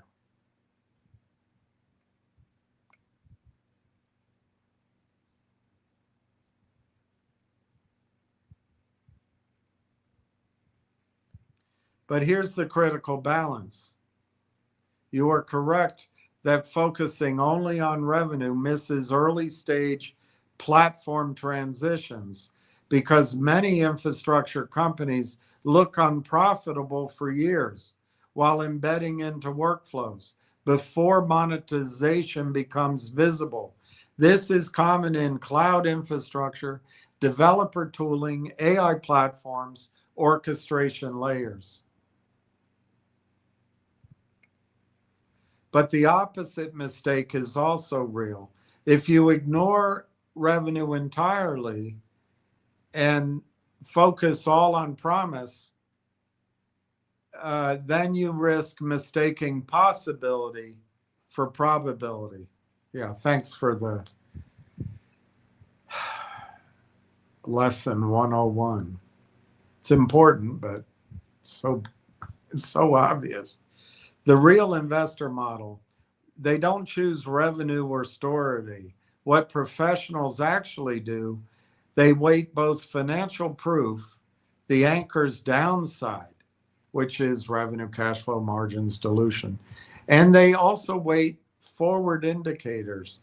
That defines the upside: adoption, unit usage, ecosystem, embedding, and platform dependency. Simple way to think about it: a good mental model is revenue tells you what is true today, adoption tells you what may become true tomorrow. You need both to value something properly. Revenue tells you what is true today, Adoption tells you what may become true tomorrow, except we're in a quiet period, so we really don't have a picture on what's true today. This is the 3-question filter institutions actually use. 1, is there real usage, not just interest? Are people actually building with it?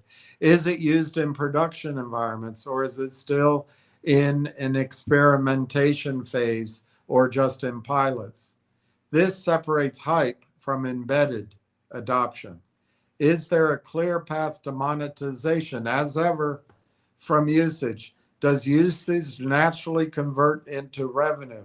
Does the company still need to invent a business model later? This separates platform potential from platform economics. Is the product hard to remove once it's installed? Do customers to become dependent on it? Can it be swapped out easily?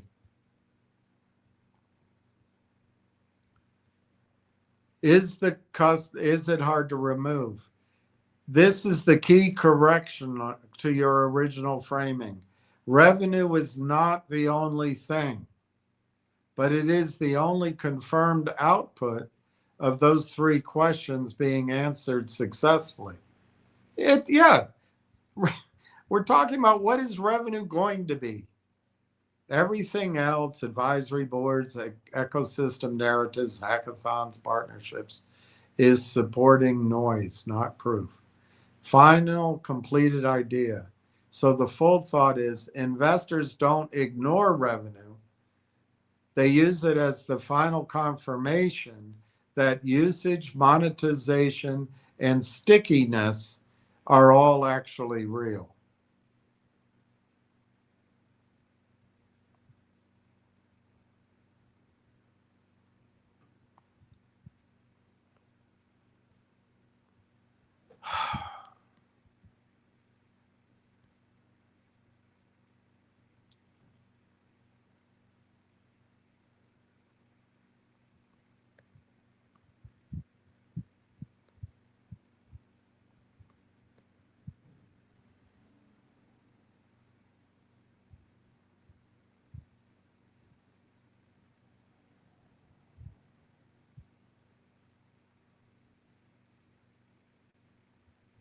All right, I got lost. I'm lost, so I'm going to move on. I've had enough of answering that guy's question. So I'm going to move on for now. I'll finish it up tomorrow or Saturday or Sunday. Let's go to any questions you have, and then I'm going to hang up. T. Alex. Hi, William and everyone. Keep it going, Jack. Jack, I didn't get your shares. So, Jack, I'll have to catch your shares later, Jack. I didn't get them. Harbison, afternoon, RT crew. How are you? MC Speed.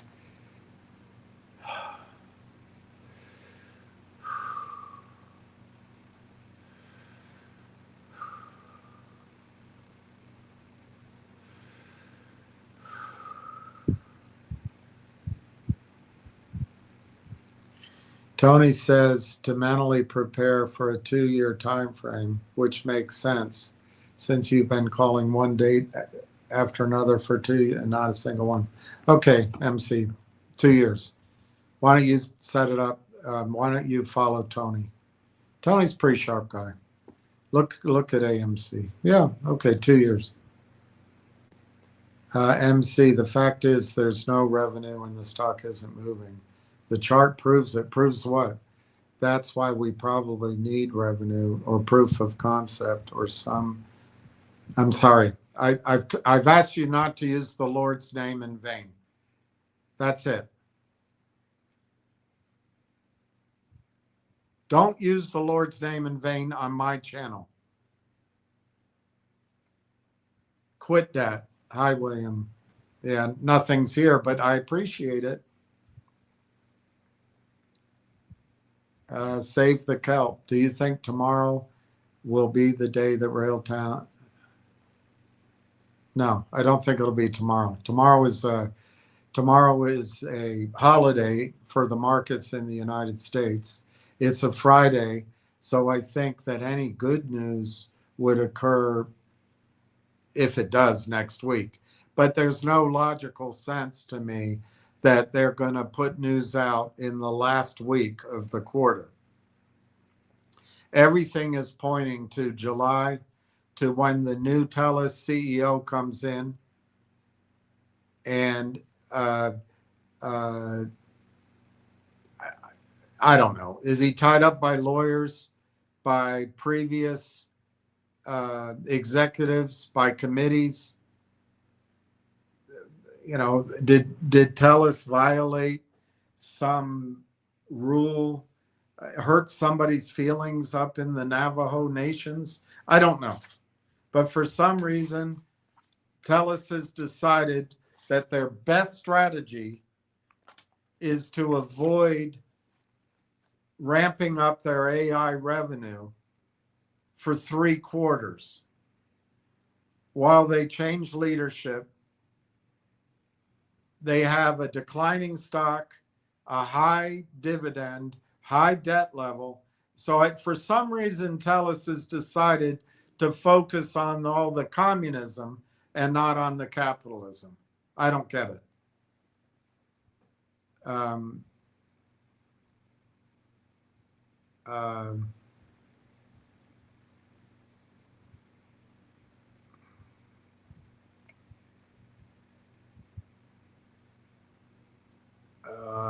I banned you. Number one, you're saying a lot of incorrect things, but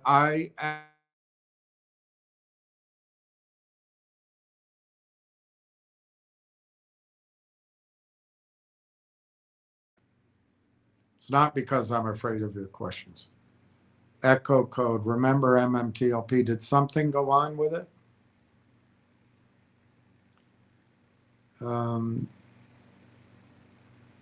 I don't know any new news on it. I do emphasize, Echo, that you need to move your shares to NextBridge, to Equinity. That's the only time you have something real. Yes, there could be a settlement. Yes, people could get a conscience. But how likely is it when that one company offered a penny? How likely is that the settlement is going to be that big? If you help Greg McCabe and load up his shareholder list stat sheet, you're doing the best thing you can for yourself. Bob S. Not tomorrow, save the kelp. U.S. markets are closed. Ward Richardson. McCrackhead. It's a quiet period all day long. With that being said, be quiet. I love that. KYP. Hey, Billy, how are you? I'm fine. I'm a little worn out by this. I get really frustrated if I call things as I see them. I'm an idiot and I'm a bad guy. I get blamed. I get blamed either way. And then somebody who's been listening to me for a year can only focus on the fact that in the first quarter, there's no revenue. And so I used his AI, and I didn't finish it. There's still probably another 10 minutes, but I'll do that tomorrow. I tell you what it means. I think what it means is that there may be a short position in Railtown. That's what I think it means. How big is it? Can they manage it? I don't know. But I also know what's going on in Railtown is TELUS Canada can't get anything done. I really don't know how.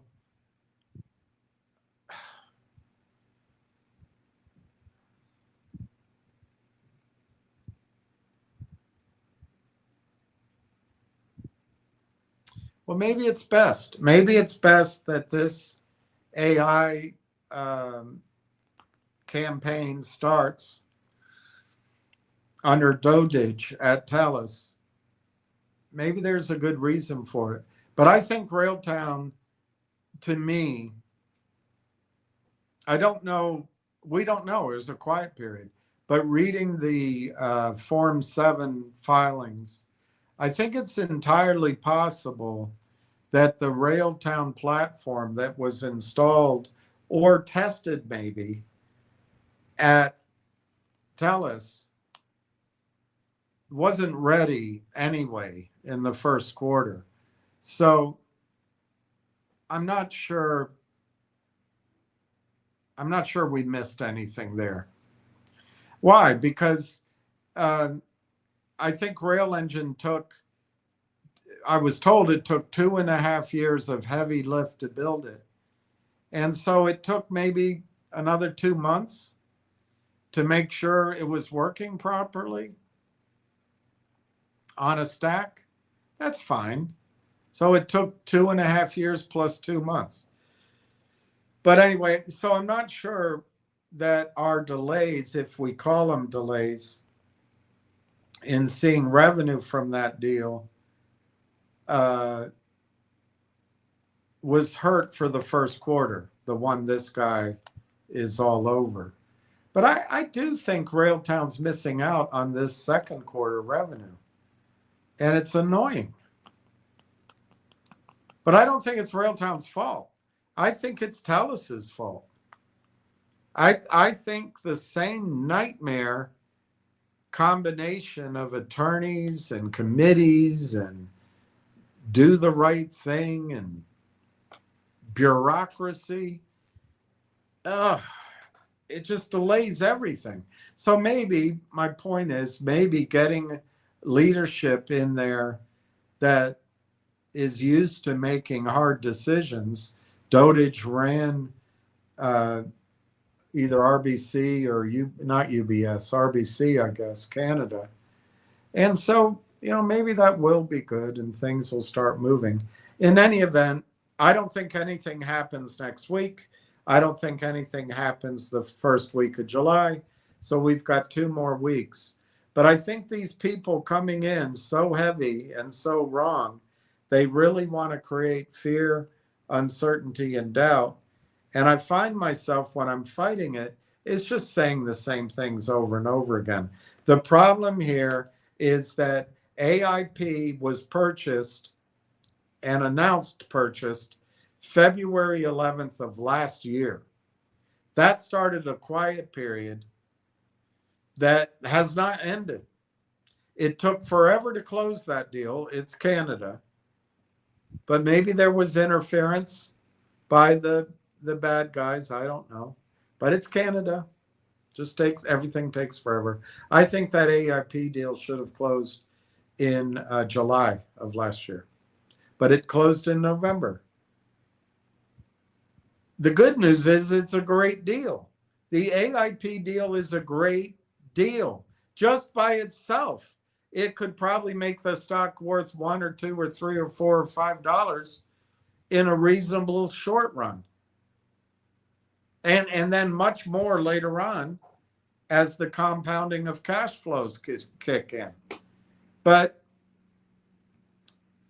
while the AIP deal was closing, depending on who you believe, one rumor has it that AIP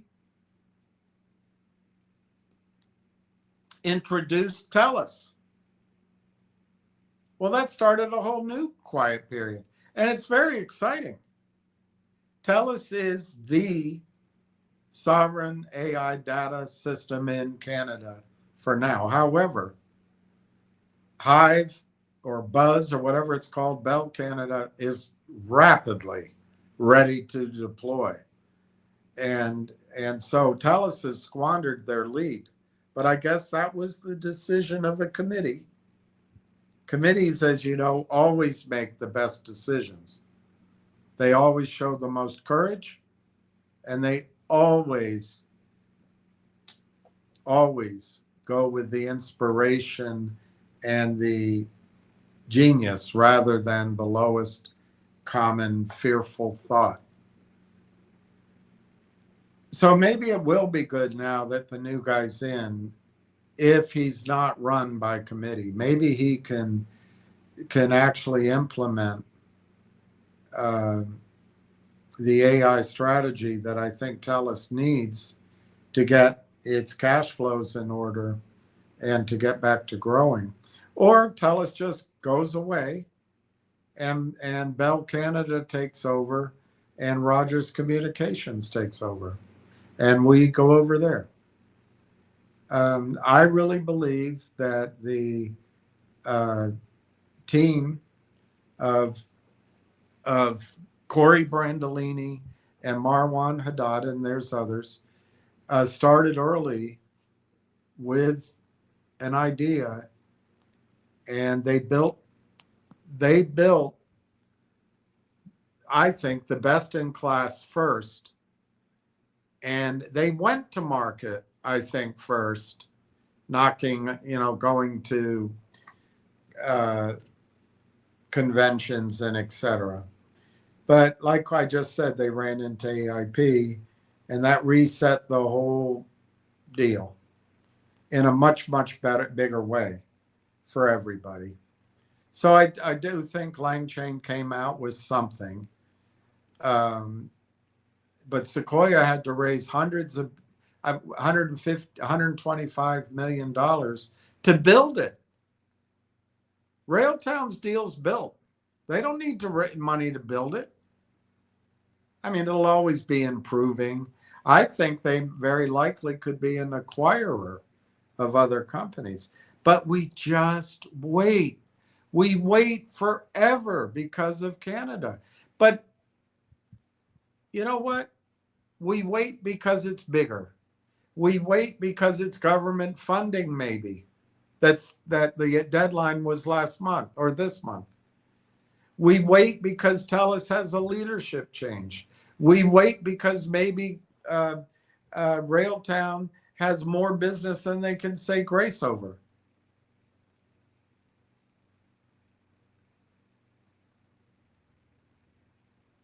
It could be any of those things, or all of them. But I think the Railtown upside is unicorn. That's what I think. And I almost certainly think it's decacorn. I wonder if it's 100. I don't know if it's 100. But I don't see, Cursor was nothing, and then it raced ahead, of course, and it did $2 billion in annual recurring revenue. So Elon Musk put a bid on it for $60 billion. And it does something important to his stack, and it brings in data, and it brings in probably users, whatever. And the revenue is higher now, but I think it was $2 billion when he put the option on at $60 billion. So you can say, I don't know, do you use $2 billion or the $3 billion that it is now? I don't know. But I can see a situation very clearly where Railtown can get into billions of dollars, one or two, within a very short time frame. I don't know, before the end of the decade. And then you see, I mean, if they can get revenue out of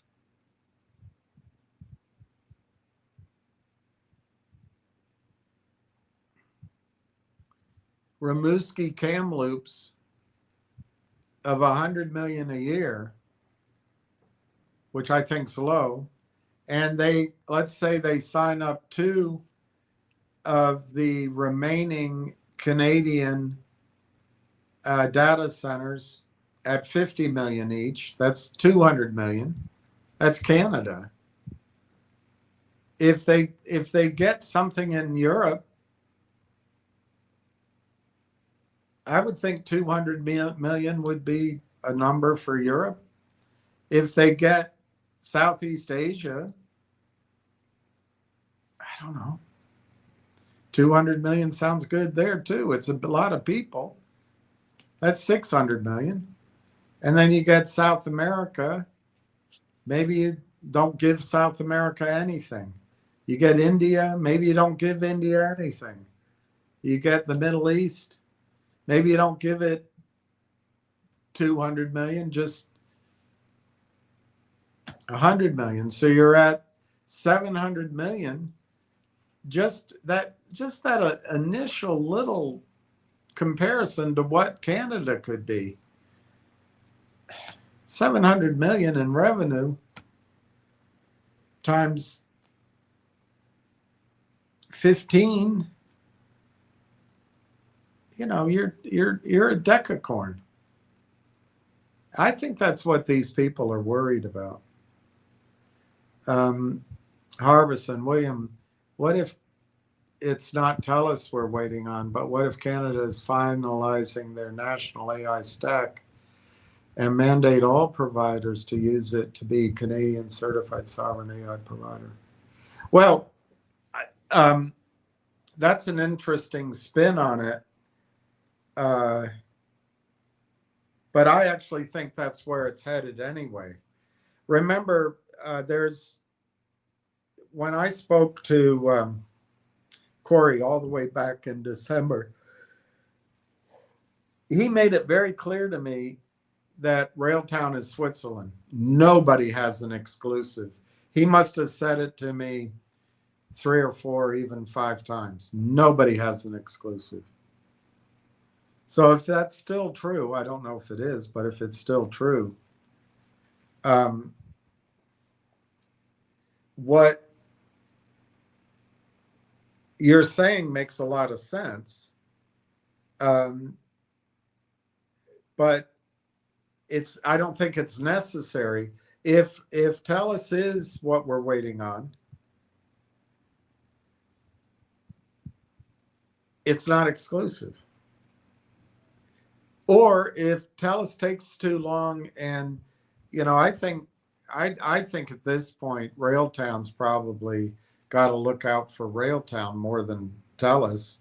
And maybe Railtown says, you know what, we're going to go sign up with Verizon or something, because they need to prove their concept. And where would be a better place than in Canada? And they've got those connections. So yeah, you're right. They might go to a different hyperscaler in Canada, or like you're saying, maybe Canada says you've got to use Railtown on every data center. I don't know. That's possible. I like that idea. But what I do think is going to happen, regardless whether it's TELUS, it's got to be TELUS, because it's the only reason for this delay is leadership, or I don't know. It's too frustrating to try to figure out what the delays are, but we're almost done with it. But my point is, when finally there's a proof of concept, and I think it'll be rapid. I don't think these signups are going to be one company at a time. I think it's literally, take your Canadian financing or finalizing, you said, but what if Canada says all AI or all computing has to be done on green data centers set up under this AI for all protocol? What if Canada says not only are you mandated to move your business, we'll give you a tax break, or we'll finance the switching cost or something. That's going to show such a ramp. If something like that happens, that would show such a ramp up in revenues that it would be impossible to deny. So I like your question. I like your question a lot. If it becomes mandated on all Canadian data centers and it becomes Railtown. See, that's my thesis. And I think I might be overreaching. But my belief is that Railtown is the interconnection layer between TELUS's users and their experience of the TELUS data center. I don't think there is anybody else. It's partly because I do believe they have the best. I think its conductor is the best, but I don't know. I get there when you read the stuff over the filings, the names keep changing, but I think their conductor is the best thing. But the rail engine is incredible. And Railtrax is great too. So I don't know which, maybe it's the combination. But my point is, I don't think there's a better layer for TELUS or Bell Canada or anybody up there to use if they want to stay sovereign, for sure. Because if they use Amazon or if they use, I wonder, do people consider Elon Musk enough of a step away from America? I don't know. All of his stuff is underneath the Cloud Act. Anyway, Jason, my point is that I think that's where it's headed anyway. And that's why I think these people that try to scare everyone into thinking Railtown's just like some other stock. And where do you think I get all these answers from? It is AI. But they want you scared. And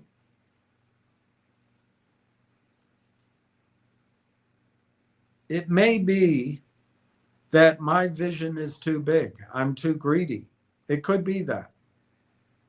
But the way I see it is I think Railtown's conductor, Railtrax, and rail engine, and they have some other couple of things they're working on with it,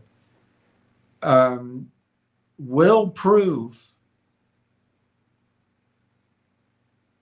to be, I don't know if it even has to be mandated. I think it will prove to be the must-have framework layer, whatever you want to call it, between the users and the data centers in Canada. But I also think it'll spread worldwide. So I think the upside is enormous. And I don't know how to be conservative with my view because we don't have the data. I freely admit it would be better to have some data points beyond what we're trying to piece together. But we know Entwistle said that the, I guess it's TELUS Digital. Anyway, their department, their subdivision, TELUS wants to get out of their AI-enabled technology $2 billion a year by 2028. I don't know how they're going to make it. They got to get out of committee first. But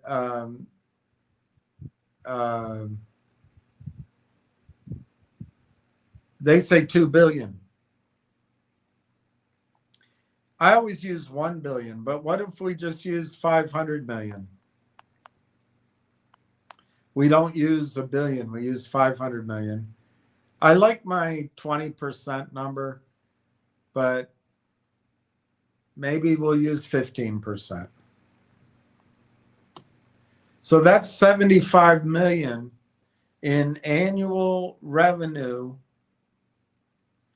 That's just for the iron, as the other AI explained yesterday or the day before. That's just for the rent. The users expand, and then other revenue things expand. That number could be bigger, but let's just stay with 75 million goes to Railtown because of and we'll combine the two data centers, Kamloops and Rimouski. We'll just say 75 million for TELUS. I think that's way conservative, but let's add in, is it fair to add in Bell Canada and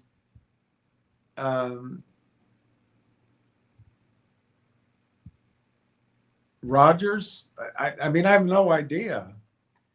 But let's add them in, but let's not add them in at that same level. I'm trying to be so conservative.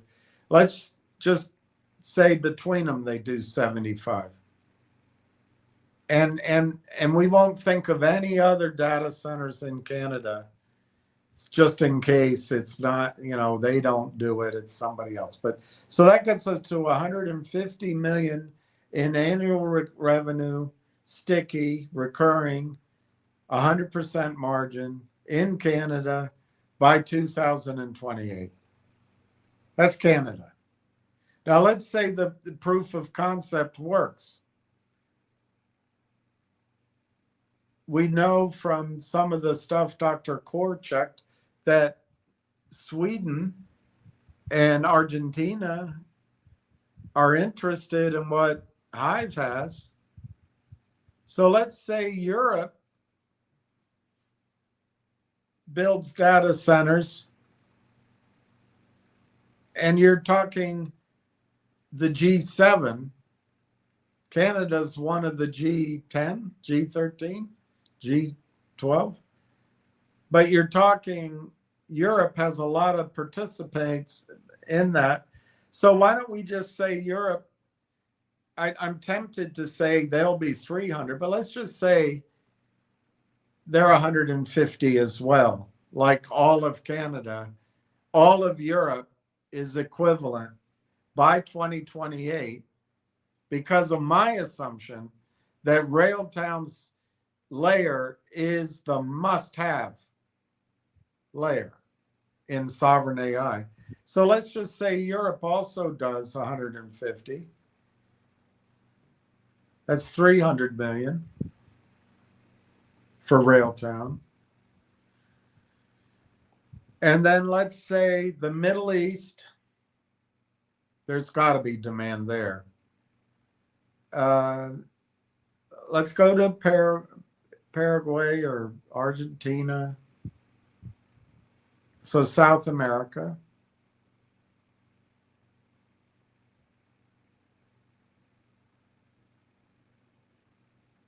And let's say they add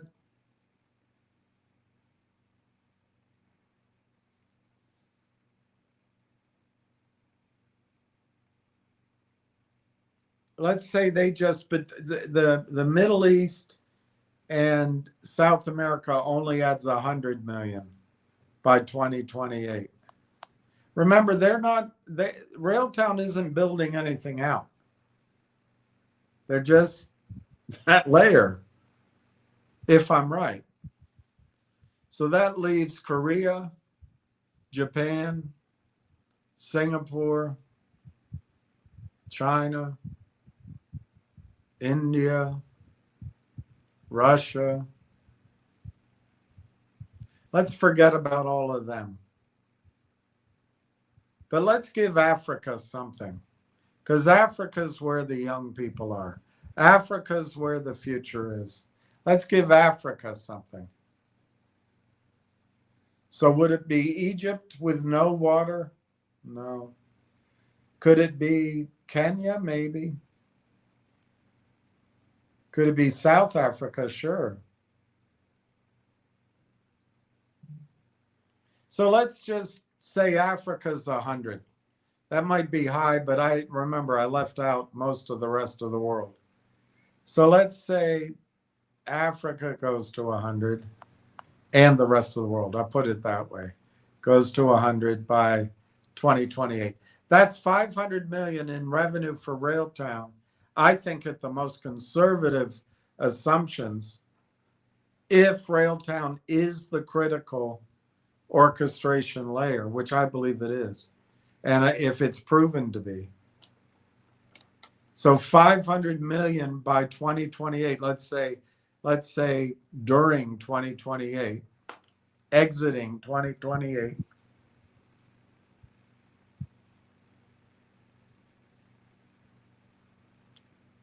Times what? 15, 20, 25, 30, 35, 50? Let's just multiply it times 15. That's 7.5 billion divided by 234 million shares. $32 a share. Does all of that, all of those places, do they all have to come provide revenue for this happening? No, because Railtown could get to $500 million in revenue out of Canada all by itself. But, in 2 or 3 years. I don't know at 15%, but if I use the 20%, which I don't know that number, that's the problem. We don't have and it's because it's a quiet period. All Railtown would have to do in Canada at a 20% split is share 2.5 billion of shared compute revenue. Well, that's where TELUS is headed. I just think the upside in Railtown is massive, and these guys want you scared of it because of the quiet period. But I really like your idea, Harbison. What if it's not TELUS we're waiting for? It could be. You're right. It could be that TELUS. Well, I think we are waiting for TELUS. Don't get me wrong. I think we're waiting for TELUS. But other things we might also be waiting for. And it could be there's something going on with the Canadian government. I think you're spot on that.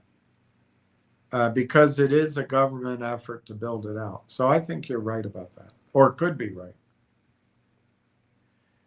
Ward Richardson, Harbison, good point. What? See, whenever Ward agrees, I feel a little bit more confident because RT is building the critical infrastructure layer here. That is the software control point. Let's go back to what Harbison said. William, what if it's not TELUS we're waiting on, but what if Canada is finalizing their national AI stack and then they mandate all providers to use the stack to be a Canadian certified sovereign AI provider? So, I don't know if you came right out and said it, that it's just Railtown, but in other words, you're saying that layer has to be Canadian, which I think means it has to be Railtown. And then Ward said, Harbison, good point, because RT is building the critical infrastructure layer here. That is the software control point. And that's where all the leverage is, That's the Strait of Hormuz. Ward Richardson, William, it's 7:39.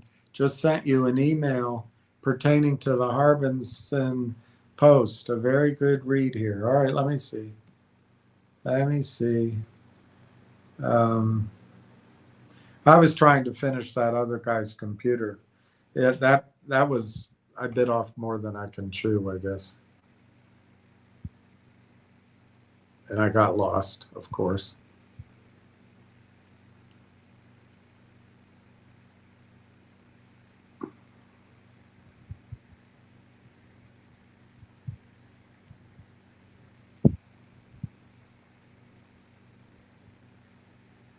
And I haven't eaten. All right, here's Ward, 7:39.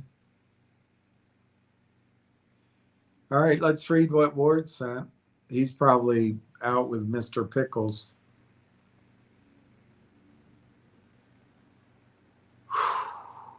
Okay, Paul Goldman, founder and CEO of IT Methods, the trust layer. Paul Goldman wrote a day ago, Canada is finally building sovereign AI. One layer is still to build. RBC's thought leadership team, that's where Dodich came from, just published a series. I'd love to get that.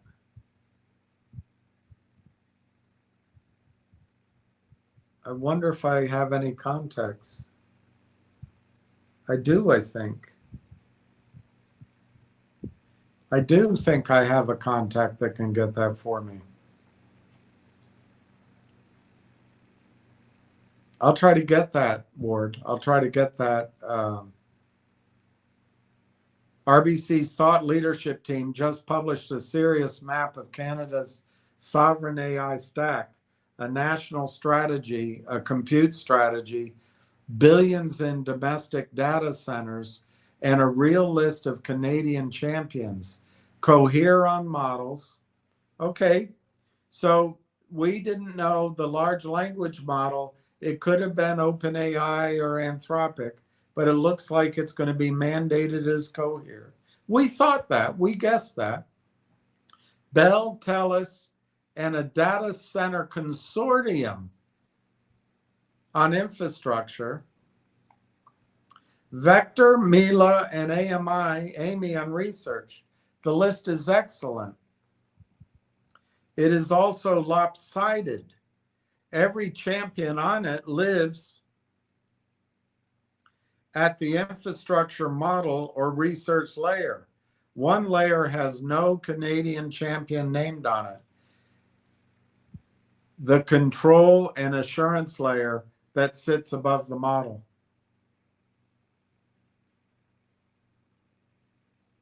That layer is still to build. I don't agree. I think it's there.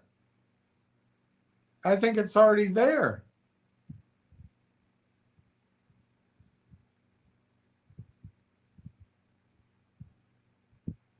See, this is why I think Railtown's so busy. This is so huge. They don't have time for anything else.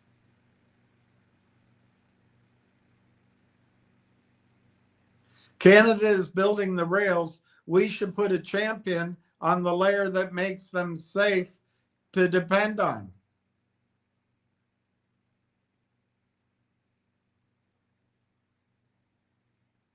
Sovereign AI is not a data center, it's a control layer. It's Railtown.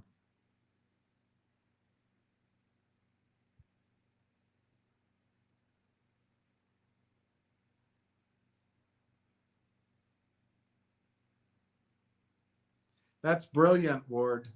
That's a brilliant catch. That is a brilliant catch.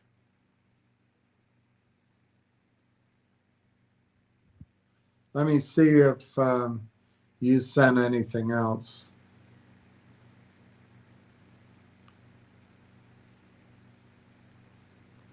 No, and let's see if there's any news out there.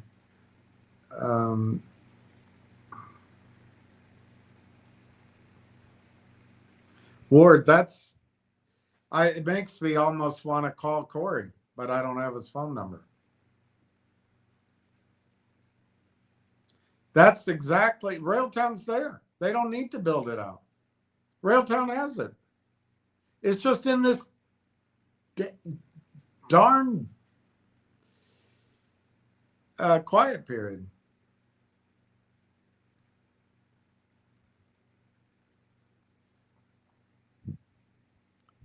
All right, so I don't see any news.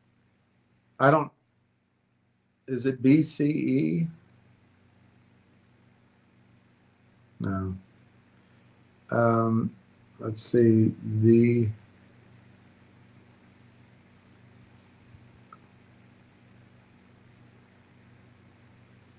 so Railtown, I'm sure has no news. Nothing. It's still this darn quiet period. But Ward, that's amazing. That guy, that shows you that the news is so tight. That guy doesn't even know about Railtown. That's how powerful Railtown story is.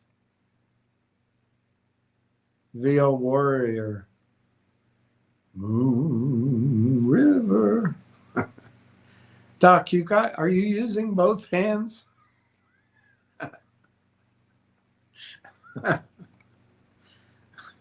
I'm scared to play that because I got that strike. Babar.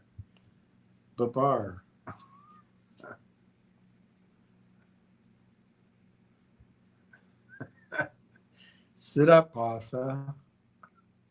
Sit up, Arthur. Smile, Arthur. People work here. Later on, we'll get ice cream. What a...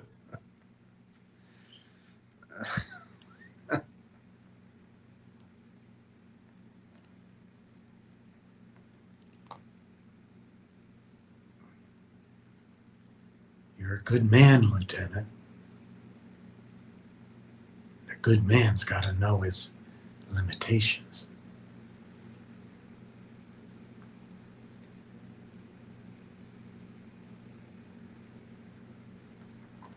It's Josie Wales. It's Josie Wales.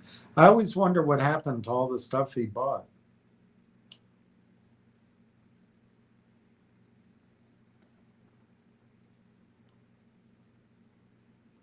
You gonna pull those whistles or whistles Dixie?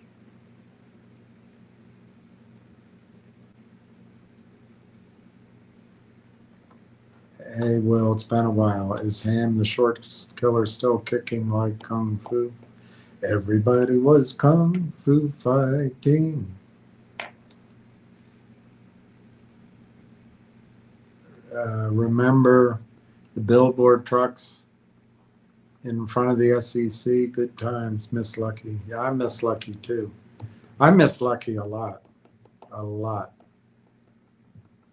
I always see great dogs. There's great dogs out there. But I go up to them. They're not my dog. You know, they're kind, but they're not my dog. But he was wonderful. I think he was heaven sent. I don't know.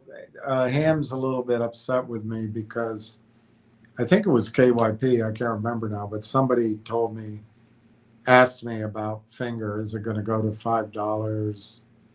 And so I looked into the financing for Finger, and it's a disaster. There's no way Finger can recover from that.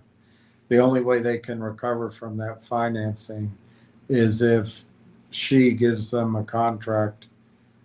I don't know, to build out China's data center system, or so my point is some big contract that they can take the node out, go private, whatever. But that's not happening. Or they need someone to rescue the node. What happened with Finger, as I understand it, about 3 years ago, is a whale, a good guy, rescued the company, but he put a lot of money in at a high price to buy Finger Motion out of the trouble they were in with Lynn Partners and Lynn Partners investors. And they hired the law firms. You know, you cannot tell me that Martin Shen and the board didn't know intimately what a toxic convertible note is. It took months. They had to fight it. And thank God for the whale. He put it up. But I doubt he's going to do it again. And the only way to get out for Finger to get out of trouble is to pay $6 million and get out of that note in the 40-day window. I think it's 40-day window, or it starts 40 days after, but it's a short window. Buy it back while they can. Go get $6.5 million, because you're going to have to pay commission, and buy it out while they can. But then they're back to where they are, which is a company making, I guess last year about 25 million in revenue and a 3% margin on it, and their burn rate, I don't know. I'm not an accountant, but according to their filings, it's something like 600,000 a month, 700,000 a month. So Finger is not going to $5. It's not going to 3,000. It's well under control. And, you know, people got mad at me when I said that about GTII. Anyway, I can't win for it. And so my point is, I don't think my last interaction with him is he's very upset with me for my call. Now, maybe he was blowing off steam. I'm somebody that cares if someone says something or is upset. I carry it with me. I think Ham's more of a, you know,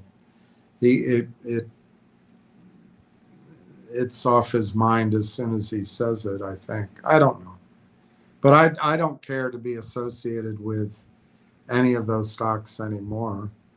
I'm starting to believe, and I'm learning it from a lot of the studying I'm doing with AI. But I also bought the book. I've shared it. I've studied it on my own. I've done just Google searches over these years. And I've printed out filings. I've looked at Mark Bazile's handiwork with the Kramers. He always settles, Mark Bazile. It's a big game that he talks, but it's the money with Mark. It's not the campaign. You know, so he doesn't lose his houses. With me, I always have these moral issues that I put ahead of whether I get paid.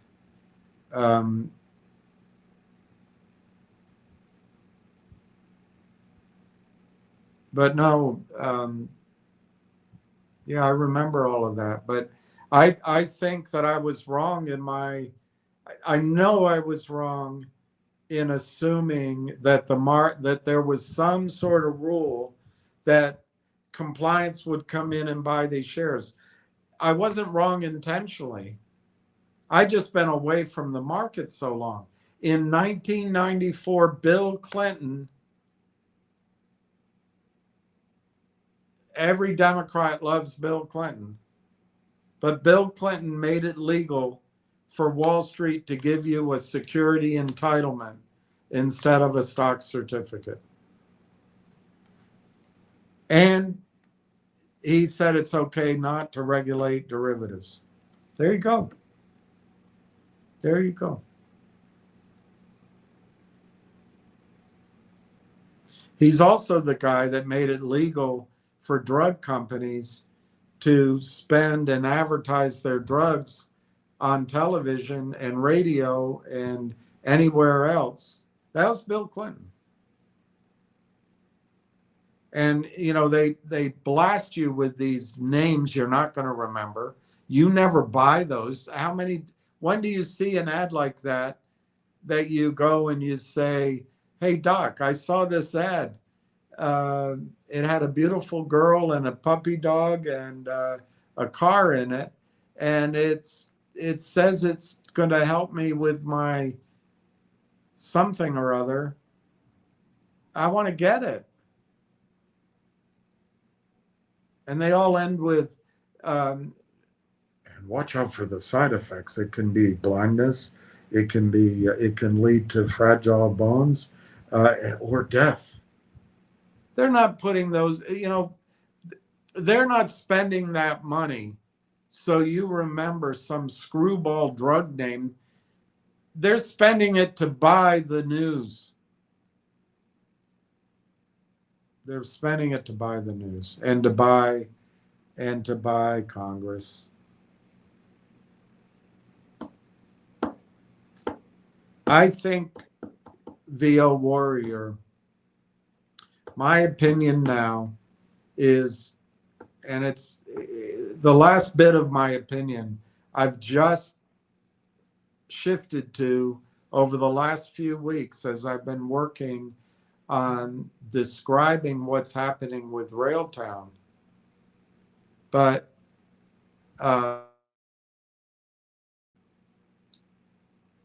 I think what the banks do is legal. I think it's legal. The collusion isn't. But how do you prove a nod and a wink to a blind bat? You don't. So I think it's legal. And I think I'm going to listen to the former head of Legg Mason, Jim Brinkley's advice. He said, do something else with your life. You don't want to be down with those guys. They're all bad, he said. They're all bad. I'm not going to go to the SEC anymore. And I think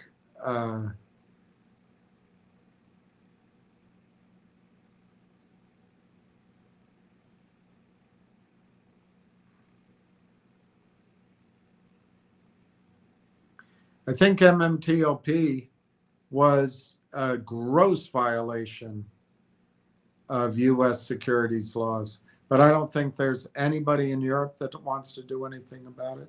And I don't think there's really anybody here. That guy Pritzker or whoever, maybe. But, and certainly Bobby Kennedy, maybe. But there's so much of it that's legal. As soon as lawyers look at it, it becomes a policy decision. You need an act of Congress or an executive order. You need leadership on it. You're not going to get it in the courts. There'll always be settlements. So guys like Mark Bazile make a great living. But there's never going to be a breakthrough. Now, I do think with MMTLP and Torchlight, there's clear evidence that the game stopped when they couldn't hide their fraud. But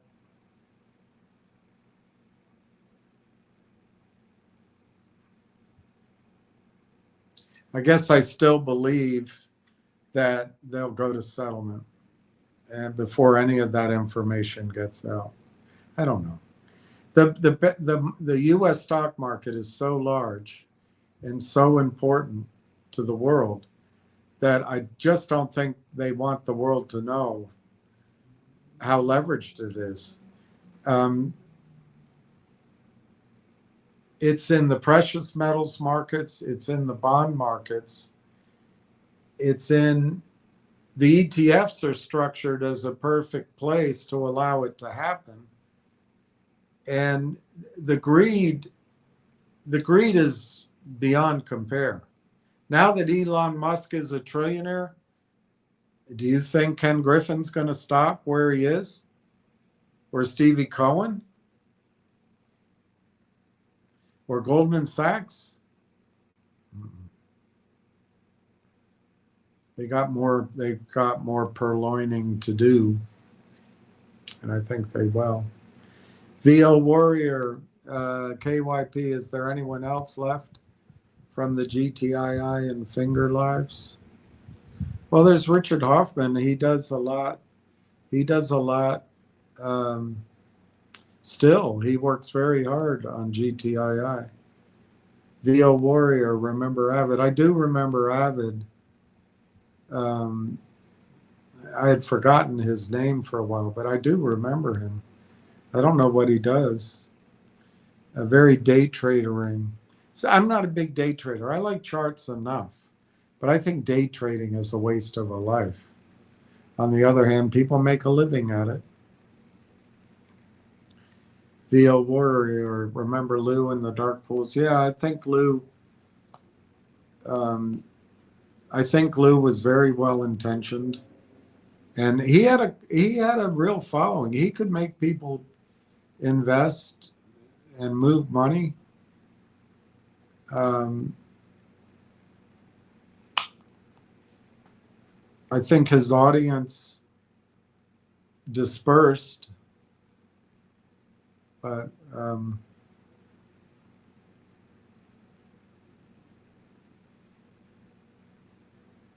yeah, I remember Lou. The dark pools. T. Alex, you have the ice cream guy right here. I will bring my truck. Best soft serve in town. We'll have to have our convention in Toronto. I love soft serve. I went down to the mall, the DC mall. I showed you when I was going to take the picture of the reflecting pool, which apparently already has green in it, but it might have been sabotage. I don't think it would grow that quickly, but I think they need to put those oxygen things in there. Anyway, he'll fix it, I'm sure.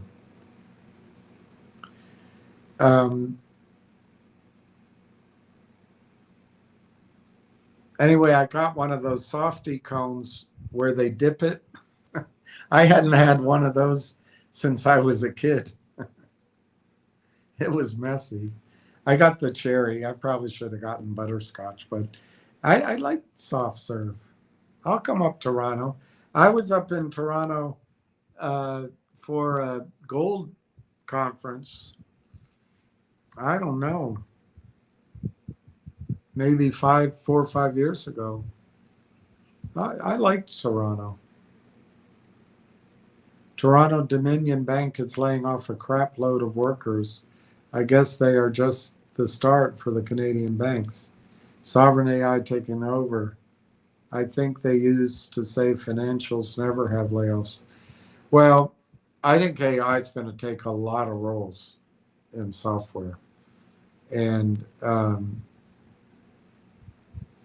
I mean in financial, sorry, in the financial system. I also think the crash is going to wipe out. I really believe the crash is coming eventually.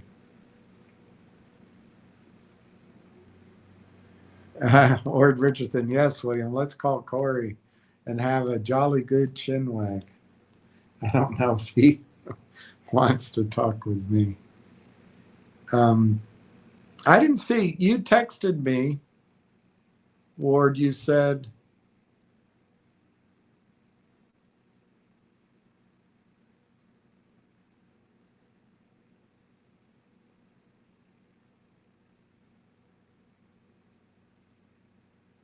yeah, I saw that. I might have copied that.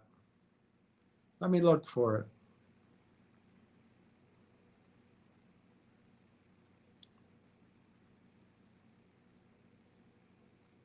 That TELUS news, I think I copied it.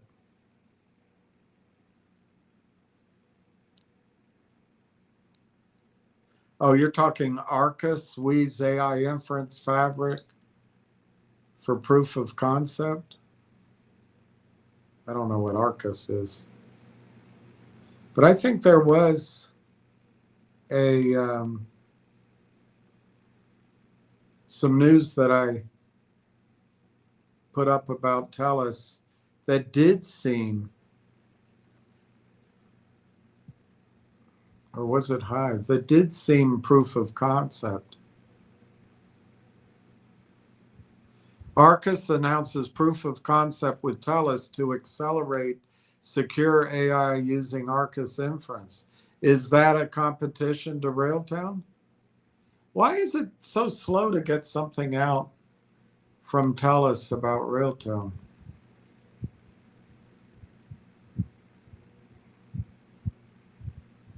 Let's see what Futurium says. AI is raising the stakes for networking in service provider networks. A new deal between distributed cloud networking startup Arcus and Canadian service providers.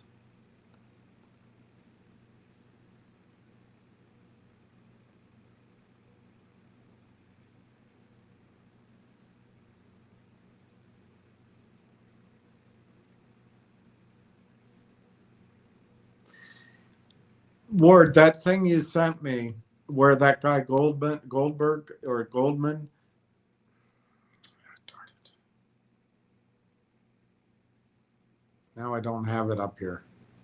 Anyway, that gentleman writing that, he doesn't know Railtown. That's how tight the information is. So imagine if he did know Railtown and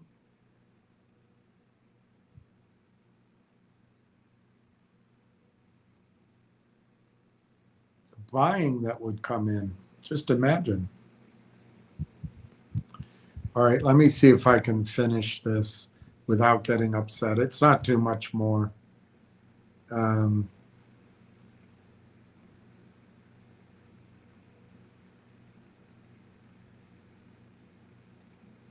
All right, so I did all that.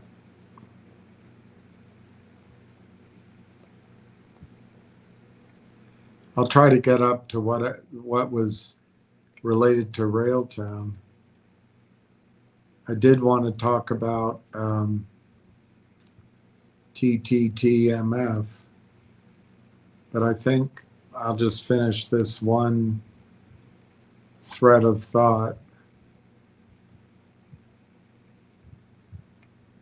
It won't take much longer. I just want to have it done and dusted, so I don't have to come back to it.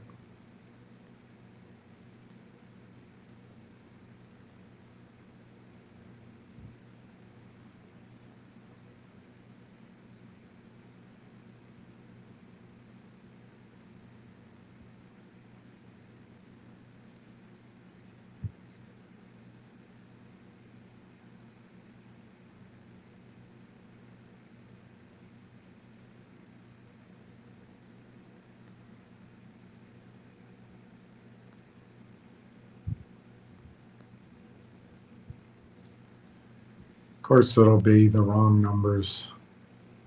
Yeah, same ones. I really did get lost. I just put it up all again.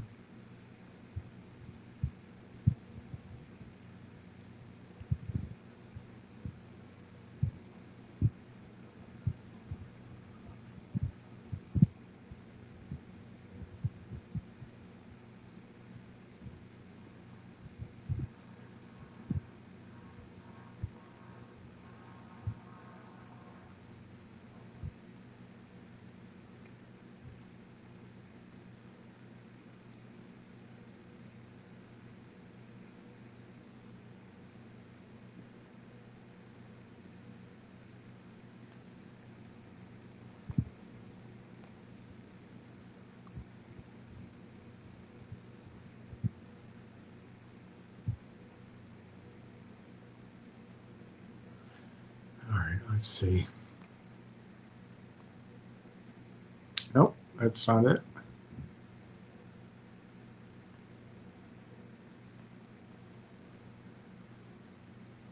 All right, let's try here. It's really close to being done, so I don't have to worry about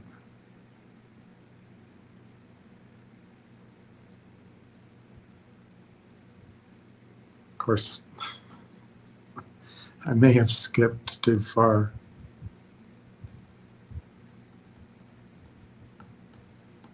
All right, let's see what it is. I'll just, if I've skipped too far, that's fine. All right, so I asked about burn rate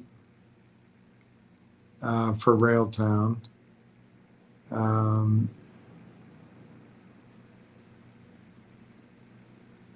He says he can't really tell, but you've got R&D, engineering, heavy cost base, and very little offsetting revenue. And so the quarterly burn is salaries, and Railtown doesn't take big salaries. It's cloud and compute, and I'm not sure that those costs are that high. But then legal and that other stuff, yep.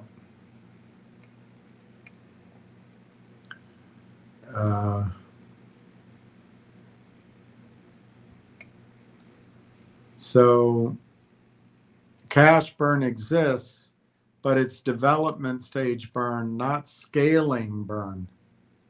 So it's not spiraling out of control. Debt level, early stage, have low traditional debt. So the real question is not debt load, it's how much dilution-based financing has been used to fund operation. None. Toxic financing refers to death spirals, highly dilutive, aggressive. Red flags, repeatedly deeply discounted financing, large warrant overhang versus float, convertible debt with reset mechanics, aggressive dilution in short periods. What you mentioned, 900,000 from warrant exercise, that is not generally toxic bias. I didn't say it was.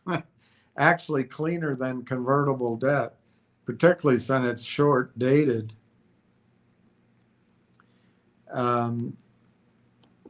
So the positive of the 900,000 coming from warrants is cash inflow without new priced equity issuance. It strengthens the short-term liquidity, reduces financing pressure, and a neutral is the dilution already declared, but you can moan about it. A key point, warrants are not free capital. They are pre-priced future dilution. Yep. Why worry about dilution now? There are only 3 valid reasons to worry early. Cash runway uncertainty. If burn is greater than cash reserves, future equity rise is likely. Well, it's not the case.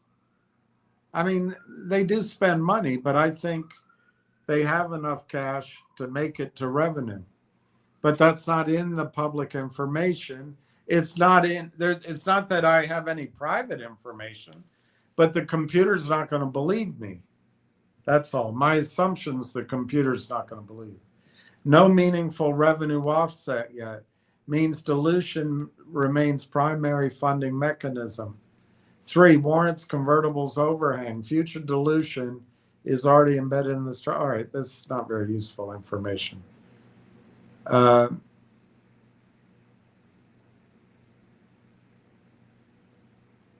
Markets discount dilution on a probable basis. How much ownership will I have if it succeeds? Dilution is not about fear. It's about the ownership path to upside. I've learned that. God, I've learned that. The real investor equation, sovereign AI orchestration. Okay. The real investor equation. Investors are balancing the upside, which is sovereign AI orchestration layer, ecosystem leverage, and platform positioning against the burn rate, unknown but real. But it's not going to cause pressure for quite a while. Lack of stable revenue base. Your premise. I didn't say that. Oh, that's the guy. That's the guy that put this chart together. Dilution trajectory. Bottom line, burn rate, not precise. Debt, minimal. No clear evidence of toxic structures. All right, so there's nothing to learn there. My point would be that the company has no debt, doesn't have a large cash burn, and dilution is not coming.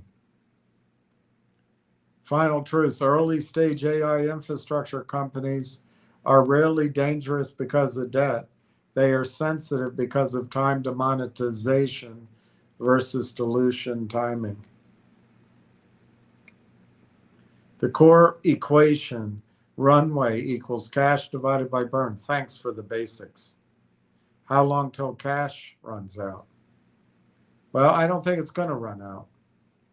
They've got, I think, about 3 to 4 million in cash at the end of this month, and they still have those other warrants out there for the at the 45-cent level. I don't think they're going to run out of cash before revenue comes in.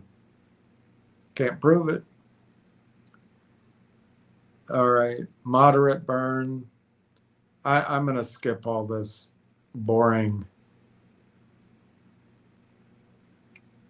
It's not teaching me anything.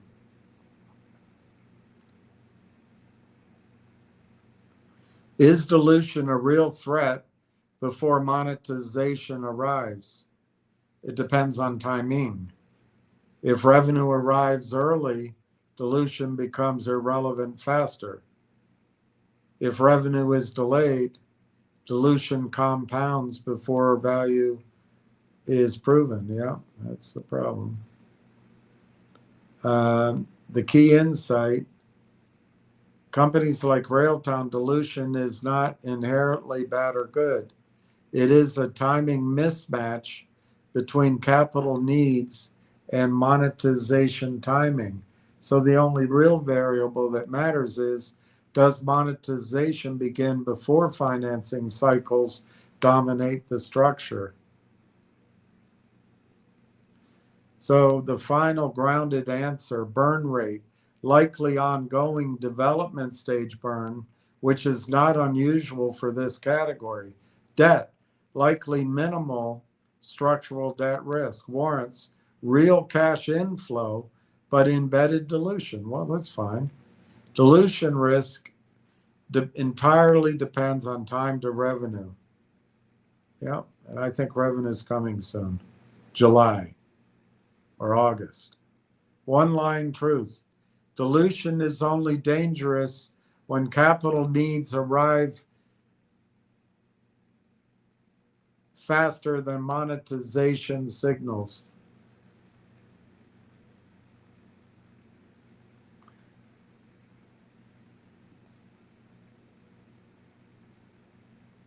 I think that was the end of it. Yay! I think that was the end of that question. Yay!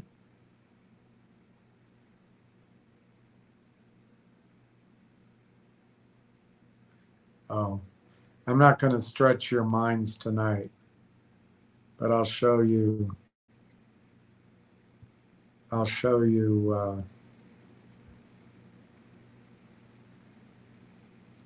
It's too late to get you on another subject, but I'll show you. First, I'll show you.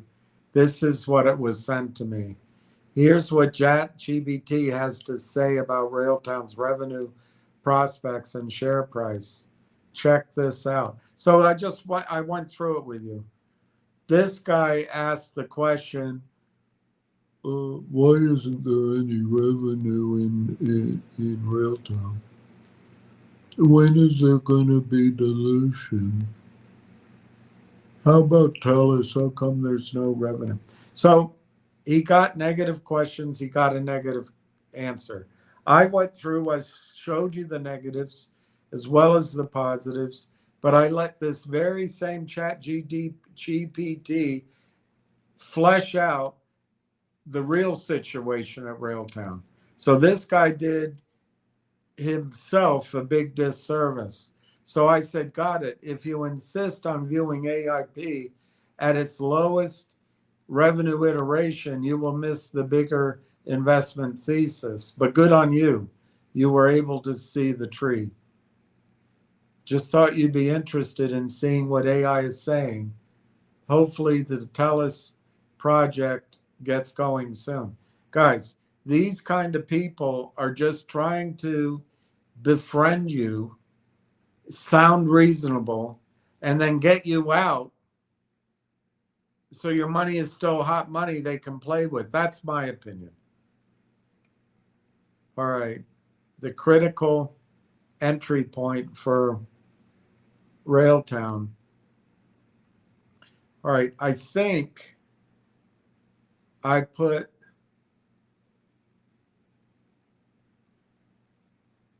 although I don't know why it's in reverse order. But anyway, I put these posts up. Dr. Tom Core, Cohere, thrilled to partner. He's liking a Cohere post. Thrilled to partner with Bell, Hypertech Group, and Buzz HPC to help advance sovereign AI infrastructure and unlock the next wave of innovation for Canadian organizations. Today, we're excited to announce a landmark partnership with Canadian tech leaders, Cohere, Hypertech Group, and Buzz HPC to build the ultimate Canadian AI engine. And then I stretched that out. Bell said, today we're excited, as I just said, we're combining Bell's AI Fabrics data center and connectivity foundation with Cohere's large language model capabilities and Buzz HPC's GPU infrastructure, all built on hardware manufactured in Canada by Hypertech to create a complete end-to-end AI environment. With this integration, every layer from the servers to the software is built and operated here in Canada. Full-scale deployment. All right, I think, and then Dr. Tom Core liked this. Hive's Buzz HPC closes USD 220 million sovereign AI GPU contract with Bell AI Fabric for Cohere. And tomorrow, there's research out on TTTMF, and it's a really good report. I'm going to go over it with you tomorrow. I'm too tired tonight. But their initial rating came out June 10th with a target of 60 cents Canadian, which I'm sure will get upgraded. But when you see up here, it says initiation report. There'll be more to come. But I'll go over that when you're not tired, when I'm not tired. But so I posted one of those links about Buzz or whatever. So this fresh it's from CoinDesk. Okay. This fresh June 18 CoinDesk report explicitly delivers the smoking gun data point we've been waiting for. It cuts through the theoretical fog and turns the entire multi-billion-dollar macro thesis into active commercial reality. The report confirms that Hive stock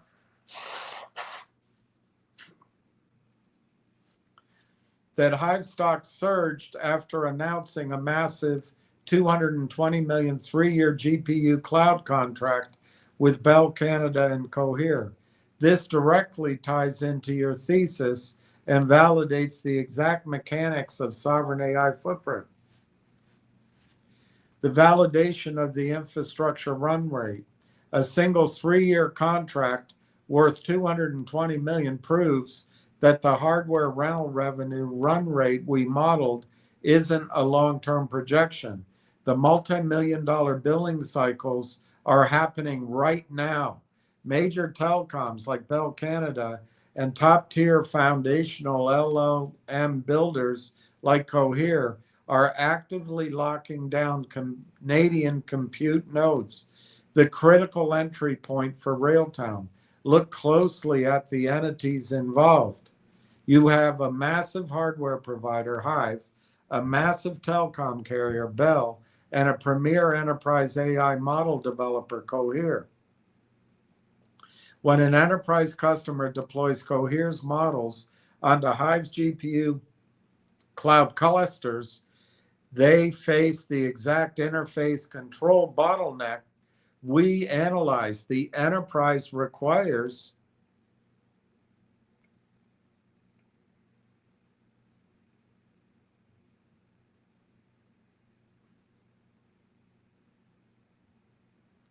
a decentralized real-time software orchestration layer to manage the workflows, track model drift, and ensure data telemetry remains completely auditable.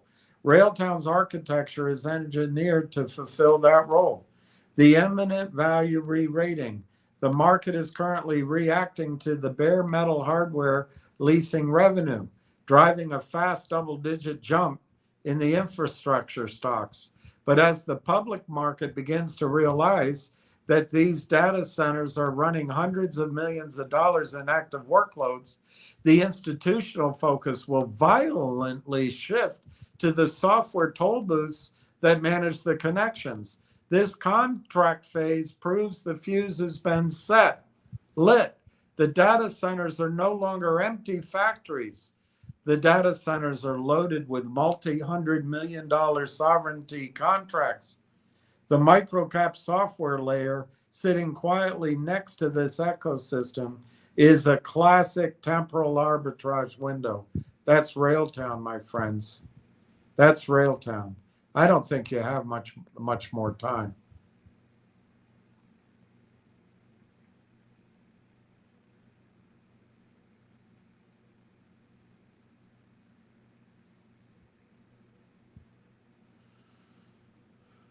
And I think with that good news, I'm going to call it quits at 9:39. Let me check to see if there's any comments. It doesn't look like there's any more. So I wish everybody the best. I'm sorry I got worked up. Partly it's just frustration with having to, I can't tell who's real and who isn't. And I try to err on the side that anybody that really has a question, I'm going to answer. But I also can't help but notice that it seems like somebody is just setting me up, and I get a little annoyed. But what I really get annoyed with is they're playing on your fear, just like the system harvested. Literally, in the COSM deal, that CEO harvested $35 million out of that market for his company. And that doesn't count how much money they took out of the trading. It's just, I get sick of it. But I don't want you selling your Railtown. That's the bottom line. So anyway, happy Juneteenth. Good luck to England. Come on, England. Come on.